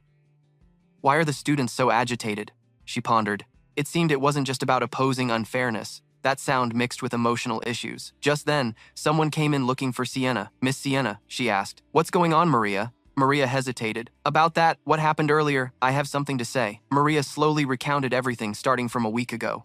At first, we completely ignored Cyron. She recalled Cyron's lonely figure, but a few days ago, everyone started openly bad-mouthing him, even littering his desk. Maria sat in front of Sienna and said, they even disturbed his studying. She burst into tears. I witnessed everything. I saw him suffer false rumors and attacks from everyone. The way they bullied him was really unfair. Maria was shaking with tears. Sienna understood clearly now. She frowned afterward. Sienna said, thank you, Maria. I've already tried. Now let me handle it. In the book titled Outstanding Students, the physiologist Tokalin said something really deep. Tokalin said, people should sleep at least 6 hours a day for optimal health. He sighed, even though I only slept 4 hours a day throughout my school years. The interviewer asked him, doesn't that contradict your needs? You only sleep 4 hours, but still became an outstanding student? Tokalin pointed and said, listen, teenagers aren't just humans. They're superheroes. Whether they sleep or not, no matter what they do, nothing affects them. The clock hands past 12 o'clock. Ciro leaned back and sighed. He looked around. No one was in sight. Is it this late already? Passing by a classmate leaving the library, Ciro nodded to greet her. And luckily, she politely nodded back. Ciro walked alone outside the school campus. The crescent moon hung high. Ciro recalled Timura's words, Master, once you enroll in the Magic Academy, countless nobles won't respect you, but no matter what, you have to endure it. If you can endure until the very end, you'll reap the sweet rewards. Ciro looked up at the sky. I will definitely make it. He thought about those who cared for him. Ciro made up his mind, placing his trust in himself, the advanced class professor of magical theory. Ciro looked at the moon above. No matter who tries to block my path, I will still become a mage. In the bedroom on the 3rd floor of the dormitory, Ciro had just finished showering when someone knocked on the door. He hesitated and looked over. This late already? Ciro checked the clock. It was past 1 a.m. Who else would come at this hour? Ciro suspected it was the 7th grade students. Could it be them? The voice outside said, Ciro, are you free? Ciro opened the door. It was Sienna. She asked, can I come in? Ciro quickly nodded. Of course. He awkwardly poured tea for Sienna. Would you like some tea? Sienna declined. No need. I planned to meet you earlier. but you weren't in your room. Sorry for bothering you so late. Sienna looked at Ciro's desk. So that's it. Sienna realized when she first saw Ciro's grades, something felt off. Although his grades were low, all subjects had equal scores. She understood it seemed like he tried to improve his knowledge in all areas at once, rather than achieving temporary results. He studied for the future. It wasn't that he couldn't learn magic, but that he decided not to learn it. But why did he do that? At that moment, Sienna looked at Ciro. Could it be because he didn't go to school as a child? Ciro sat upright in front of Sienna, shyly thinking, I feel so embarrassed. The two sat facing each other. Ciro thought, maybe it wasn't during class time. Sienna focused on observing Ciro, although in class he always stared straight ahead. He seemed like the shy type. She asked, is school life really tough? Ciro nodded. Yes, but it's fun, and studying is interesting, Sienna said. I heard classmates are bullying you. Ciro lowered his head. I'm fine. You don't need to worry about me, Sienna said seriously. Please be honest with me. Don't be shy. Ciro nodded. I'm really okay, though I regret not being able to make friends with AI. Later he looked up and said, but I don't know how to make them stop hating me, Sienna asked. Aren't you even a little angry at them? Ciro nodded. Of course I am. After all, I'm still human, although I really want to have good relationships with them, he calmly said. But I don't want to obsess over relationships to the point of rejecting myself. Even if all the 7th grade students say I'm wrong, in the end, they're just 40 people. Ciro calmly explained to Sienna, I believe somewhere in this world, there is someone who can understand me. Sienna realized, I get it now. She smiled and nodded at Ciro. I understand what you're saying. Ciro, I will keep that in mind at the teachers' meeting. Sienna concluded that Ciro wanted to advance classes early. Sienna's serious voice echoed steadily during the teachers' meeting. So I would like to end the announcement with the opinion that student Ciro, he should be promoted to the next grade early. The professors pondered, isn't this a bit sensitive in the Alpha's Academy council room? The professors were also noisy. A whole group bullying one student just because he can't use magic?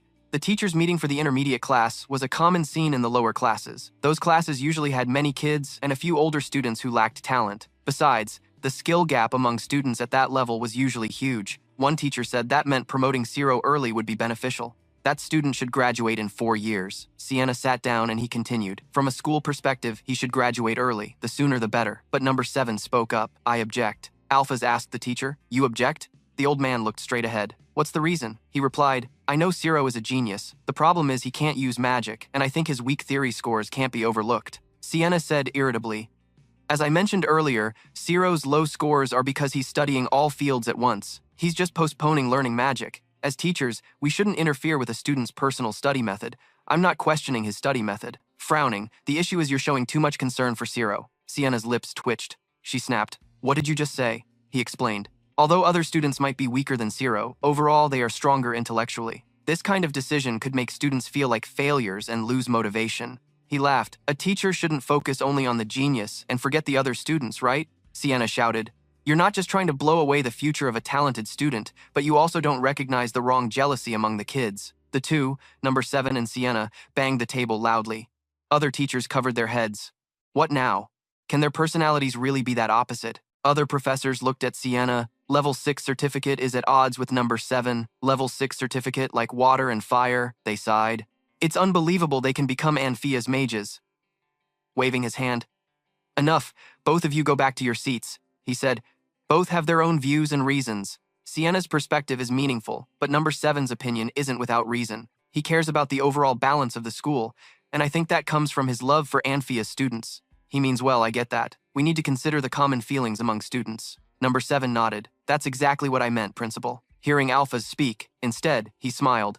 How about we do this? The next morning, students came and went busily. Everyone quickly ran forward. They noisily gathered in front of the intermediate class notice board. What's going on? There was an announcement about the promotion exam. Due to many complaints about early promotion decisions, the school decided to give all 7th grade students a chance to be promoted. The promoted student will be chosen based on the criteria below. All related students are advised to note, early promotion will be decided through a test. Only one student will be promoted early, and that student will be promoted straight to 5th grade. The test subjects are magic and spells. The chosen skill to evaluate is teleportation. The problem of judging students by field alone has been solved. Thus, the school decided to change the evaluation criteria to using the teleportation spell taught in 5th grade. Someone loudly said, all 7th grade students can participate in the promotion exam. They noisily said, if you pass the test, you'll jump 2 grades, straight to 5th grade. This teleportation. Do you know how to use teleportation? Someone said, Of course not. That's a spell taught in 5th grade, and 7th graders are constantly confused. The theory seems simple, so practicing it shouldn't be that hard. What do you mean it's simple? Even a senior I know had to be hospitalized because he made mistakes while practicing it. A guy from the NAM class shouted, "What the hell? How are we supposed to do this? Do they seriously have no intention of letting AI in our class level up?" Suddenly, someone stepped forward, and the 7th graders instinctively moved aside. Everyone stared at Zero as he arrived. He looked up at the teleportation notice board. Oh, after class, the advanced class announcement board was buzzing with noise. Did that really happen? Yeah, bullying. Poor guy. Just a 7th grader. Just because he doesn't know how to use magic? 7th grade hasn't even learned magic yet. What does that have to do with anything? Someone said the real reason was jealousy because he was dating Ami, and Ami was standing in front of the notice board, looking dazed. So he got bullied? She realized that's why he was avoiding her. He didn't want her to get involved? Serial, standing next to Ami, analyzed that the 7th grade spiritual power was still pretty weak, so it's normal for stuff like that to happen. I've been through similar things, but leveling up early isn't really a big deal. Tret Army turned and walked away. Serial called after him. Where are you going? Army replied. To meet Sarun. Serial said, What? Wait, what are you planning to do? Army got pissed, saying, Teach him a lesson, of course. How dare he hide this from me? I'm gonna gather all those 7th grade bastards. Serial hurriedly said, Are you crazy? No way, Ami snapped, stepping forward. Why not? This involves me too. Serial was dragged along by Ami but still spoke. If it were you, would you want the person you like to get caught up in bullying? Serial shouted. If you go there, things will get worse.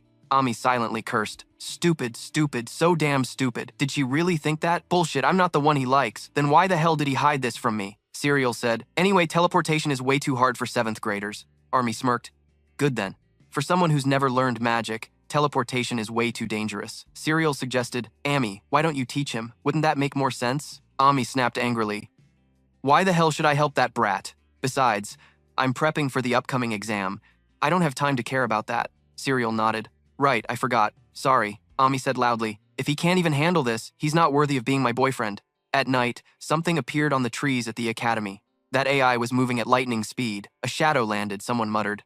This definitely doesn't mean anything else. Ami, cloaked, sat on a tree, grimacing. I'm only helping him out of responsibility. In a blink, she vanished. Ami kicked off a few times and flew to Ciro's room. First, I gotta make him beg me for help. Ami landed on Ciro's window, startling him. AI Ciro shouted. The AI hadn't finished speaking before being silenced. Ami said, I'm here to teach you a lesson. Ami smiled brightly. How dare you do that to me? Suddenly, Ami froze because Sienna was sitting in Ciro's room. Sienna pushed up her glasses. You're Ami? She asked. Is it really this late and you're still meeting? And sneaking into the boys' dorm at night? Ami quickly waved her hands. You've got it all wrong, ma'am. It's really a huge misunderstanding.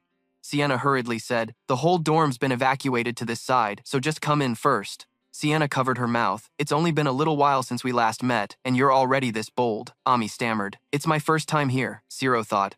He'd be in trouble if he met you, so you came here secretly. After saying that, Ami suddenly remembered to ask Sienna, By the way, what did you mean? You're still here at this hour? Sienna replied, I came to give him some advice about the leveling up exam. The classroom atmosphere was chaotic. Ren nodded at Ami. Okay then. Ciro handed Ami some tea. Senior, have some tea. Thanks. It smells great. Where did you learn to brew tea? Mid-sentence, Ami suddenly wanted to smack Ciro. It's not like that, you little bastard. I'm the one who has to suffer humiliation because of AI. Ciro quickly shouted, Sorry.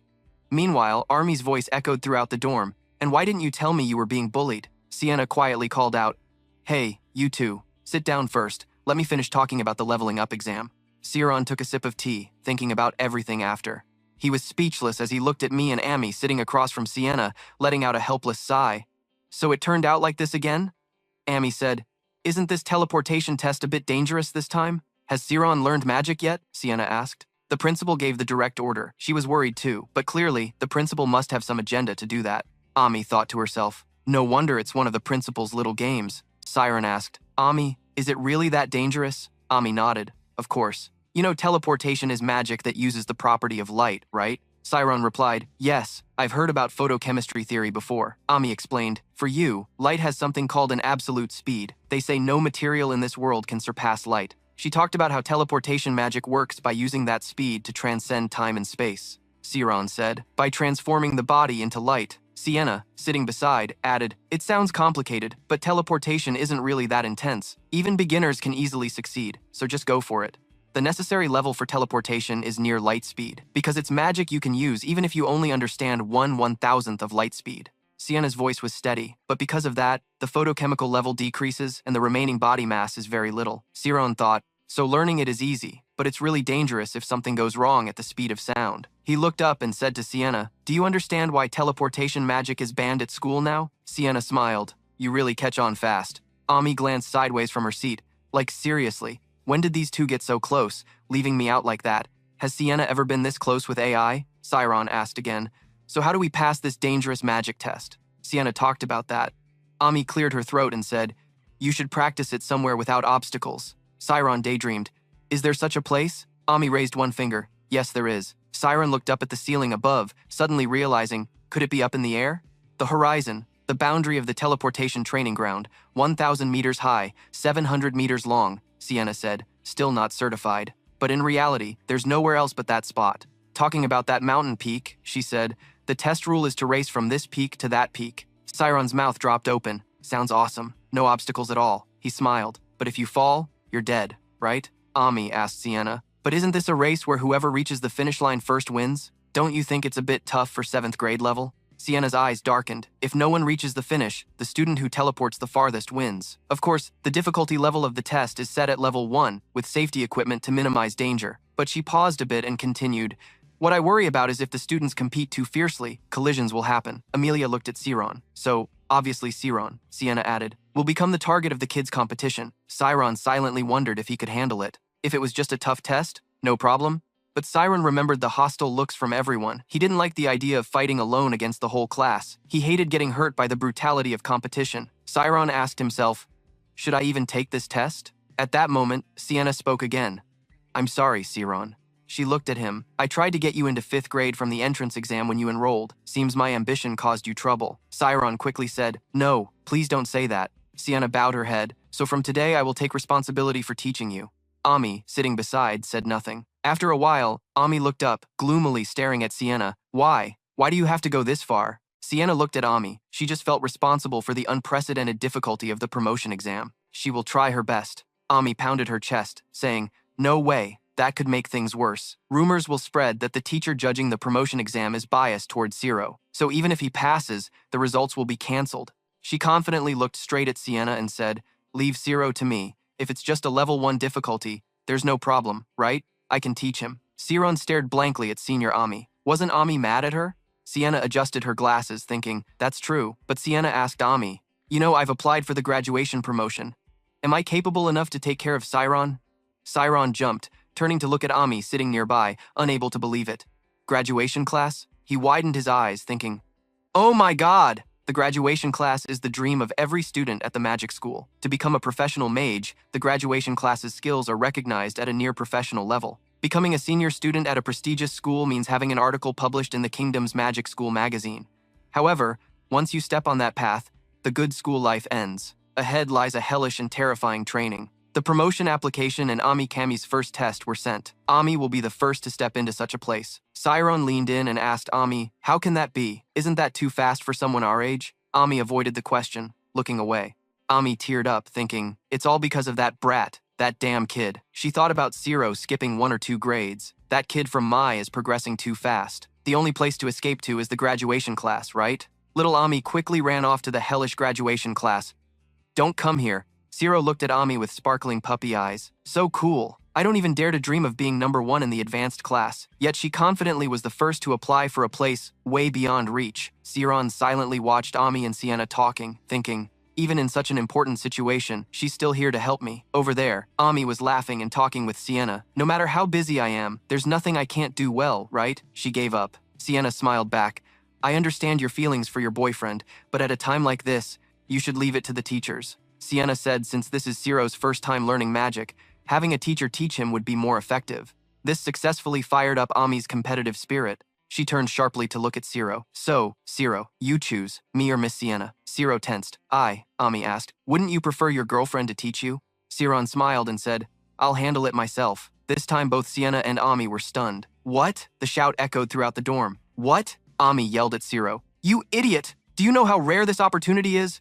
Siron twisted his hands and replied, I don't want to bother the judging teachers. Plus, my dad still has an important exam ahead, Ami shouted. Others are even willing to spend a fortune hiring tutors for that, and aren't you the target of the whole class's competition? Ami said, that's not something you can do alone. Siron bowed his head. Isn't that why Senior pushed for early graduation promotion? If I hesitate here, I won't move up to a higher position. Siron's words stunned Ami. Siron continued. For me, 5th grade is just a step in becoming a mage, just like Senior. Ami covered her mouth, coughing. Siron said to Ami, trust me, Senior. Though I can't say I'm sure to pass the test, I'll try my best and won't regret it. Sienna silently listened to their conversation. After Siron finished, she stood up. I understand. If that's the student's wish, the teacher must accept. The other students did the same. Siron stood up and bowed his head to thank her. Thank you so much for caring about me. Miss Sienna, Sienna continued. You all can stay and discuss your opinions further. As for Ami, you, Sienna, come to the door. She turned back to look at Ami and said, forget about today, but if you climb through the boys' dorm window again,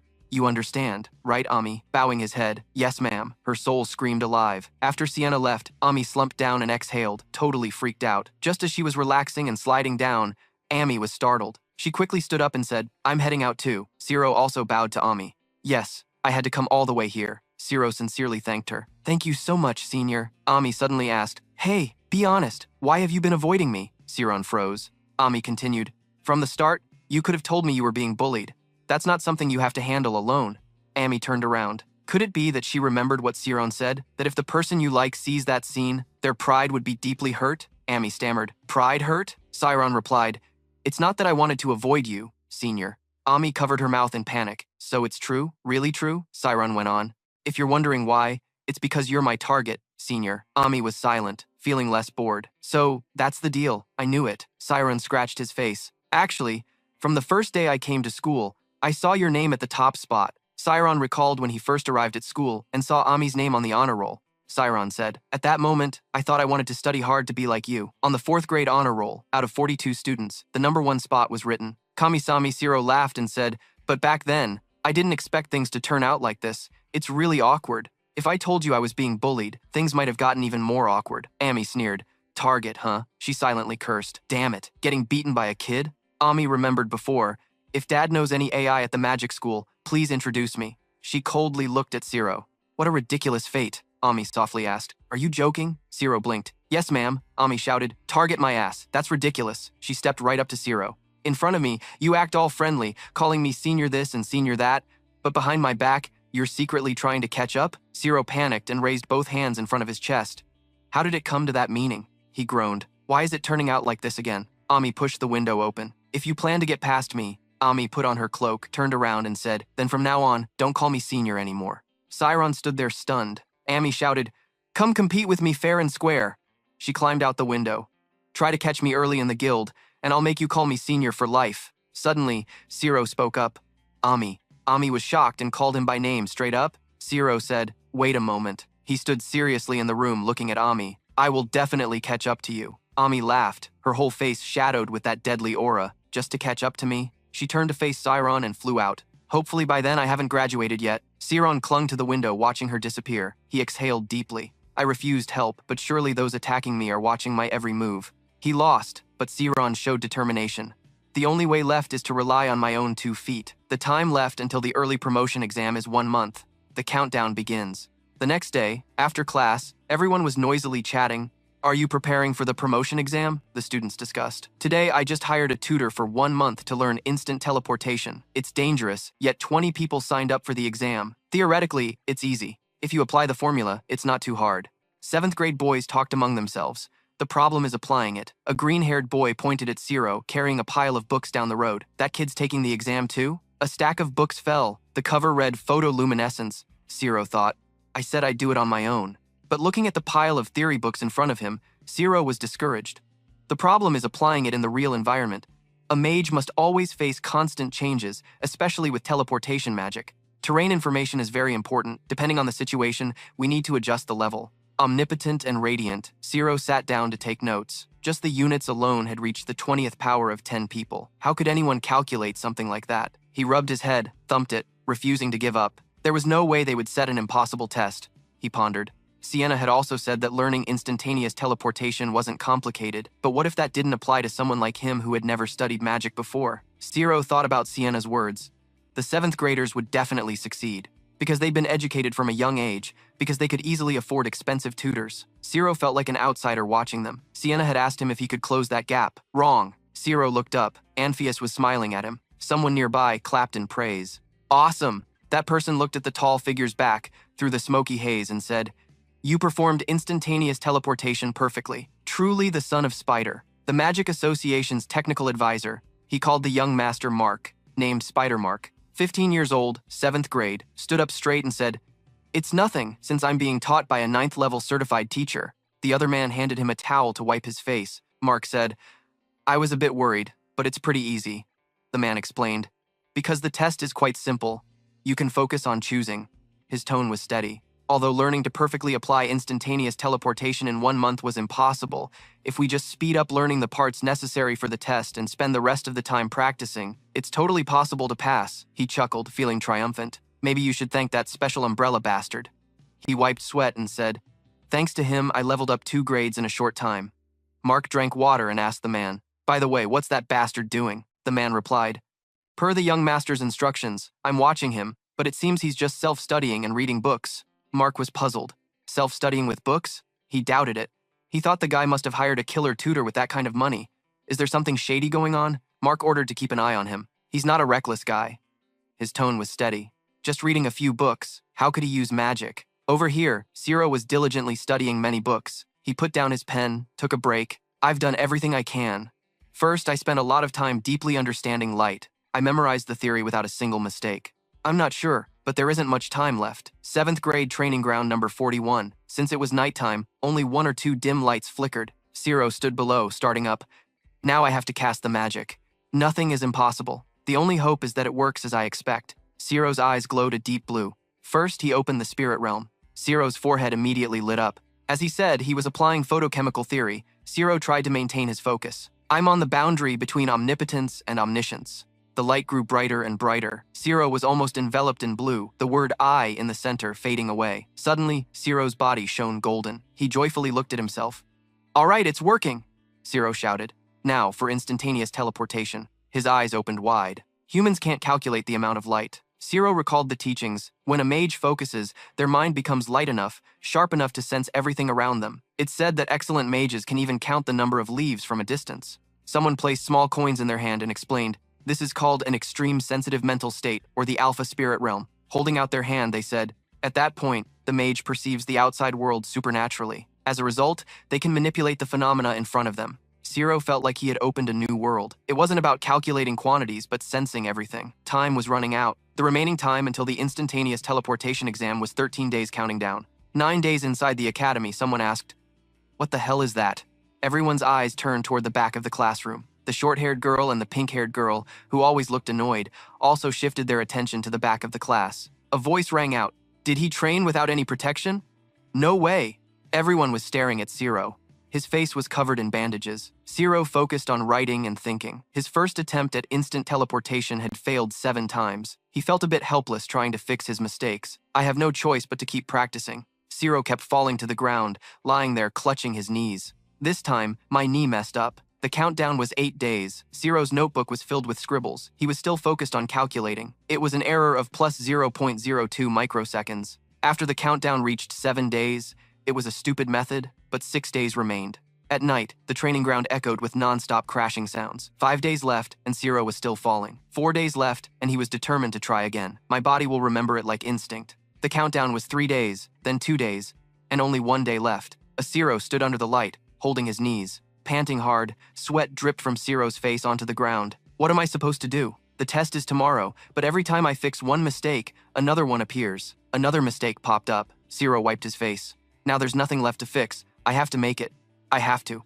Zero silently breathed in. The space before his eyes blurred. He slapped his face hard to wake up, trying to connect everything. "I can do this. I have to do this." Zero tried once more, his foot pushing off the ground. He focused on thinking about teleportation.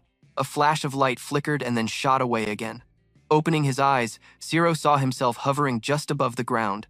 With a soft thud, he gently fell to the ground. He exclaimed, "No injuries this time." Zero lay flat on the ground, smiling satisfied. "I did it.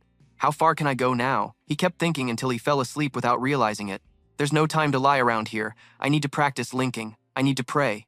At dawn the next day, Mark stood high up, looking out over the courtyard. The man called him young master. He asked Mark, "What do you think?" Mark turned confidently and replied, "Very good. Today will be a historic day because I will advance to 5th grade." He squinted. 700 meters is nothing. I'll do it easily. Inside the academy, the 7th grade classroom was still quite empty. Maria walked to the classroom door when someone called out, "Hey Maria, have you given up on the exam?" Maria was startled. It had to be him, she thought. Maria asked, "Weren't you at the training ground? Are you studying?" Mark laughed loudly. "Do I look like a fool? 7 failures in studying, huh?" He arrogantly asked, "Maria, what are you doing here? Is that why your grades suck?" Mark mocked Maria. "You should go learn from the training zones. The best way to study is to watch and learn from those better than you." Maria turned to leave, hesitating. "That's true. Good luck. Hope you pass." Mark laughed and asked, "Really? You hope I pass?" Maria's hand trembled. Mark leaned close and said, "You're really something. You know, like sneaking around with a teacher or something." Maria reflexively asked, "How do you know that?" Her question made Mark laugh. He laughed loudly. "Idiot. I was just testing if it was you." Maria's backpack dropped to the ground. "I have many ways to get information. A shy girl like you going to the teacher's office is kinda weird." Mark cornered Maria against the wall. "Because we're classmates, I'm being nice to you. But once I'm your senior," he threatened Maria. "Do you know what will happen then?" Seeing Maria trembling like a scared rabbit, Mark hated it and stood up straight. She's such a coward. How could she even think about becoming a mage, even though she was 4 years older than him? But she was still his classmate. Mark left a sentence and walked away. Just wait and see. Behind him, Maria sat down scared. She trembled, covering her mouth, tears streaming down her face. Mark pushed the door open and loudly asked, "Is the plan all set?" 4 other guys from 7th grade turned to look. One of them answered, "2. We'll stick to Zero right from the start. The other 2 will protect him." Mark said, "So there will be 2 chances to get him." 7-time loser, Mark said. "The distance for the first round is 10 meters. So, push that guy out at least 10 rounds." The gray-haired guy nodded and asked, "You really gonna do what you promised if we pull this off?" Mark's eyes suddenly flashed. "Of course. Once I rank up, I'll definitely find a tutor job for you." "You won't have to worry about finding a job even if you don't graduate," Mark assured. "My dad's the technical advisor for the Magic Association. If you help me, I'll never forget it. If I can help, I definitely will." He thought proudly to himself, no tiny slip-ups allowed. A genius shouldn't lose focus. Inside the foggy mountain forest, is this the impassable bridge? The unregistered 7th graders were gathering in one spot. The short-haired girl who once opposed Zero going to class asked, "This is the finals, right? I'm so tired." The pink-haired girl also said, "There are more people than I thought, especially since they're all crowding around the 5th graders. Looks scary." Standing in front of her, someone added, "The seniors from 5th grade." On the 5th graders' side, they were all tense, thinking, "If some kid makes it into our class, I hope it's a super cute one." Everyone laughed and said, "That would be fun." Both the 4th and 6th grades also came to watch. The judges arrived on time, including the principal. A bright spell shot up into the sky. Itella looked at the signal, then turned back and said, "It's time." She looked at the students standing at the starting line. "The test will start in 10 minutes. Someone cursed, "Damn it. It was originally a cliff. Where's the bridge?" Another said, "Idiot, that's the bridge right there." Someone else looked down and only saw 3 or 4 thin ropes stretched out. They shouted again, "What? What kind of bridge is this?" Over here, someone was using binoculars to watch the group of contestants. "Here it is. This is the best spot." Serial held the binoculars excitedly. "You can see super clearly." Army crossed his arms behind him and said, "Hey, we don't have time. Why are you watching those dumb 7th graders?" Serial said, "What are you talking about? I have to cheer for your boyfriend. Give him a little luck." Army sighed. "Whoever passes, passes. Whoever fails, fails. What the hell is there to cheer for?" She bit her finger thoughtfully. "Anyway, you can teleport." So, the black-haired guy walked over to call Mark. He started up and asked, "Did you find Zero yet?" The black-haired guy replied, "No, that guy said he's not here." Mark glanced and said, "What? Over here?" Siroan was still lying face down on the ground. An ant was crawling toward his face. Suddenly, Siroan's eyes snapped open, startling the ant to run away. He sprang up like a spring and shouted, "What time is it now?" Someone else also shouted loudly, "What? Not present?" Ami looked through the binoculars and said, "What? Zero's absent?" Serial panicked. "I'm not sure. I looked everywhere but didn't see him." Ami hesitated, maybe worried. "Isn't he the one who failed at magic use?" "See, I told you. Learning to teleport on your own is really tough, and these test students are standing on a sheer cliff," someone muttered. "This is a cliff, not a bridge," Ethel shouted. "The rule is simple. When the teacher signals, you move to the cliff on the other side. Whoever teleports the farthest passes the test." The 7th graders looked at each other. What? Someone stepped forward to try. You're telling us to run over there? If we don't finish the test, we'll fall down there, right? The 7th graders doubted. Is there really safety equipment down there? 7 stood in front of them and said, if you're scared, quit. The 7th grade contestants looked at him. 7 said, as you know, death is a real possibility in every curriculum at the magic school. 7's face was serious. Also, this is the early promotion test, selecting students fit for 5th grade. So if you can guarantee your own protection, join in. But with that weak determination, he coldly warned the students, you better leave now while you still can. Outwardly serious, but inside 7 was suppressing a laugh. Got cold feet, huh? Putting on a little pressure to prevent safety incidents is necessary. He glanced to one side. The real danger was the belt on Mark's group standing there with arms crossed. Those who joined just to compete. Mark laughed at those mediocre losers. Like, why even bother taking this test? In the end, it's just a stepping stone for me in society. He was smug about that umbrella kid. Heard he self-studied to pass the test or something. Either way, he's gonna fail. Watch this. What a joke. Mark looked ahead, thinking he still had to prepare thoroughly. Just then, Atella raised her hand. Everyone line up, the exam is officially starting. Suddenly she went silent, spotting something. Someone was running headlong from afar. It was Ciro, looking a total mess. Everyone was shocked to see him arrive. Ciro leaned on his knees, breathing hard. I'm sorry. He looked up at Atella and asked, am I still allowed to take the test? Atella quickly ran over to Ciro. Meanwhile, Cyril spotted him through binoculars. Ami, there he is. Ami snatched the binoculars from Cyril's hand and shouted, what the hell? Where the hell is this idiot showing up so late? Ami watched closely, biting her lip. Why the hell was that kid's face covered in bruises? Did he get hurt during practice with the judges? Sienna turned to ask Principal Anphias. Miss Atella wanted to ask if they should make an exception for the latecomer. Anphias nodded. Managing the situation is also a skill for students. Just start the test as scheduled. Sienna was silent a moment, then replied, understood. Then a bright orange flare shot into the sky. Atella turned and shouted, get ready, the test will begin as planned. She spoke to Ciro, who was barely standing. Ciro, if you want to quit, just tell me. Ciro dragged himself forward. Thanks for caring. I'm okay. Someone waved at Ciro. Over here. He looked confused, saying, thanks. The guy who spoke glanced at someone standing a bit away. Ciro successfully took the first step, eliminating that kid within 10 turns. He bent over, gasping, sweat pouring down. He glanced ahead. Focus. Put everything you've got into this. Atella raised her hand high and said, the early promotion test for 7th grade officially starts now. Everyone get ready. Atella checked the watch on her wrist. Everyone lined up, all crouched down in the ready position. Max glanced at the person next to him and signaled, just follow my lead.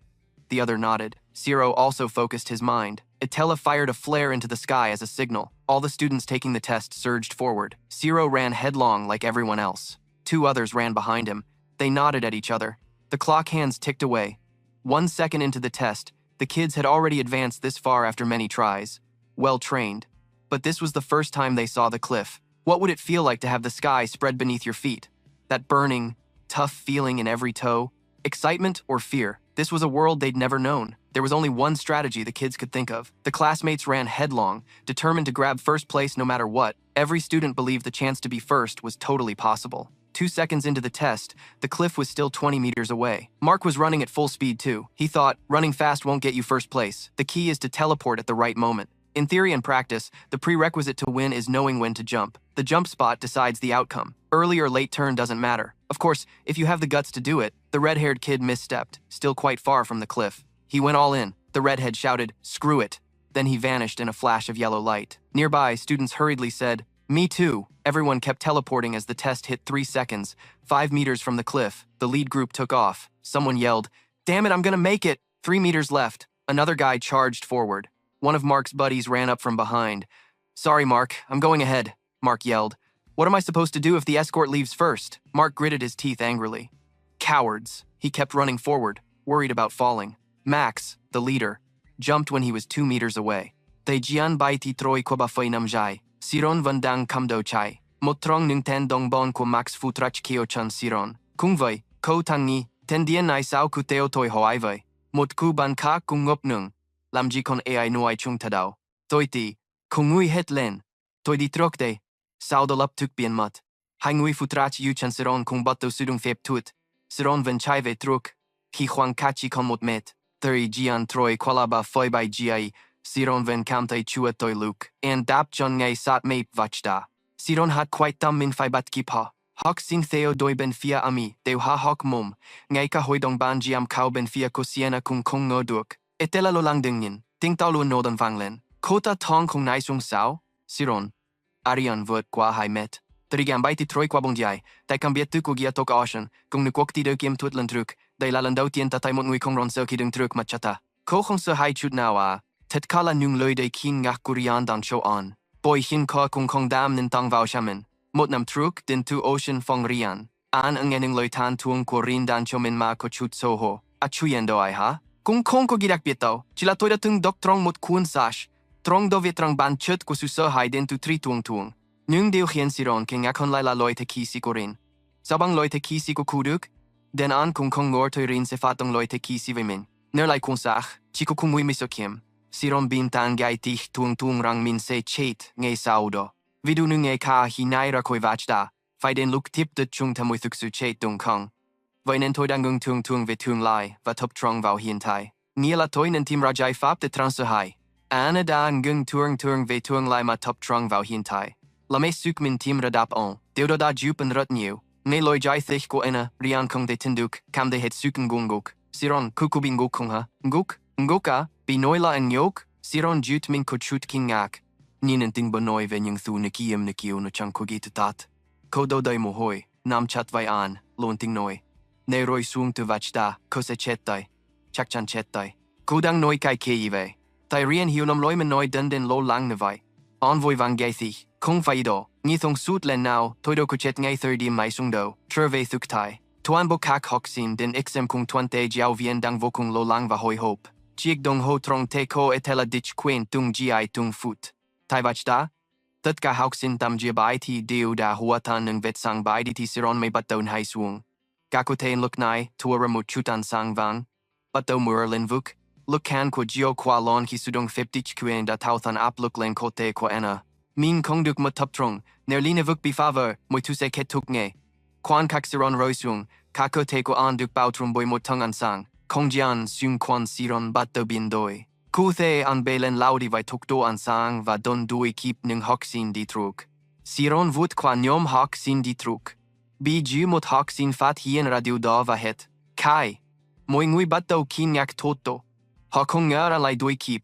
Thậm chí vụt qua camin. Kai ji, nó đã bút này muốn tôi sẽ nào, để có thể vụt xa như vậy chứ. Nhìn Siron vụt qua như vậy. Tên đồ không tin được.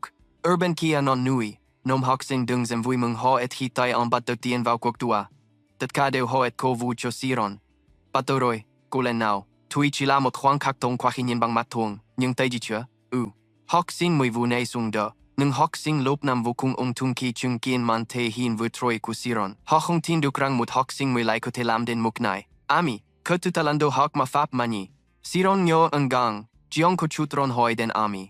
She didn't even know how to respond. Even she was shocked, left speechless. After calming down, she understood why he started later than everyone else, so she wasn't as surprised as before. Sure enough, even though he started late, he had been trying to make up for it. As long as he kept up that pace, Ciro would always be the one leading the race back. Mark was in front, but he knew it wouldn't be long before Ciro caught up. Damn it. What the hell is the task force doing? The gap ahead isn't even an issue anymore, he thought bitterly. Mark glanced back, tried to speed up, but it was too late. In just a moment, Ciro overtook him and took the lead. That kid was right in front of him. While far away in the forest near the mountain range where the competition was happening, Maria was slowly stepping into the Alang forest. Maria wasn't talentless. From the start, the harassment from classmates, combined with her own insecurity and weakness, held her back. In the teacher's room when asked about her grades, Maria was scared, didn't dare to look up, and answered with a trembling voice, "Sir, it's because those kids keep bothering me." Moreover, before she could finish, the teacher coldly cut her off. It's natural for classmates to hold each other back. This is a competition that all the others have surpassed and gotten promoted through. The class finished the third round, and the students competing were divided into 3 groups. Leading was the group with Ciro and Mark's task force. The middle group stayed about 3 meters behind, and at the back was the last group, the ones who used magic first. Out of fear, damn it, I couldn't even use flying magic. According to the senior's words, even if you fall, you're still safe, right? After flying for a while, a reckless student sneezed. That single sneeze threw the student off balance, causing him to fall. Following him were many other students in group 3, all falling down the cliff. Panicked screams, "Help! I'm giving up!" Watching the students fall, others came to watch, and the teachers all laughed, laughing at the show, just as expected. Students who couldn't overcome their fear would fall first. Saying that, the teacher wrote down the names of those eliminated on paper. The eliminated students kept falling, screaming nonstop. Where's the safety gear? How much longer do we have to keep falling? When everyone fell to a certain height, a large fan at the bottom of the cliff activated. The fan created gusts of wind that caught the falling students, letting them land safely. Those still conscious lay flat on the ground. This sucks. You should have told us about this beforehand. After that shock, the eliminated group all screamed in frustration. Since the seniors didn't warn them about this, none of them knew. This was just a small gift left intentionally by the seniors for the juniors. In the end, all the students in the last group were eliminated, 200 meters down. The students who made it this far showed signs of exhaustion, panting. I can't go any further. Some students, too tired from maintaining instant teleportation magic, fell down. Help me, please. Familiar cries rang out again. The middle group had given up quite a bit, falling back to the leading group. Mark kept trying to speed up. His magical talent was average, and so far showed no signs of fatigue. Idiots without talent shouldn't even dream of climbing higher. The middle group will all give up anyway. Hearing the cries of surrender behind him, Mark sneered inwardly. Despite speeding up to catch Zero, the gap between them was still pretty wide. The problem was, damn it, maybe it was his mood, but he felt the distance between him and that kid was getting farther than before. Mark gritted his teeth in frustration. He kept accelerating, trying to catch up. He couldn't help but feel annoyed thinking about him, who didn't even show a hint of tiredness. How was that possible? He should have been dead before the start. Suddenly, ahead, Zero changed, a surge of energy flowing into his body. Mark behind witnessed it all, cursing silently. What the hell is that? Zero suddenly sped up. Miss Atella used her magical eyes to observe all the students' tests and had to admire his talent. Zero's talent was truly amazing. Even I have to use shadow barriers multiple times, yet Zero's pace is steady like a number line, like a machine. The shadow barrier, Miss Atella, using self-objectification to stabilize the mind while creating a unique momentum. Not just Atella, all the exam graders also nodded in agreement with her comment. Some teachers even gave feedback to Mark after seeing his decent magical skills. On the other hand, Mark showed a clear change in pace. He's pretty good compared to his classmates, but still a bit impatient due to his youth. Not only that, some even praised Atella's talent. As expected from Atella, even from such a distance, she could accurately sense things through empathy. Truly amazing. That guy stood on the other side, face twisted in annoyance, silent without a word. The principal watching was also extremely satisfied with Siron's talent. Serial held binoculars to watch the competition. Amazed, he asked Ami beside him, did he just use shadow binding himself? That's really impressive. Where did Siron learn those advanced skills? Ami, standing on the other side, answered Serial's question, intently watching the match. Even though she already knew inside, she wouldn't say it out loud. Learn? Ordinary mages learn to consciously use the subconscious world, but this kid is different. He's almost directly controlling his subconscious. That's not something you can learn. Watching him pull ahead, Mark knew he couldn't win fairly. Time to stick to the plan. Thinking that, Mark suddenly shouted loudly and started moving. Receiving Mark's signal, two henchmen immediately began executing the pre-planned strategy. Even though both had reached their limits, damn it, he gave the signal. But why now? They had to squeeze out every last drop of their remaining mental energy to complete the mission. The henchman decided to risk it all, using all his remaining mental power to boost himself to his absolute limit. Siron sensed a double strike. That AI must have changed its rhythm. Just a moment of distraction, a shadow suddenly appeared in front of Siron, catching him off guard. A student suddenly shot up in front of him, making Siron startled and unable to react in time. He could only slow down to dodge. What the hell is going on? Another student also rushed at Siron, eyes wide open, staring at the incoming attacker. The henchman knew his action was wrong but couldn't disobey orders, thinking silently, sorry, but you gotta end the game here. Let's fall together. The henchman shut his eyes tight and charged full speed at Siron, aiming to make him fall. Siron's eyes widened, staring intensely at the student, rushing at him, utterly shocked. Is he seriously trying to tackle me? The student, eyes shut and teeth clenched, looked anxious, hovering midair. Then suddenly, he opened his eyes with a suspicious gaze. The falling student could only watch Siron playing midair. In his mind, he thought, how the hell did he dodge midair in such a dangerous spot? A few students who fell finished their game. Siron was struggling to stay conscious, his hands playing midair in the vast blue sky. Right before his eyes, the rhythm was broken. Fatigue began to set in along with his final determination. Siron's emerald eyes lit up once again. I can't pass out, focus. A ray of light like the sun shot up into the blue sky. The student falling down saw that scene. He really is a demon, not human. With that thought, the student kept falling along with a few others. Below, the 5th grade students were noisily discussing, didn't he move kinda weird just now? Could he have lost his way? One student said, they actually wanted to crash straight into the kid ahead. That's the real goal. Two students turned to look at him with utter surprise. How do you know that? Who'd purposely cause an accident? When Iruki's name was mentioned, he calmly sat cross-legged, arms crossed in front of other students. Iruki described with his hands, one hand clenched, the other open, standing upright, bringing them close together, then said, "One person blocks the race ahead, the other attacks from the side." Just like that, Iruki analyzed with a calm expression.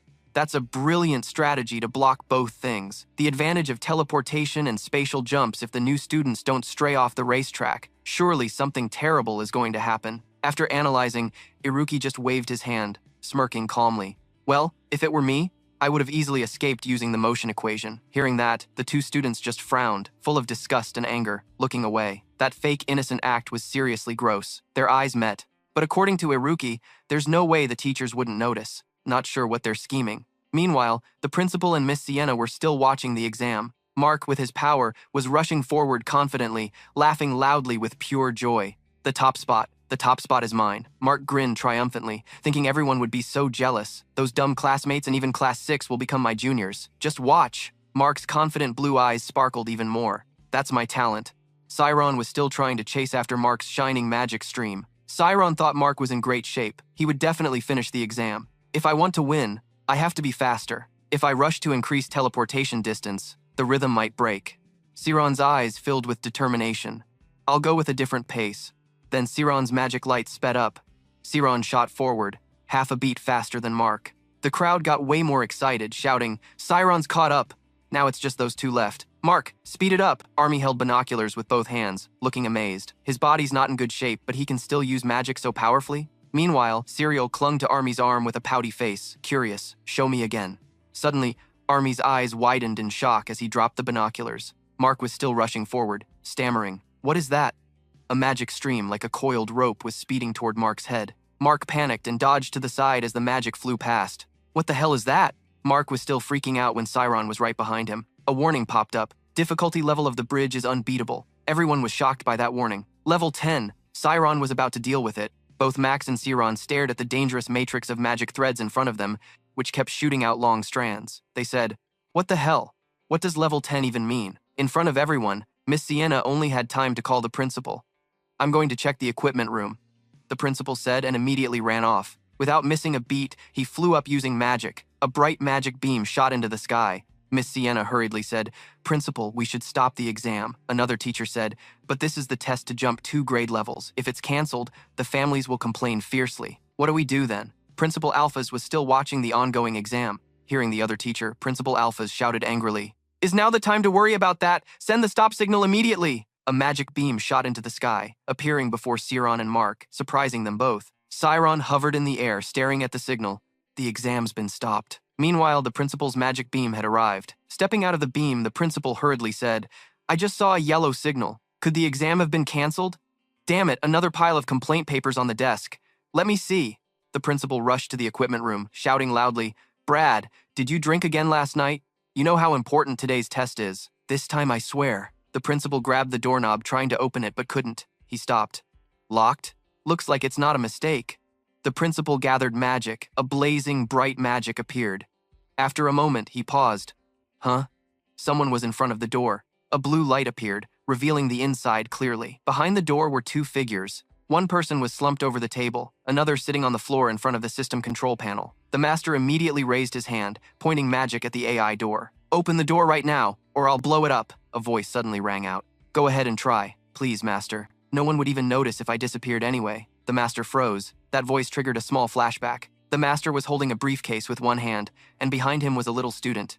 "You are the master." He was shocked to realize it was Maria. Maria sat in front of the door, clutching her legs, trembling with fear.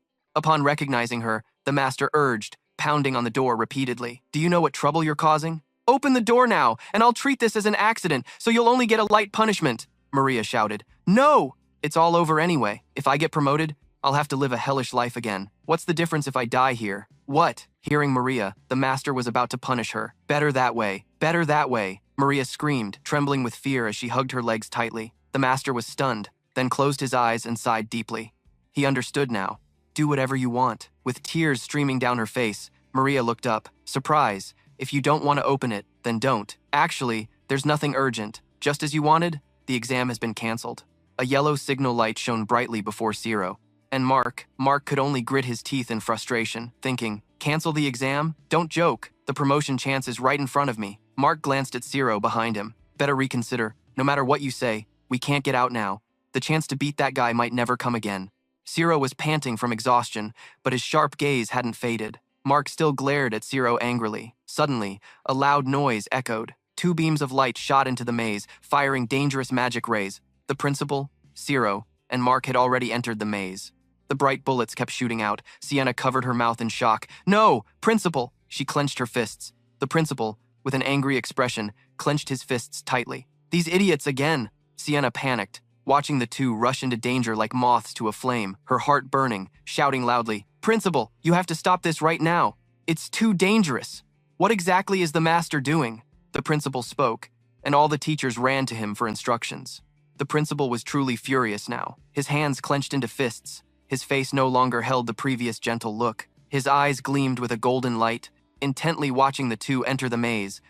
Disappointment rose in his heart. "I thought if it were you, things would be a bit different. But if you let greed cloud your judgment and make rash decisions, you'll never find your way out of the maze." Inside the maze, Zero kept weaving through at speed, searching for an exit. The students watching were now in panic, anxiously restless. "Oh my God, what should we do? What do we do now?" Ami covered her mouth with both hands, speechless, calling out to her best friend standing beside her. Ami was frustrated and helpless, watching the exam continue, unable to do anything about those idiots. Level 10 is for professionals. Thick black cords shot out from the cliff, forming various shapes, fiercely rushing south, forcing him to dodge desperately. The trap's speed was too fast. Dodging one meant the next appeared immediately, leaving almost no time to think. "If this keeps up, my stamina will run out." Elsewhere, Mark confidently rushed into the maze. Either way, both would be eliminated. The one who goes the farthest wins. If I perform well here, maybe I'll get recognized. Holding those thoughts, Mark charged ahead without hesitation. He slipped through the maze's gaps at lightning speed. As he moved, he smugly watched Zero struggling to dodge. "How about that? See my skills? You'll be stuck there forever." The dense, pitch-black maze blocks surrounded Zero. He dodged the incoming blocks, trying to find a way out. But when he saw Mark rushing forward, he wanted to warn him of the danger, but it was too late. "No! The control room right now." On the control screen, a red light flashed, an alarm blared, and Maria's voice echoed. "Teacher, what exactly is competition?" Maria sat leaning against the door. She hugged her legs tightly, choking back tears as she asked, encouraging lies to push others into the abyss. "But above all, is this the kind of competition the Academy wants?" That also sat leaning against the back of the door, trying to comfort Maria. "You misunderstood." Maria cut him off sharply. "Don't lump me together with you, a teacher who's always been considered a genius."